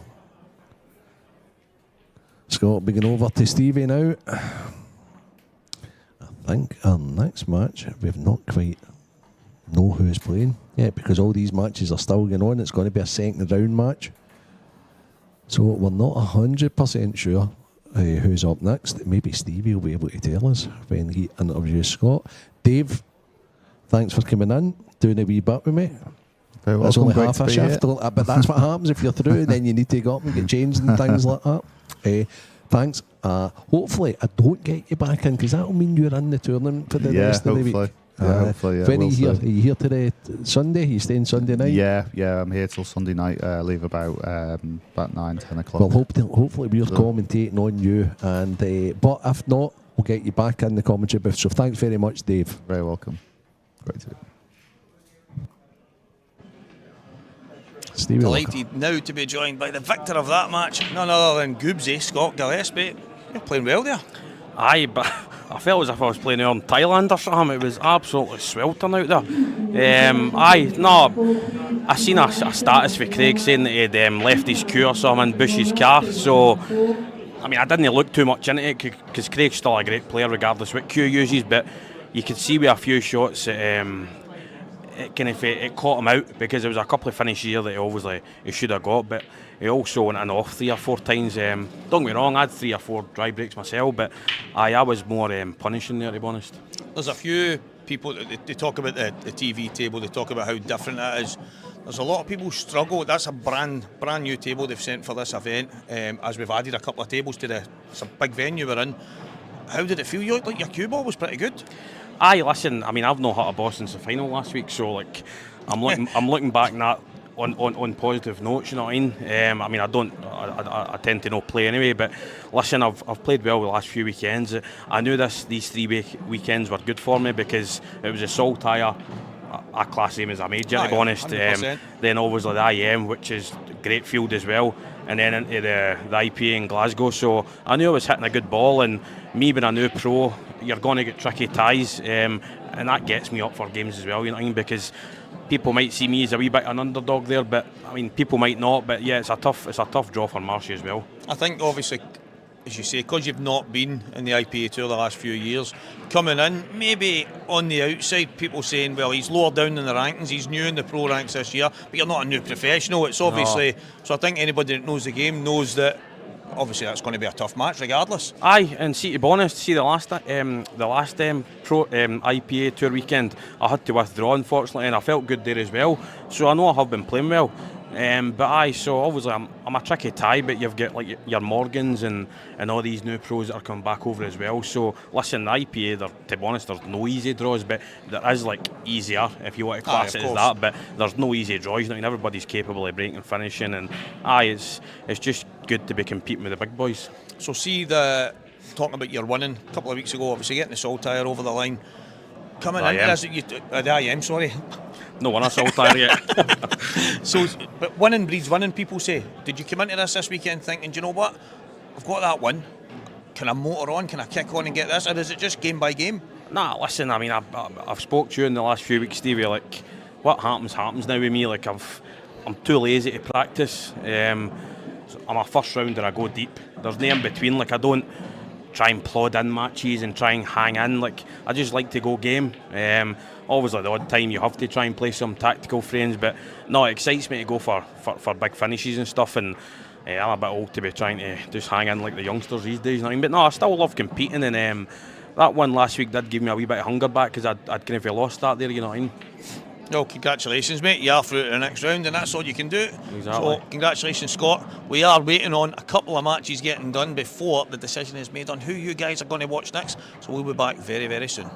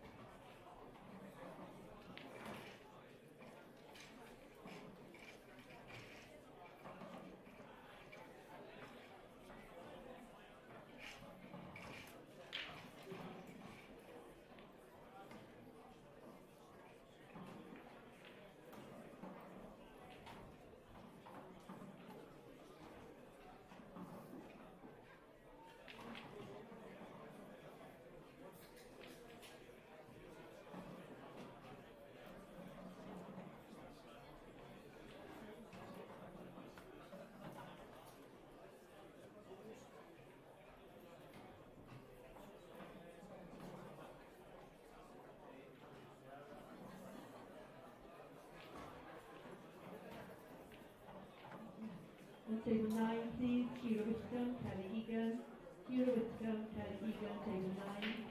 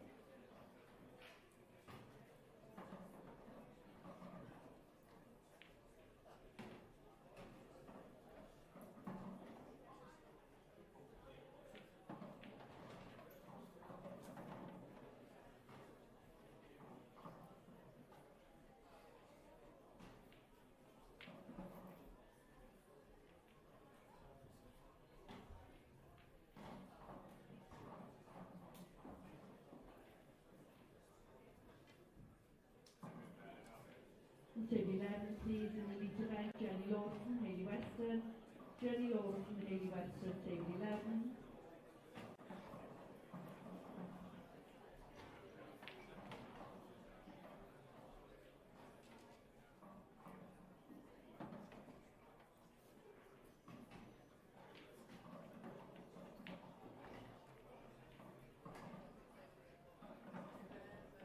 On table 2, Yvonne Newitt, Benny Speck-Sweeney. Yvonne Newitt, Speck-Sweeney, table 2, please.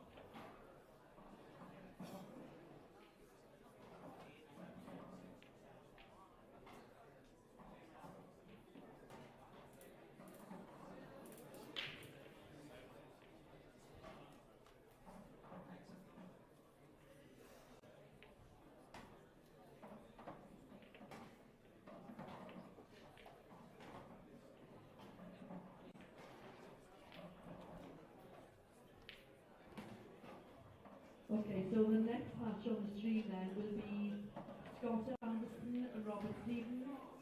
Scott Anderson and Robert Stevens will be the next match, please, on table 26.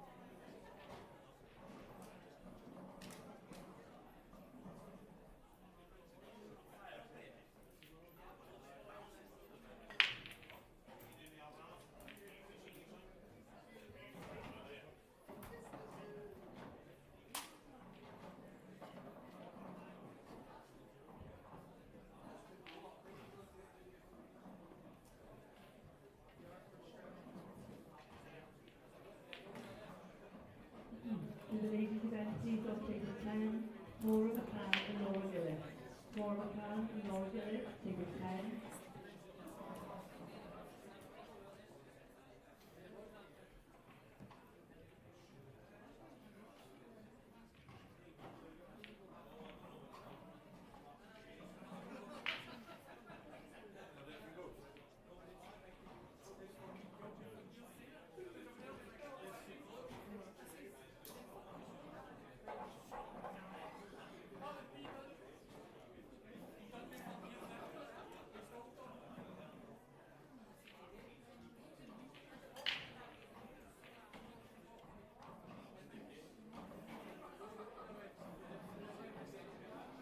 Craig Anderson, please, Craig, leaving the room.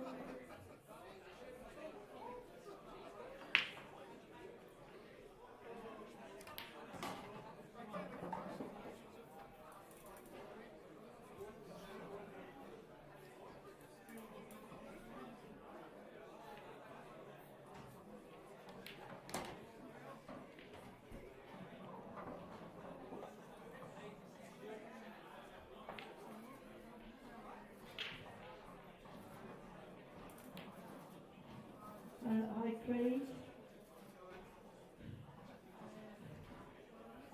My screen is going off here in a minute. You can do something, please, darling.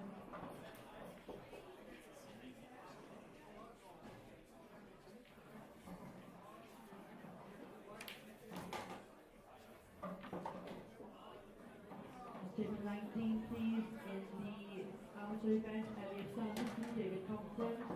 Elliot Sanderson, David Thompson, table 19.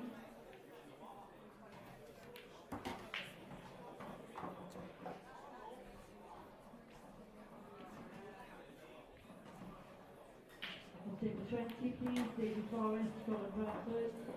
David Forrest, Colin Bradford, table 20. And on table 21, Craig Hart and Ray Dunbar. Craig Hart and Ray Dunbar, table 21, please.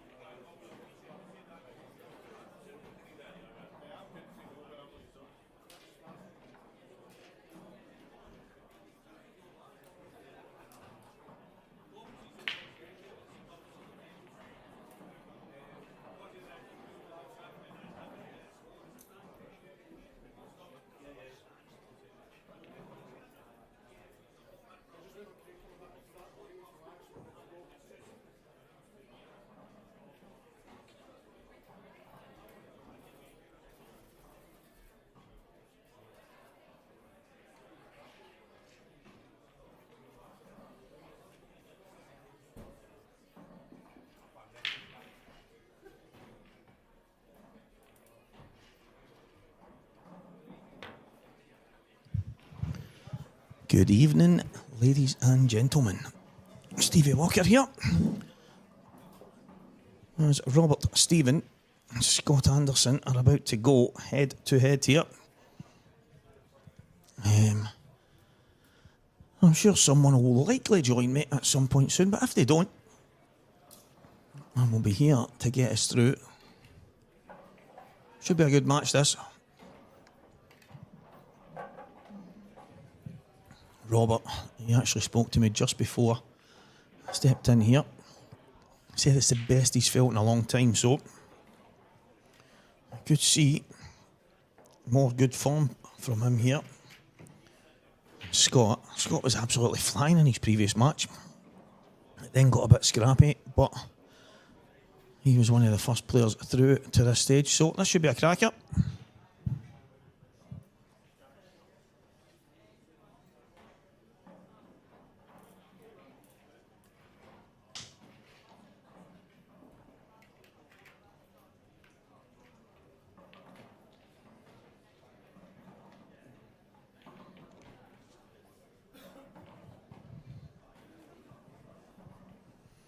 We are in the Normandy Hotel on the outskirts of Glasgow.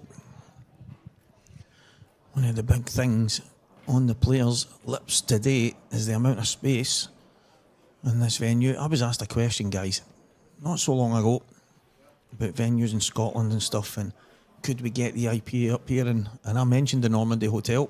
It holds loads and loads of different events, from darts and boxing and what have you. And I must admit, I'm very happy that we are back here at the pool as Robert Stephen breaks off.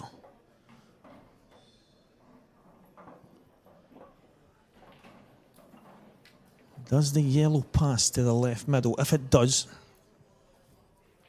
Robert will have a chance here.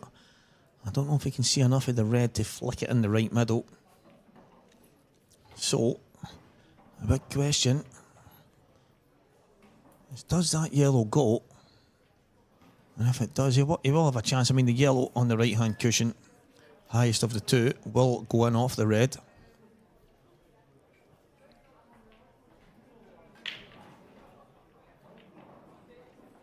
Maybe cut the red down and off the other one.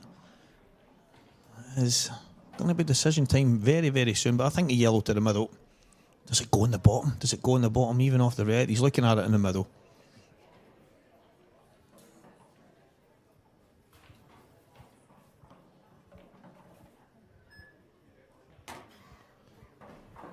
It does go, tapping the leg there from Scott.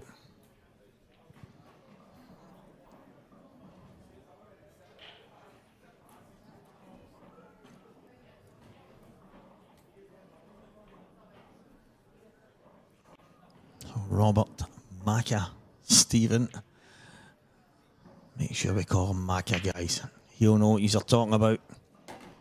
And then we've got the man known as the Lionheart, Scott Anderson.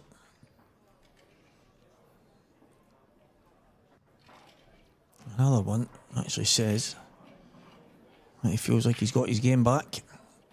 I think he had been chopping and changing with cues. I'm actually in the middle of that myself. It's not easy. Scott, I think he's going back to his old cue. And he seems to be in the zone again. So, let's see what happens in this one. But Robert Stephen going about these similar to the way I thought he would. The yellow to the left middle straight away, and then the one, the highest of the two on the right hand side. He'll definitely be taking that in off the red.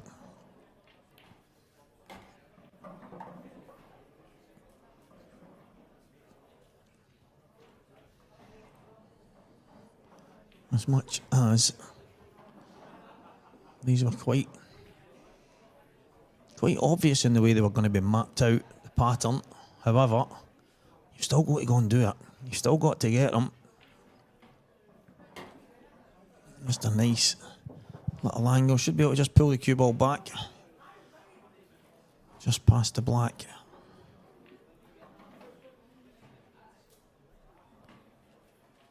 Yeah, he can nip this. He can even play off the side cushion if he decides. Yeah, he was actually perfect. So the opportunity given to Robert from the break.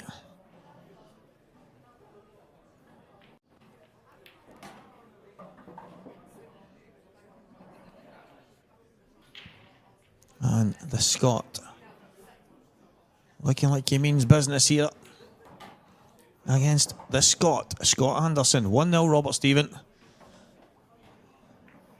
A good little break and run out to get things moving.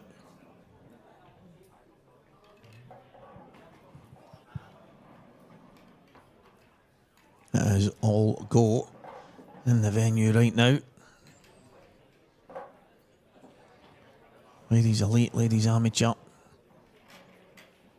The men and the pro ranks, obviously, and the amateur events all going. So it is 100 mile an hour in here. That is the way we like it here. And right on cue for frame number 2, Dave Adenall. Good to have you back, mate. Good to see it. Great to be back. Just had Robert Stephen there. Good break and finish. Good break. He had a tough opener, but he took them well. Said he's feeling probably the best he's felt in a long time. So Scott's going to have to work hard to stick with him here.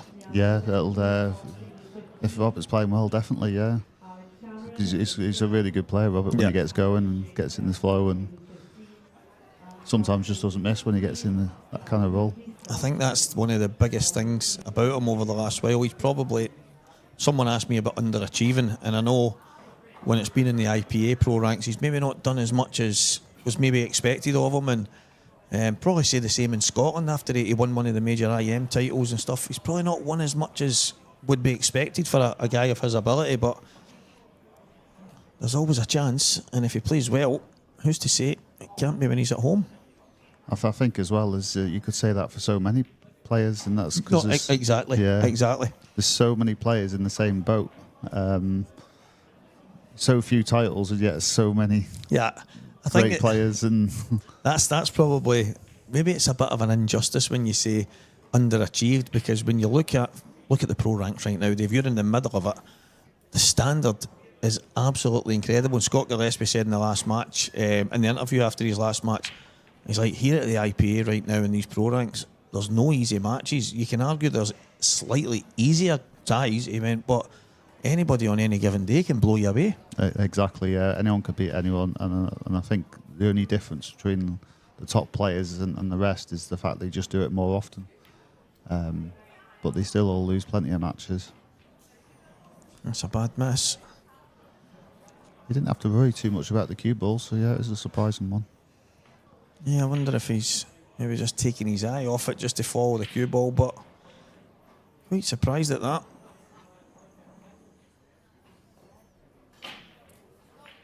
Scott maybe just trying to hang the pocket there.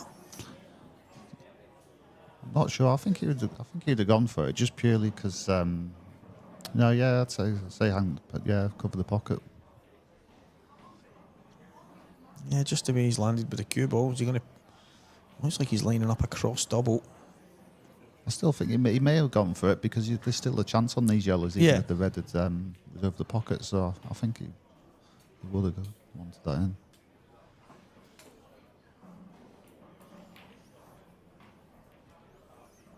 Tough shot there. He's asking a lot there.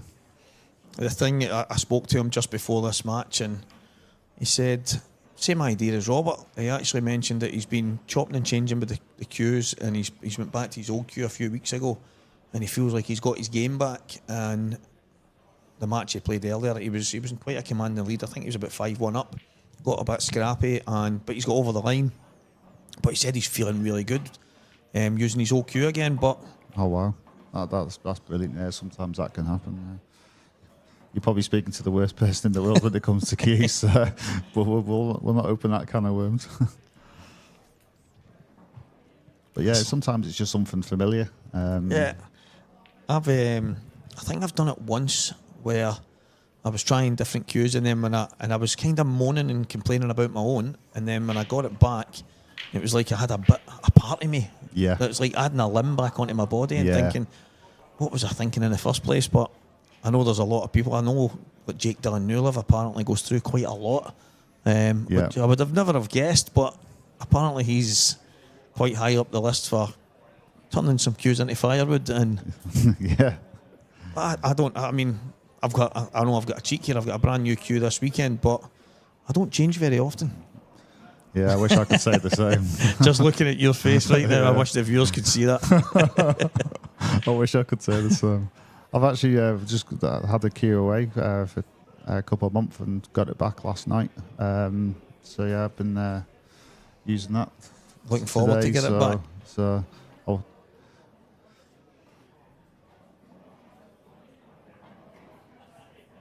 yeah, it seems to be going okay so far. It's Kevin Jones from Woodhouse Cues Right. done a bit of work on it for me. So it's a bit of trial and motion, but yeah, it seems to be better than it was. So yeah, it's brilliant. That's it. And I mean, I think probably most sports, but I see it probably more in Cuesports that we kind of blame the equipment a wee bit more than most. But if you're not comfortable and you're not feeling it, it's very easy to change and grab something else. There's so much out there, so many options. But I just think maybe perseverance is a good shout as well. But something, if it's not for you, it's not for you. Yeah, and that's the thing. You can't force the issue. I mean, I definitely subscribe to giving it a chance. But Yeah. I mean, if there's so many things to consider with a cue, with the specs and everything, that you can't do is use something that just doesn't work for you. So it does make it very tricky. It's a decent shot. Roberts played there. Just kind of landed in between both of them, though. Yeah, I think he's just got to dig into this one to bring it back, unless he's going to take the left of the two. But I fancy him to take the bottom one or two, and try and power it in and bring the cue ball back. It might just be too straight or just off angle, or he's taking so long. But and also it being so close to the cushion, it makes it even harder. I wonder if he could have just dropped it and took the yellow to the left middle. Rob Stevens sporting the new EBS glove. Oh, yeah.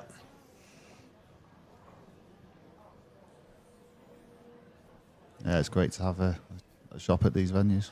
Yeah, I mean, I don't think I've ever seen so many tips being done in the one day. And you know, the guys, they didn't bring that many. They brought a few, but they were thinking there won't be that many people. Everyone's going to come here prepared. And they were non-stop from 11 o'clock till they closed at 7:30. Wow. Yeah, I'd have thought exactly the same as you. Yep. Yeah. Even though I put one on myself this morning, but yeah. Yeah, I actually put a new tip on this morning as well, but it was a brand new cue and I wasn't sure what kind of tip was on it, so I just put on one that I'm kind of more comfortable with. But I think you'd probably give it a go if you had the opportunity to get on the table. No, I know. If it was early, but obviously without that, you want to get to definitely something familiar in it. So.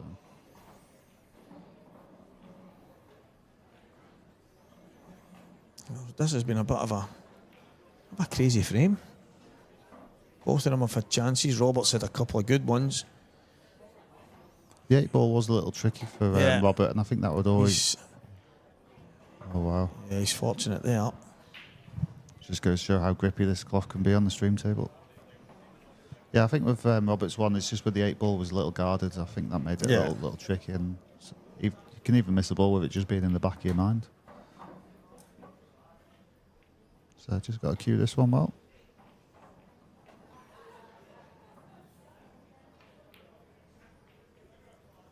I don't want to say his head's not in it, because he's just came off a good win and he was telling me how good he feels with having his cue back and stuff like that, but he does look a bit off it here, Scott. Yeah, it could also just be it's on the stream. It's a different match. You have to start from scratch.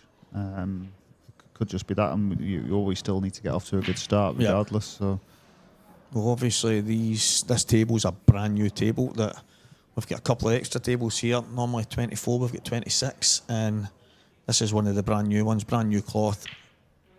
I know it plays different most of the time anyway because referees using gloves, the balls are changed every match, but I wonder if it's maybe just catching them out a tiny bit. But yeah, I think it will do because I think with the humidity at the moment and all that, I think it can play a little. The difference from the outside to the stream table can be greater than it was before. Like,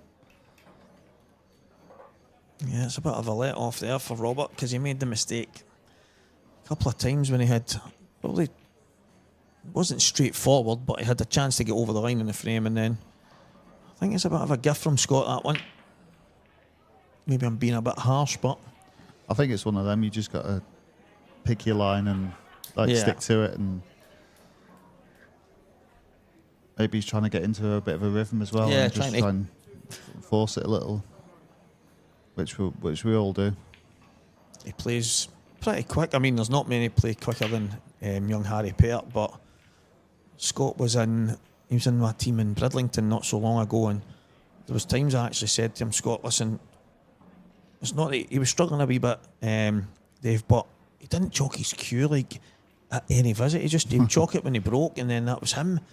And then he would make the odd mistake. He miscued a few times, and I'm standing there scratching my head thinking, please going to use that chalk in your pocket. And I think he's just one of the rhythm players. When he gets in the groove, that's just the way he plays the game. So listen, he's a top player, and I would never tell him how to play. It's just, I think to myself, just take a couple of seconds and just a split second sometimes, just to make sure you're set on the shot. Yeah, exactly. He's got a chance here, I feel. He probably needs to take, I know it's early, long way to go, but so it's still quite tricky. This the red behind the two yellows is going to take some figuring out. yeah, I think he would have liked to have maybe had a slight angle on this red to the left middle. I think now he's probably going to have to drop that in, and then the one at the top right screw that into the two, left of the two yellows. Oh, he's maybe coming from this side. Maybe it's always better rolling the ball in than it is than screwing the ball. So yeah, I don't mind that. The thing is, he has got a bit of time though with that yellow there, because it doesn't really go anywhere. It doesn't double either, so that gives him a bit more security. I think the yellow just above the middle, the right middle pocket as well, slightly awkward. So, like you say with them though, you've got to be careful of the potential breakout as well. Guard against that.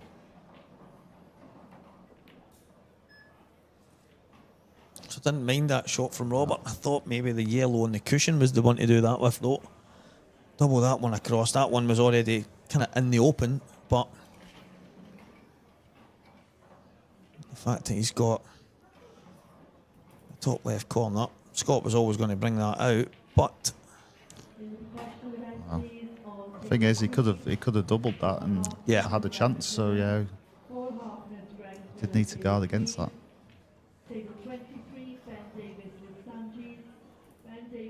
Just needs to get, I think just getting this over the pocket will keep him. Slight favourite, but there's a lot of yellows in the table. I think he's looking at trying to cover the pocket, but also not lose the cue ball to give an opportunity. But, and I think that's why he's underhit it, because he didn't want it too close to that yellow to restrict himself. Yeah, he's trying to make the red potable at the same time. Yeah.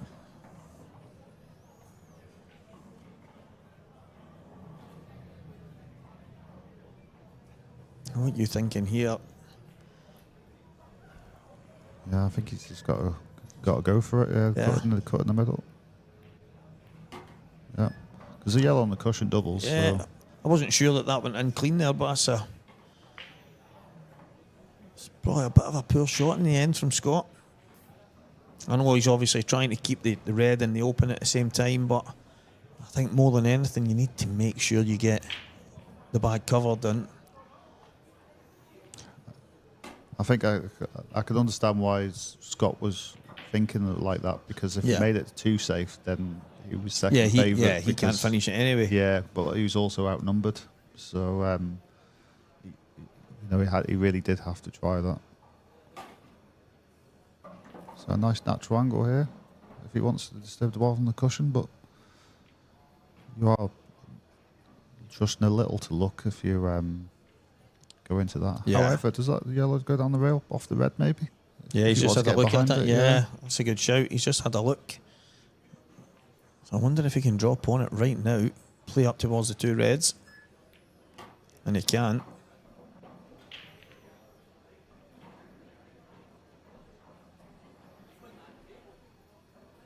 And the thing is, even if it goes in clean, it's still good. So Yeah. It's one of the... long as you don't hit it thick and it comes back and Yeah, rests yeah. on the 8-ball, but he shouldn't do. That'll do it. I think it's one of the kind of catch-22 moments for me, Dave. I think sometimes you have to just take your medicine, and the only way he loses the frame is by not covering the yellow. And Yeah. I know he's trying to be too precise, but it's obviously looking like it's going to end by Robert taking the frame. Well, exactly that, because if he played a good safety, he'd have been second favourite because he was outnumbered Yeah. with the colours. But like you say, if he did play that safety, then he would have got back to the table and played another shot. That's So, it. At least you're still kind of in there fighting, Yeah. and still live to fight another day type thing. But I do understand the shot he's played. sometimes just making these things awkward, so that it's Yeah. not doing yourself favours, but you're also keeping No. yourself in the frame. And yeah, I've seen it so many times. I've actually done it myself, and you've probably done it yourself. There's times when you look at the table and there's not much on, and you just put a ball on top of the black. It could be put the black on the side cushion. It could be put a ball on top of a ball Yeah. somewhere, just to make it awkward because you're really up against it. And even though you're killing one of yours at the same time, it just keeps you in the frame. Yeah. I had one of them frames this afternoon. Between us, we had about, I think it was like 7 or 8 balls on the abort cushion. It's very rarely you see that. It's sometimes like Ross Fernie, he talks about it quite a lot. He's one of the kind of die trying type people. He would rather, and I'm all kind of for it. There was a particular match where something basically happened. One of the players went for it, and I'd said to Ross, maybe if he just took the bag early doors, he'd have been able to play his way in and then be a big favourite in the frame. And he says, no, I would have done exactly what was done there. You've got to, if I'm going to go and play in a match to win it, I'm going to try and win it rather than play not to lose it. Yeah. But obviously, sometimes you have to stop your opponent winning the frame, even if it means at that point you can't. But Yeah.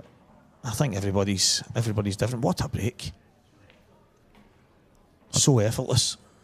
Yeah, he's hit them well. A good chance on reds. He might have to take the difficult one off first, though. Fancy him to get it. Yeah. Oh my word. Nah, he's just not settled, is he? Yeah, he's not feeling it here, Scott.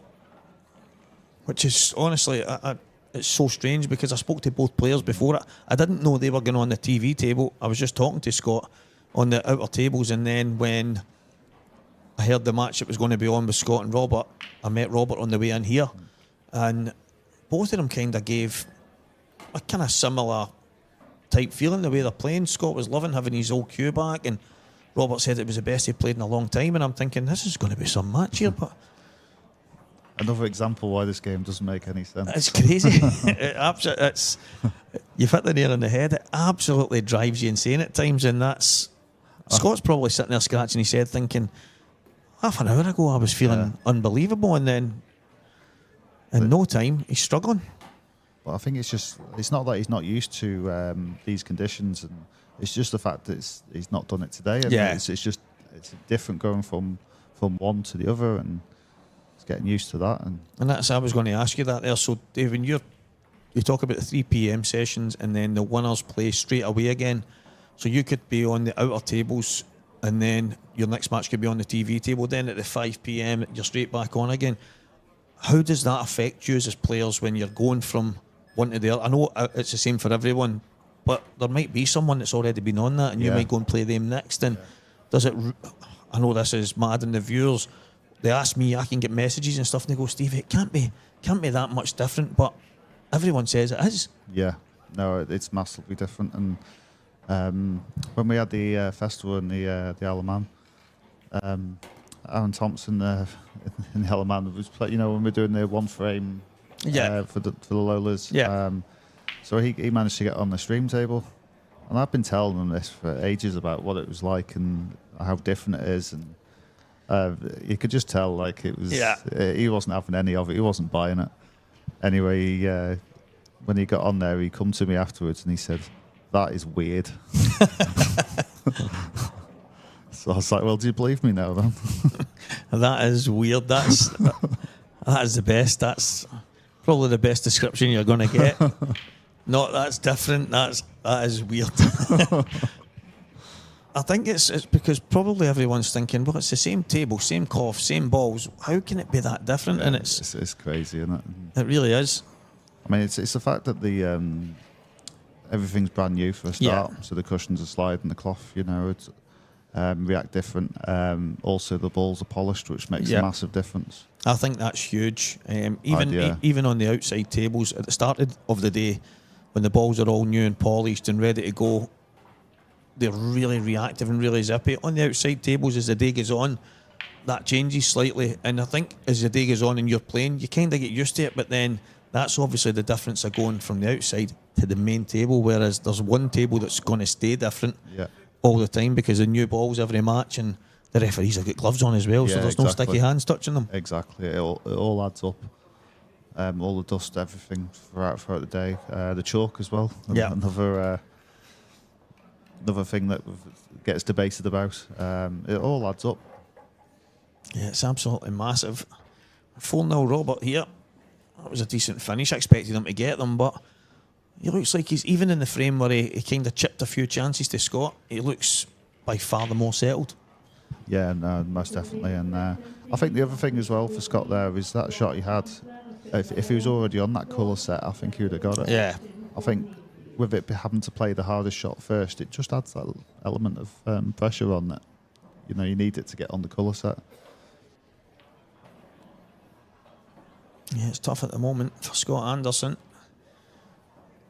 And I think after the first two frames as well, that doesn't help matters either. Definitely. So. That's I think when you've kind of thrown in a couple of misses that Scott has, to then be, and that's a kind of bread and butter shot for Scott. New cloth, it'll slide in even if you get it kind of, but he's missed it by a long way. And sometimes I don't even want to say it's maybe the mental kind of side of the game, because it does drive everyone crazy at times, but like even here he's probably thinking he's coming to get a chance, and that's your reward for the missed chances, isn't it? I often say, Dave, that you seem to get punished more than once. Whether it's your opponent breaks and dishes the next one or something like this, they break dry and you go, yes, I'm back in, and well, you're not. I had it actually happen reverse before. Yeah, it's a mini stage. I was like, everything was going for me, and then I played a really good shot, got unlucky, and got punished for it. So I haven't even actually played a bad shot. So we can scratch our head even more at this game. As we talk about the pool gods being on your side, and you do get moments where you just feel everything's against you. That's the way this game can be. But even Scott there, he's obviously trying to just slide behind the red, and it looks okay. But the brand new cloth and the cushions, it just slid away, and he's given Robert a chance here.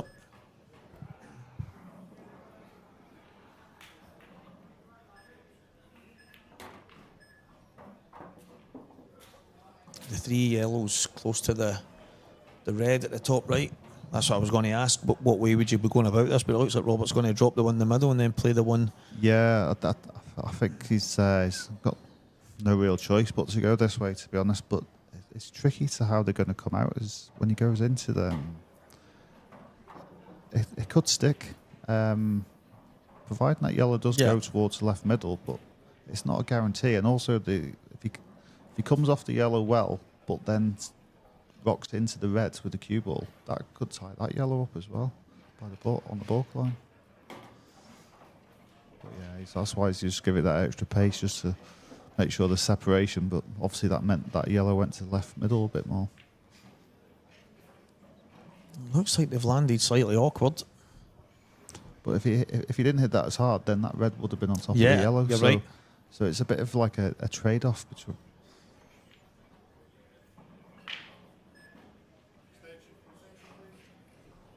He's looking at a plant.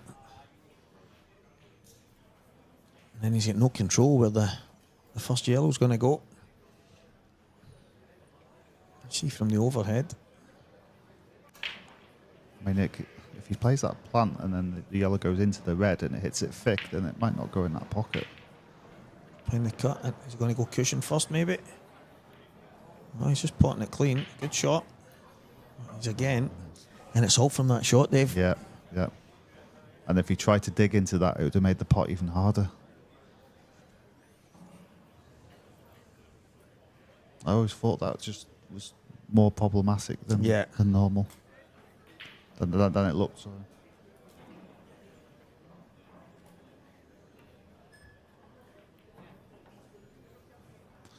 So is this the chance for Scott to get back into this match?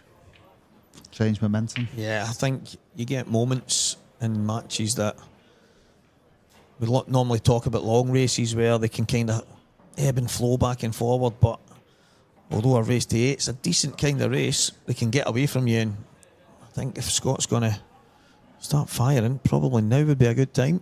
Yeah, he's just got to take the chance and ask the question and get back into the match.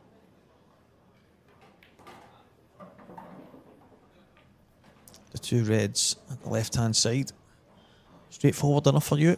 I feel he's just lost position a little. Yeah, I think he wanted to go a little higher up, so he's straight on that red next to the yellow. Going into the yellow is not ideal, but he still will have a shot. He's not on the one in the ball carrier. Yeah, good shot. So he's got the long one now into the bottom left. Just one by the left of the table. He's just have to give a bit of consideration to. I thought he just stunned it in, to be honest. Then play the one into the bottom right and then maybe middle. But I think he was obviously worried then that was leaving distance. But if he had an angle, it wouldn't have mattered because he could have drifted there to the right hand side. It looks quite natural. Yeah, 2 cushions into the 2 yellows maybe, or dead weight.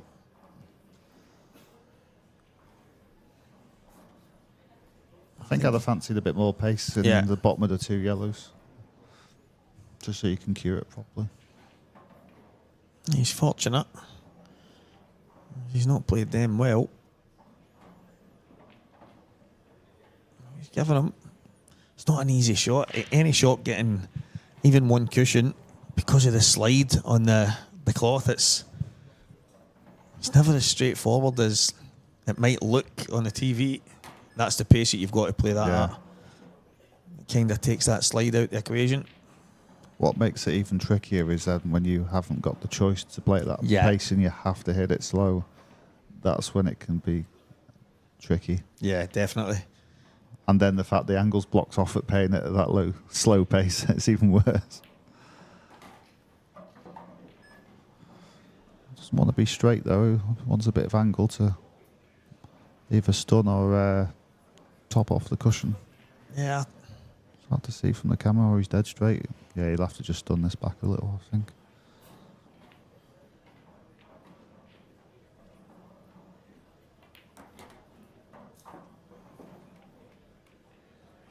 Yeah.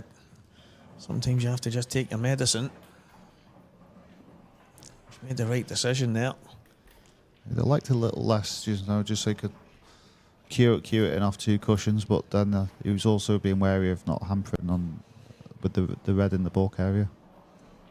And the shot Robert played previous, Dave, when he's kind of stunned high for the one in the middle, is there ever an argument for dropping it in and having the yellow to the top left and then getting on the black? It's a great black he's knocked in. Yeah, it's great black.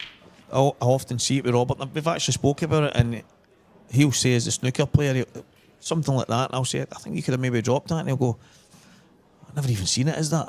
He says, now that I look at it, Yeah. I probably could have just dropped that in and then, but it's the getting the cue through the ball he likes to, and I think that's the snooker background he's got, and he's obviously taking them out well, but I think it's a good thing because it's less chance that he'll decelerate on yeah, shots. exactly. But obviously there is sometimes you do need to play them soft shots, and I think it's the old time and a place for everything. yeah. It's but every player is different as well. The cue actions, how they're feeling, and Yeah. they're confident or not. So Some of the scores. Adam Myerscough's gone 1 up on Liam Dunster. That one's underweight. Trying to see what other pro games are on the go right now. Ben Davies and Luke Sanchez. That one almost ended up on our screens. And Darren Cook got over the line. I think he was 4-1 in front against Gav Robinson, but he's won that one 8-7. And again, that was almost, the winner of that against Lee Shepherd was almost on this table. We had 3 matches, 3 players were through, and we were waiting on the first one to come through the other side, and it ended up Robert that got through first. So it could have been Ben and Luke, and it could have been Lee Shepherd and Darren Cook, but it is the 2 Scotsmen, the Scotsman from Glasgow and the one from Leicester. Scott Anderson. Oh, he worked hard. He worked hard, Dave, to get himself in the Scotland setup. He was contacting everyone involved in Scottish Pool, sending all his bloodline details and just to prove him. And it's like they were saying, listen, it's not about that. We need you to play pool in Scotland. You need to enter our events. You need to support Scottish Pool. yeah, We can't just have anyone from anywhere just because they're a good player come and play. And to be fair to him, he's done a lot of travelling. He goes up and plays in the qualifiers for certain events, and he's going playing county pool and stuff in Scotland. And so fair play to him. He's done his. that's brilliant. He's done his bit. It's a lot, especially for county. That's a long way to go for county. Exactly.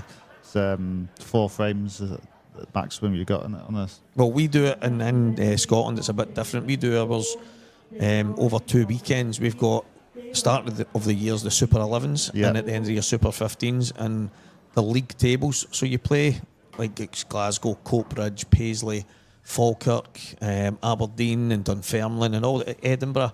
So all the it's like a league table system, and it's all done over the course of a Friday to Sunday. Yeah. So he only needs to come like at the weekend, and obviously by the end of it, you crown your winners of that particular event. But it's still for someone to travel as far as he does. So I've said to him numerous times, he was desperate to get involved, and he wanted to pull on that Scotland jersey, which is fair enough. And he knew the hard yards that he had to put in, and fair play to him, he's done it. Yeah. It doesn't surprise me, you know, after speaking to Scott, it doesn't surprise me at all. Yeah, last time I was playing county, it used to be just like 4 frames on a Sunday. And well, I think that's still the way it is in England. Yeah.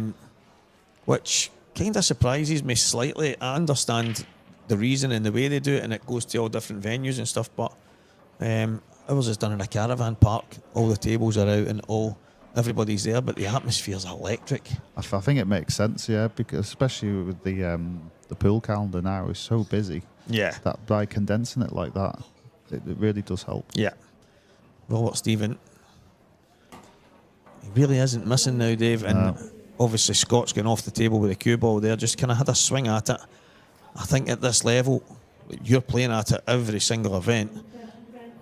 2 shots gifted from the break. You don't usually get a second chance. No, you don't know, unless there's like a few problems to deal with. But no, in general now, you expect the players to take them out, especially Robert in this form. Yeah, 6-0. I can't help but feel that maybe Scott's just, I don't know, he just seems a little bit off it, and which is unfortunate because this could have been a really good contest. Yeah. It can happen to any of us. Yeah. It's happened to us all. It's just not meant to be. You know, you're gonna miss chances you don't feel comfy, or you're just not getting a nice easy chance just to get going.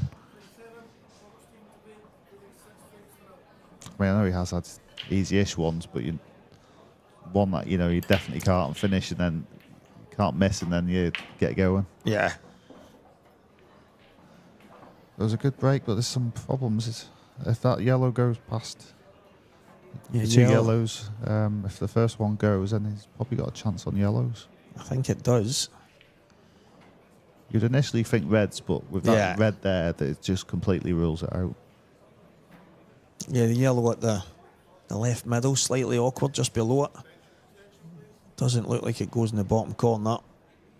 One to the top left, quite straightforward, just needs to drop on it, but I'm not 100% sure that the yellow doubles. Do you think it passes the red? I think it's tight. I think it does, but it's tight, and it's one of them you got to play slowly as well. One of them you have to get. It maybe just miss the red, and it's a tough shot to play when the cushions are quite slidey. As you say, the reds are out the equation, and he has to open that red up first shot. Oh, he played the plan. Oh, I like that, Robert. Yeah. Bit of vision. He's unfortunate. Yeah, that was definitely the shot. Yeah, great shot. Just didn't get the reward that he probably deserved. It's tough to get the angle right when the cloth is as reactive and zippy as this. Yeah, it was just the fact he got the double kiss, wasn't it? Yeah, and exactly. It'd have been fine. He'd had a difficult shot, but it would have been off the cushion.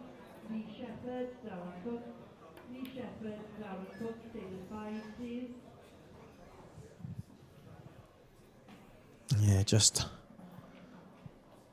trying to give a bit of distance here. Scott's obviously had a few bad misses, but this is what I mean, the way things have gone for him, and then his first shot he's faced with this. Worrying about the cue ball going into the 8 ball. And it's just, yes. It's just everything's in the wrong place at the wrong time. You see Scott's face there as if, yep, this is the norm.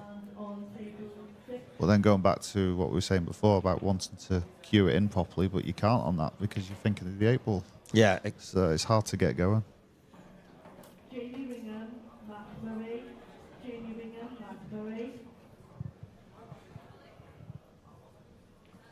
Maybe.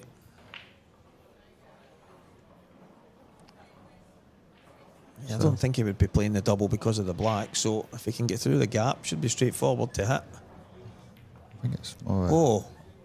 Oh, wow. Great shot. Yeah, that'll do lovely. That's brilliant. The thing is, as well, he was potentially causing havoc in that corner as well if it didn't go in, so it's a great shot. The beauty is, as well, if it hadn't worked out, he's got a bit of time on his side with the red above the 8 ball, albeit it doubles, but just like a little bit of a safety net.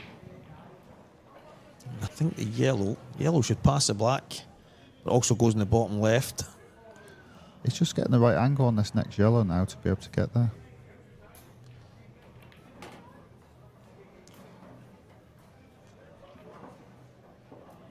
Oh, well, actually, you could, Right there would be, it'd be nice.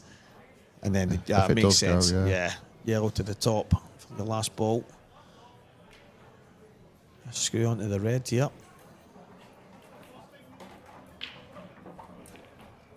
Just about perfect.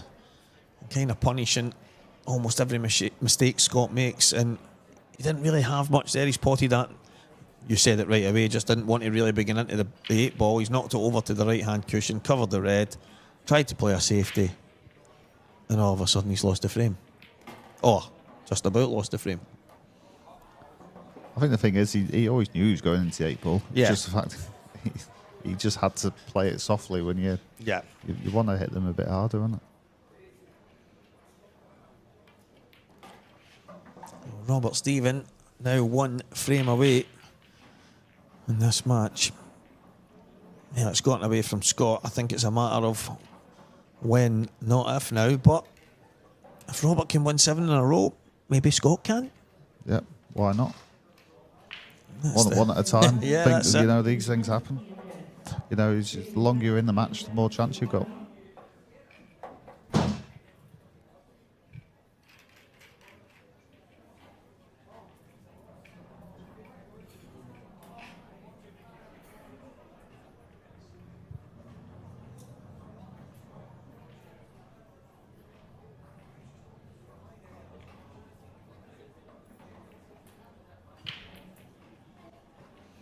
Our tables all on the go right now. You can actually see Luke Sanchez at the table. He's playing Ben Davies right now. Luke is 2-1 in front. That a rerun of the World Championship semi-final, which Ben came through. Here we go. Scott just absolutely creamed him like he didn't have a care in the world. He might not have at the moment. No, that's true. That is very, very true. He'll just be saying to him, like, to himself, why now? Well,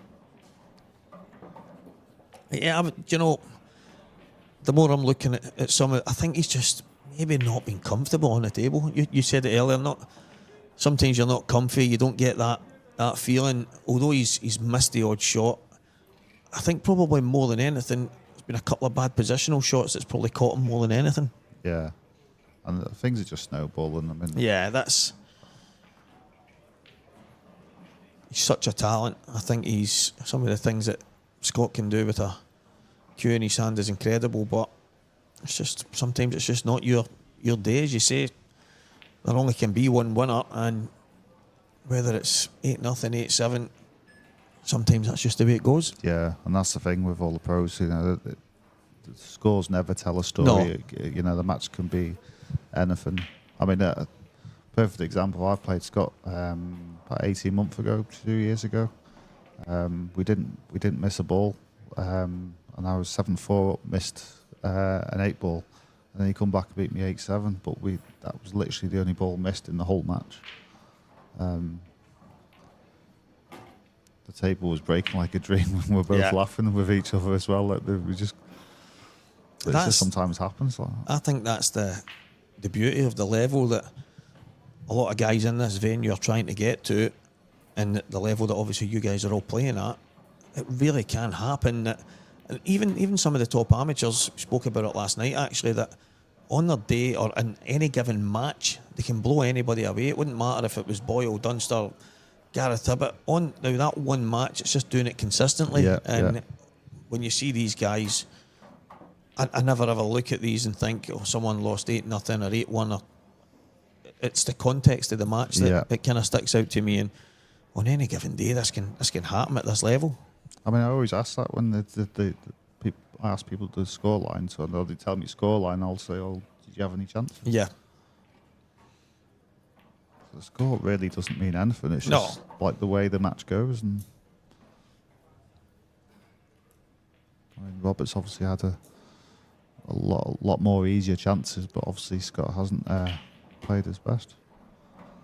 No, I mean, I don't think he should go and beat himself up too much. You know, I mean, he's a proud guy, so he won't be too happy the way the match has gone. But unfortunately for Scott, he has lost, and he's lost 8-0 to Robert Stephen. Just one of the matches, Dave. It is, yep. We've all been through it. And no doubt he'll be back. we'll all be through it again. Yep. That is just the way, it's the nature of the beast. It's just the way this game goes. But great win for Robert, though. Yeah, fantastic. He'll be pleased with that. And he's telling me he's feeling good, so he absolutely is. So I'm going to head out, guys, and have a wee chat with Robert. So I'll get you at the TV. Dave, thank you very much, mate. Top man, as always. That's good to be it.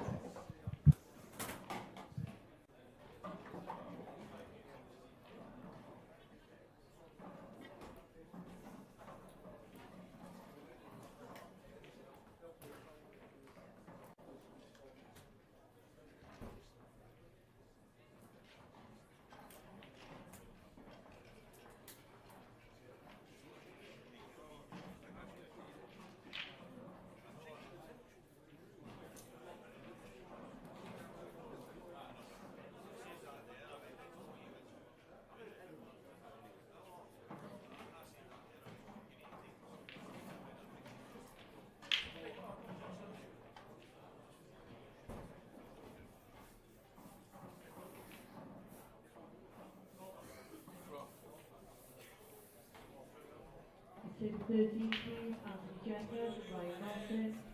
Anthony Jeffers, Ryan Martin, table 13.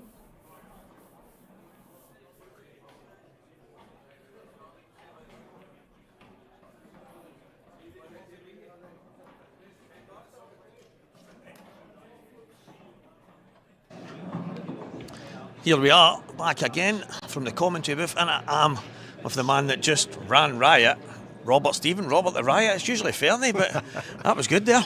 I was due a good win on the stream table, to be honest. I felt really good. My first game, played well, good win against Stuart. As soon as I potted one in black, my name was called, so it's good just to go straight back on while you're kind of in the zone. So we spoke, Dave Adenall was on comms with me, and we probably spoke about the difference in the table quite a lot, probably more than the viewers will want to listen to, but it's the explanation that sometimes it's hard for them to understand how different it can be. Scott told me there that he really struggled with it, and he felt the temperature in the room and all these different things. You looked as if you got to grips with it early, and that made a difference. I think apart from the second frame, I played pretty well. I felt good. I was sweating at the start, so see when the aircon came on, I was absolutely delighted. So it calmed me down. But in these matches, you know, it's crucial to get off to a good start. So if you get off to a good start, confidence is there. So. Well, we spoke just before the match, and you told me probably the best you felt in a wee while. Obviously, the match against Stuart, good win. You go in and win this 8-0. Obviously, the context, he's given a couple of chances up. He's not taken a few, and the second frame was a wee bit scrappy and what have you. But you've got a chance here. If you keep playing the way you're playing, you need to be confident. To be honest, my confidence was probably at an all-time low. But this week, I played a couple of local games, and I actually felt as if when your confidence low, you're a wee bit tentative and you're no cueing. But one of my strong suits is actually cueing the ball. Just hit the ball properly. So this week I've been working on just going for my shots and trying to cue everything a wee bit better. And I felt good today, so fingers crossed I can take that one to tomorrow. There's actually a shot you played. You played the yellow to the bottom right corner, and you powered it in and went high for the yellow in the middle, and you landed dead straight, so you had to screw back and take your medicine. And I mentioned on comms there was maybe an argument for dropping it in and then giving yourself an easier shot to go on the black, but I mentioned that's more you when you're putting the cue through the ball. See, to be honest, I practice that shot almost every day that I'm playing that long black, so I would rather be as straight as possible on it, because I know just cue it and that's it. I hate the thin cuts and stuff like that. Maybe some guys would have just took that. I don't know if it's a pool thing or not, but nah, the straighter the better for me. Yeah, that was good. So I'm going to ask you about having the IPA back in Scotland. This is good. The venue's fantastic. Obviously, there seems to be a lot of space everybody's talking about, but it's good to have one back north. As soon as I walked in, it feels a bit strange though staying in the hotel, because I'm just 10 minutes up the road. And I was in my work this morning, then it's my birthday today. I seen the kids and that this afternoon. So you kind of feel like you're just going down to your local club for a game. So mentally, it does help. Aye. Well, that's it. Some of the guys have obviously mentioned it's good to have the IPA back in Scotland. I think it's maybe been, 10, 15, could be 20 years. Long may this continue, because I quite like the fact that I can go and sleep in my own bed as well. Aye, definitely, mate. And it's good, obviously, you know what it's like when you're away. Sometimes you can't get a practice stuff. I went down to McGoldrick's for an hour before I come in, before my first game, stuff like that. And you're only 20 minutes up the road, so it's massive. And a wee hit under your belt. Yeah, so a massive happy birthday to Robert Stephen. He's played well, he's played like the birthday boy today. And we're back tomorrow at 1 o'clock. So guys, please join us then. Cheers, man.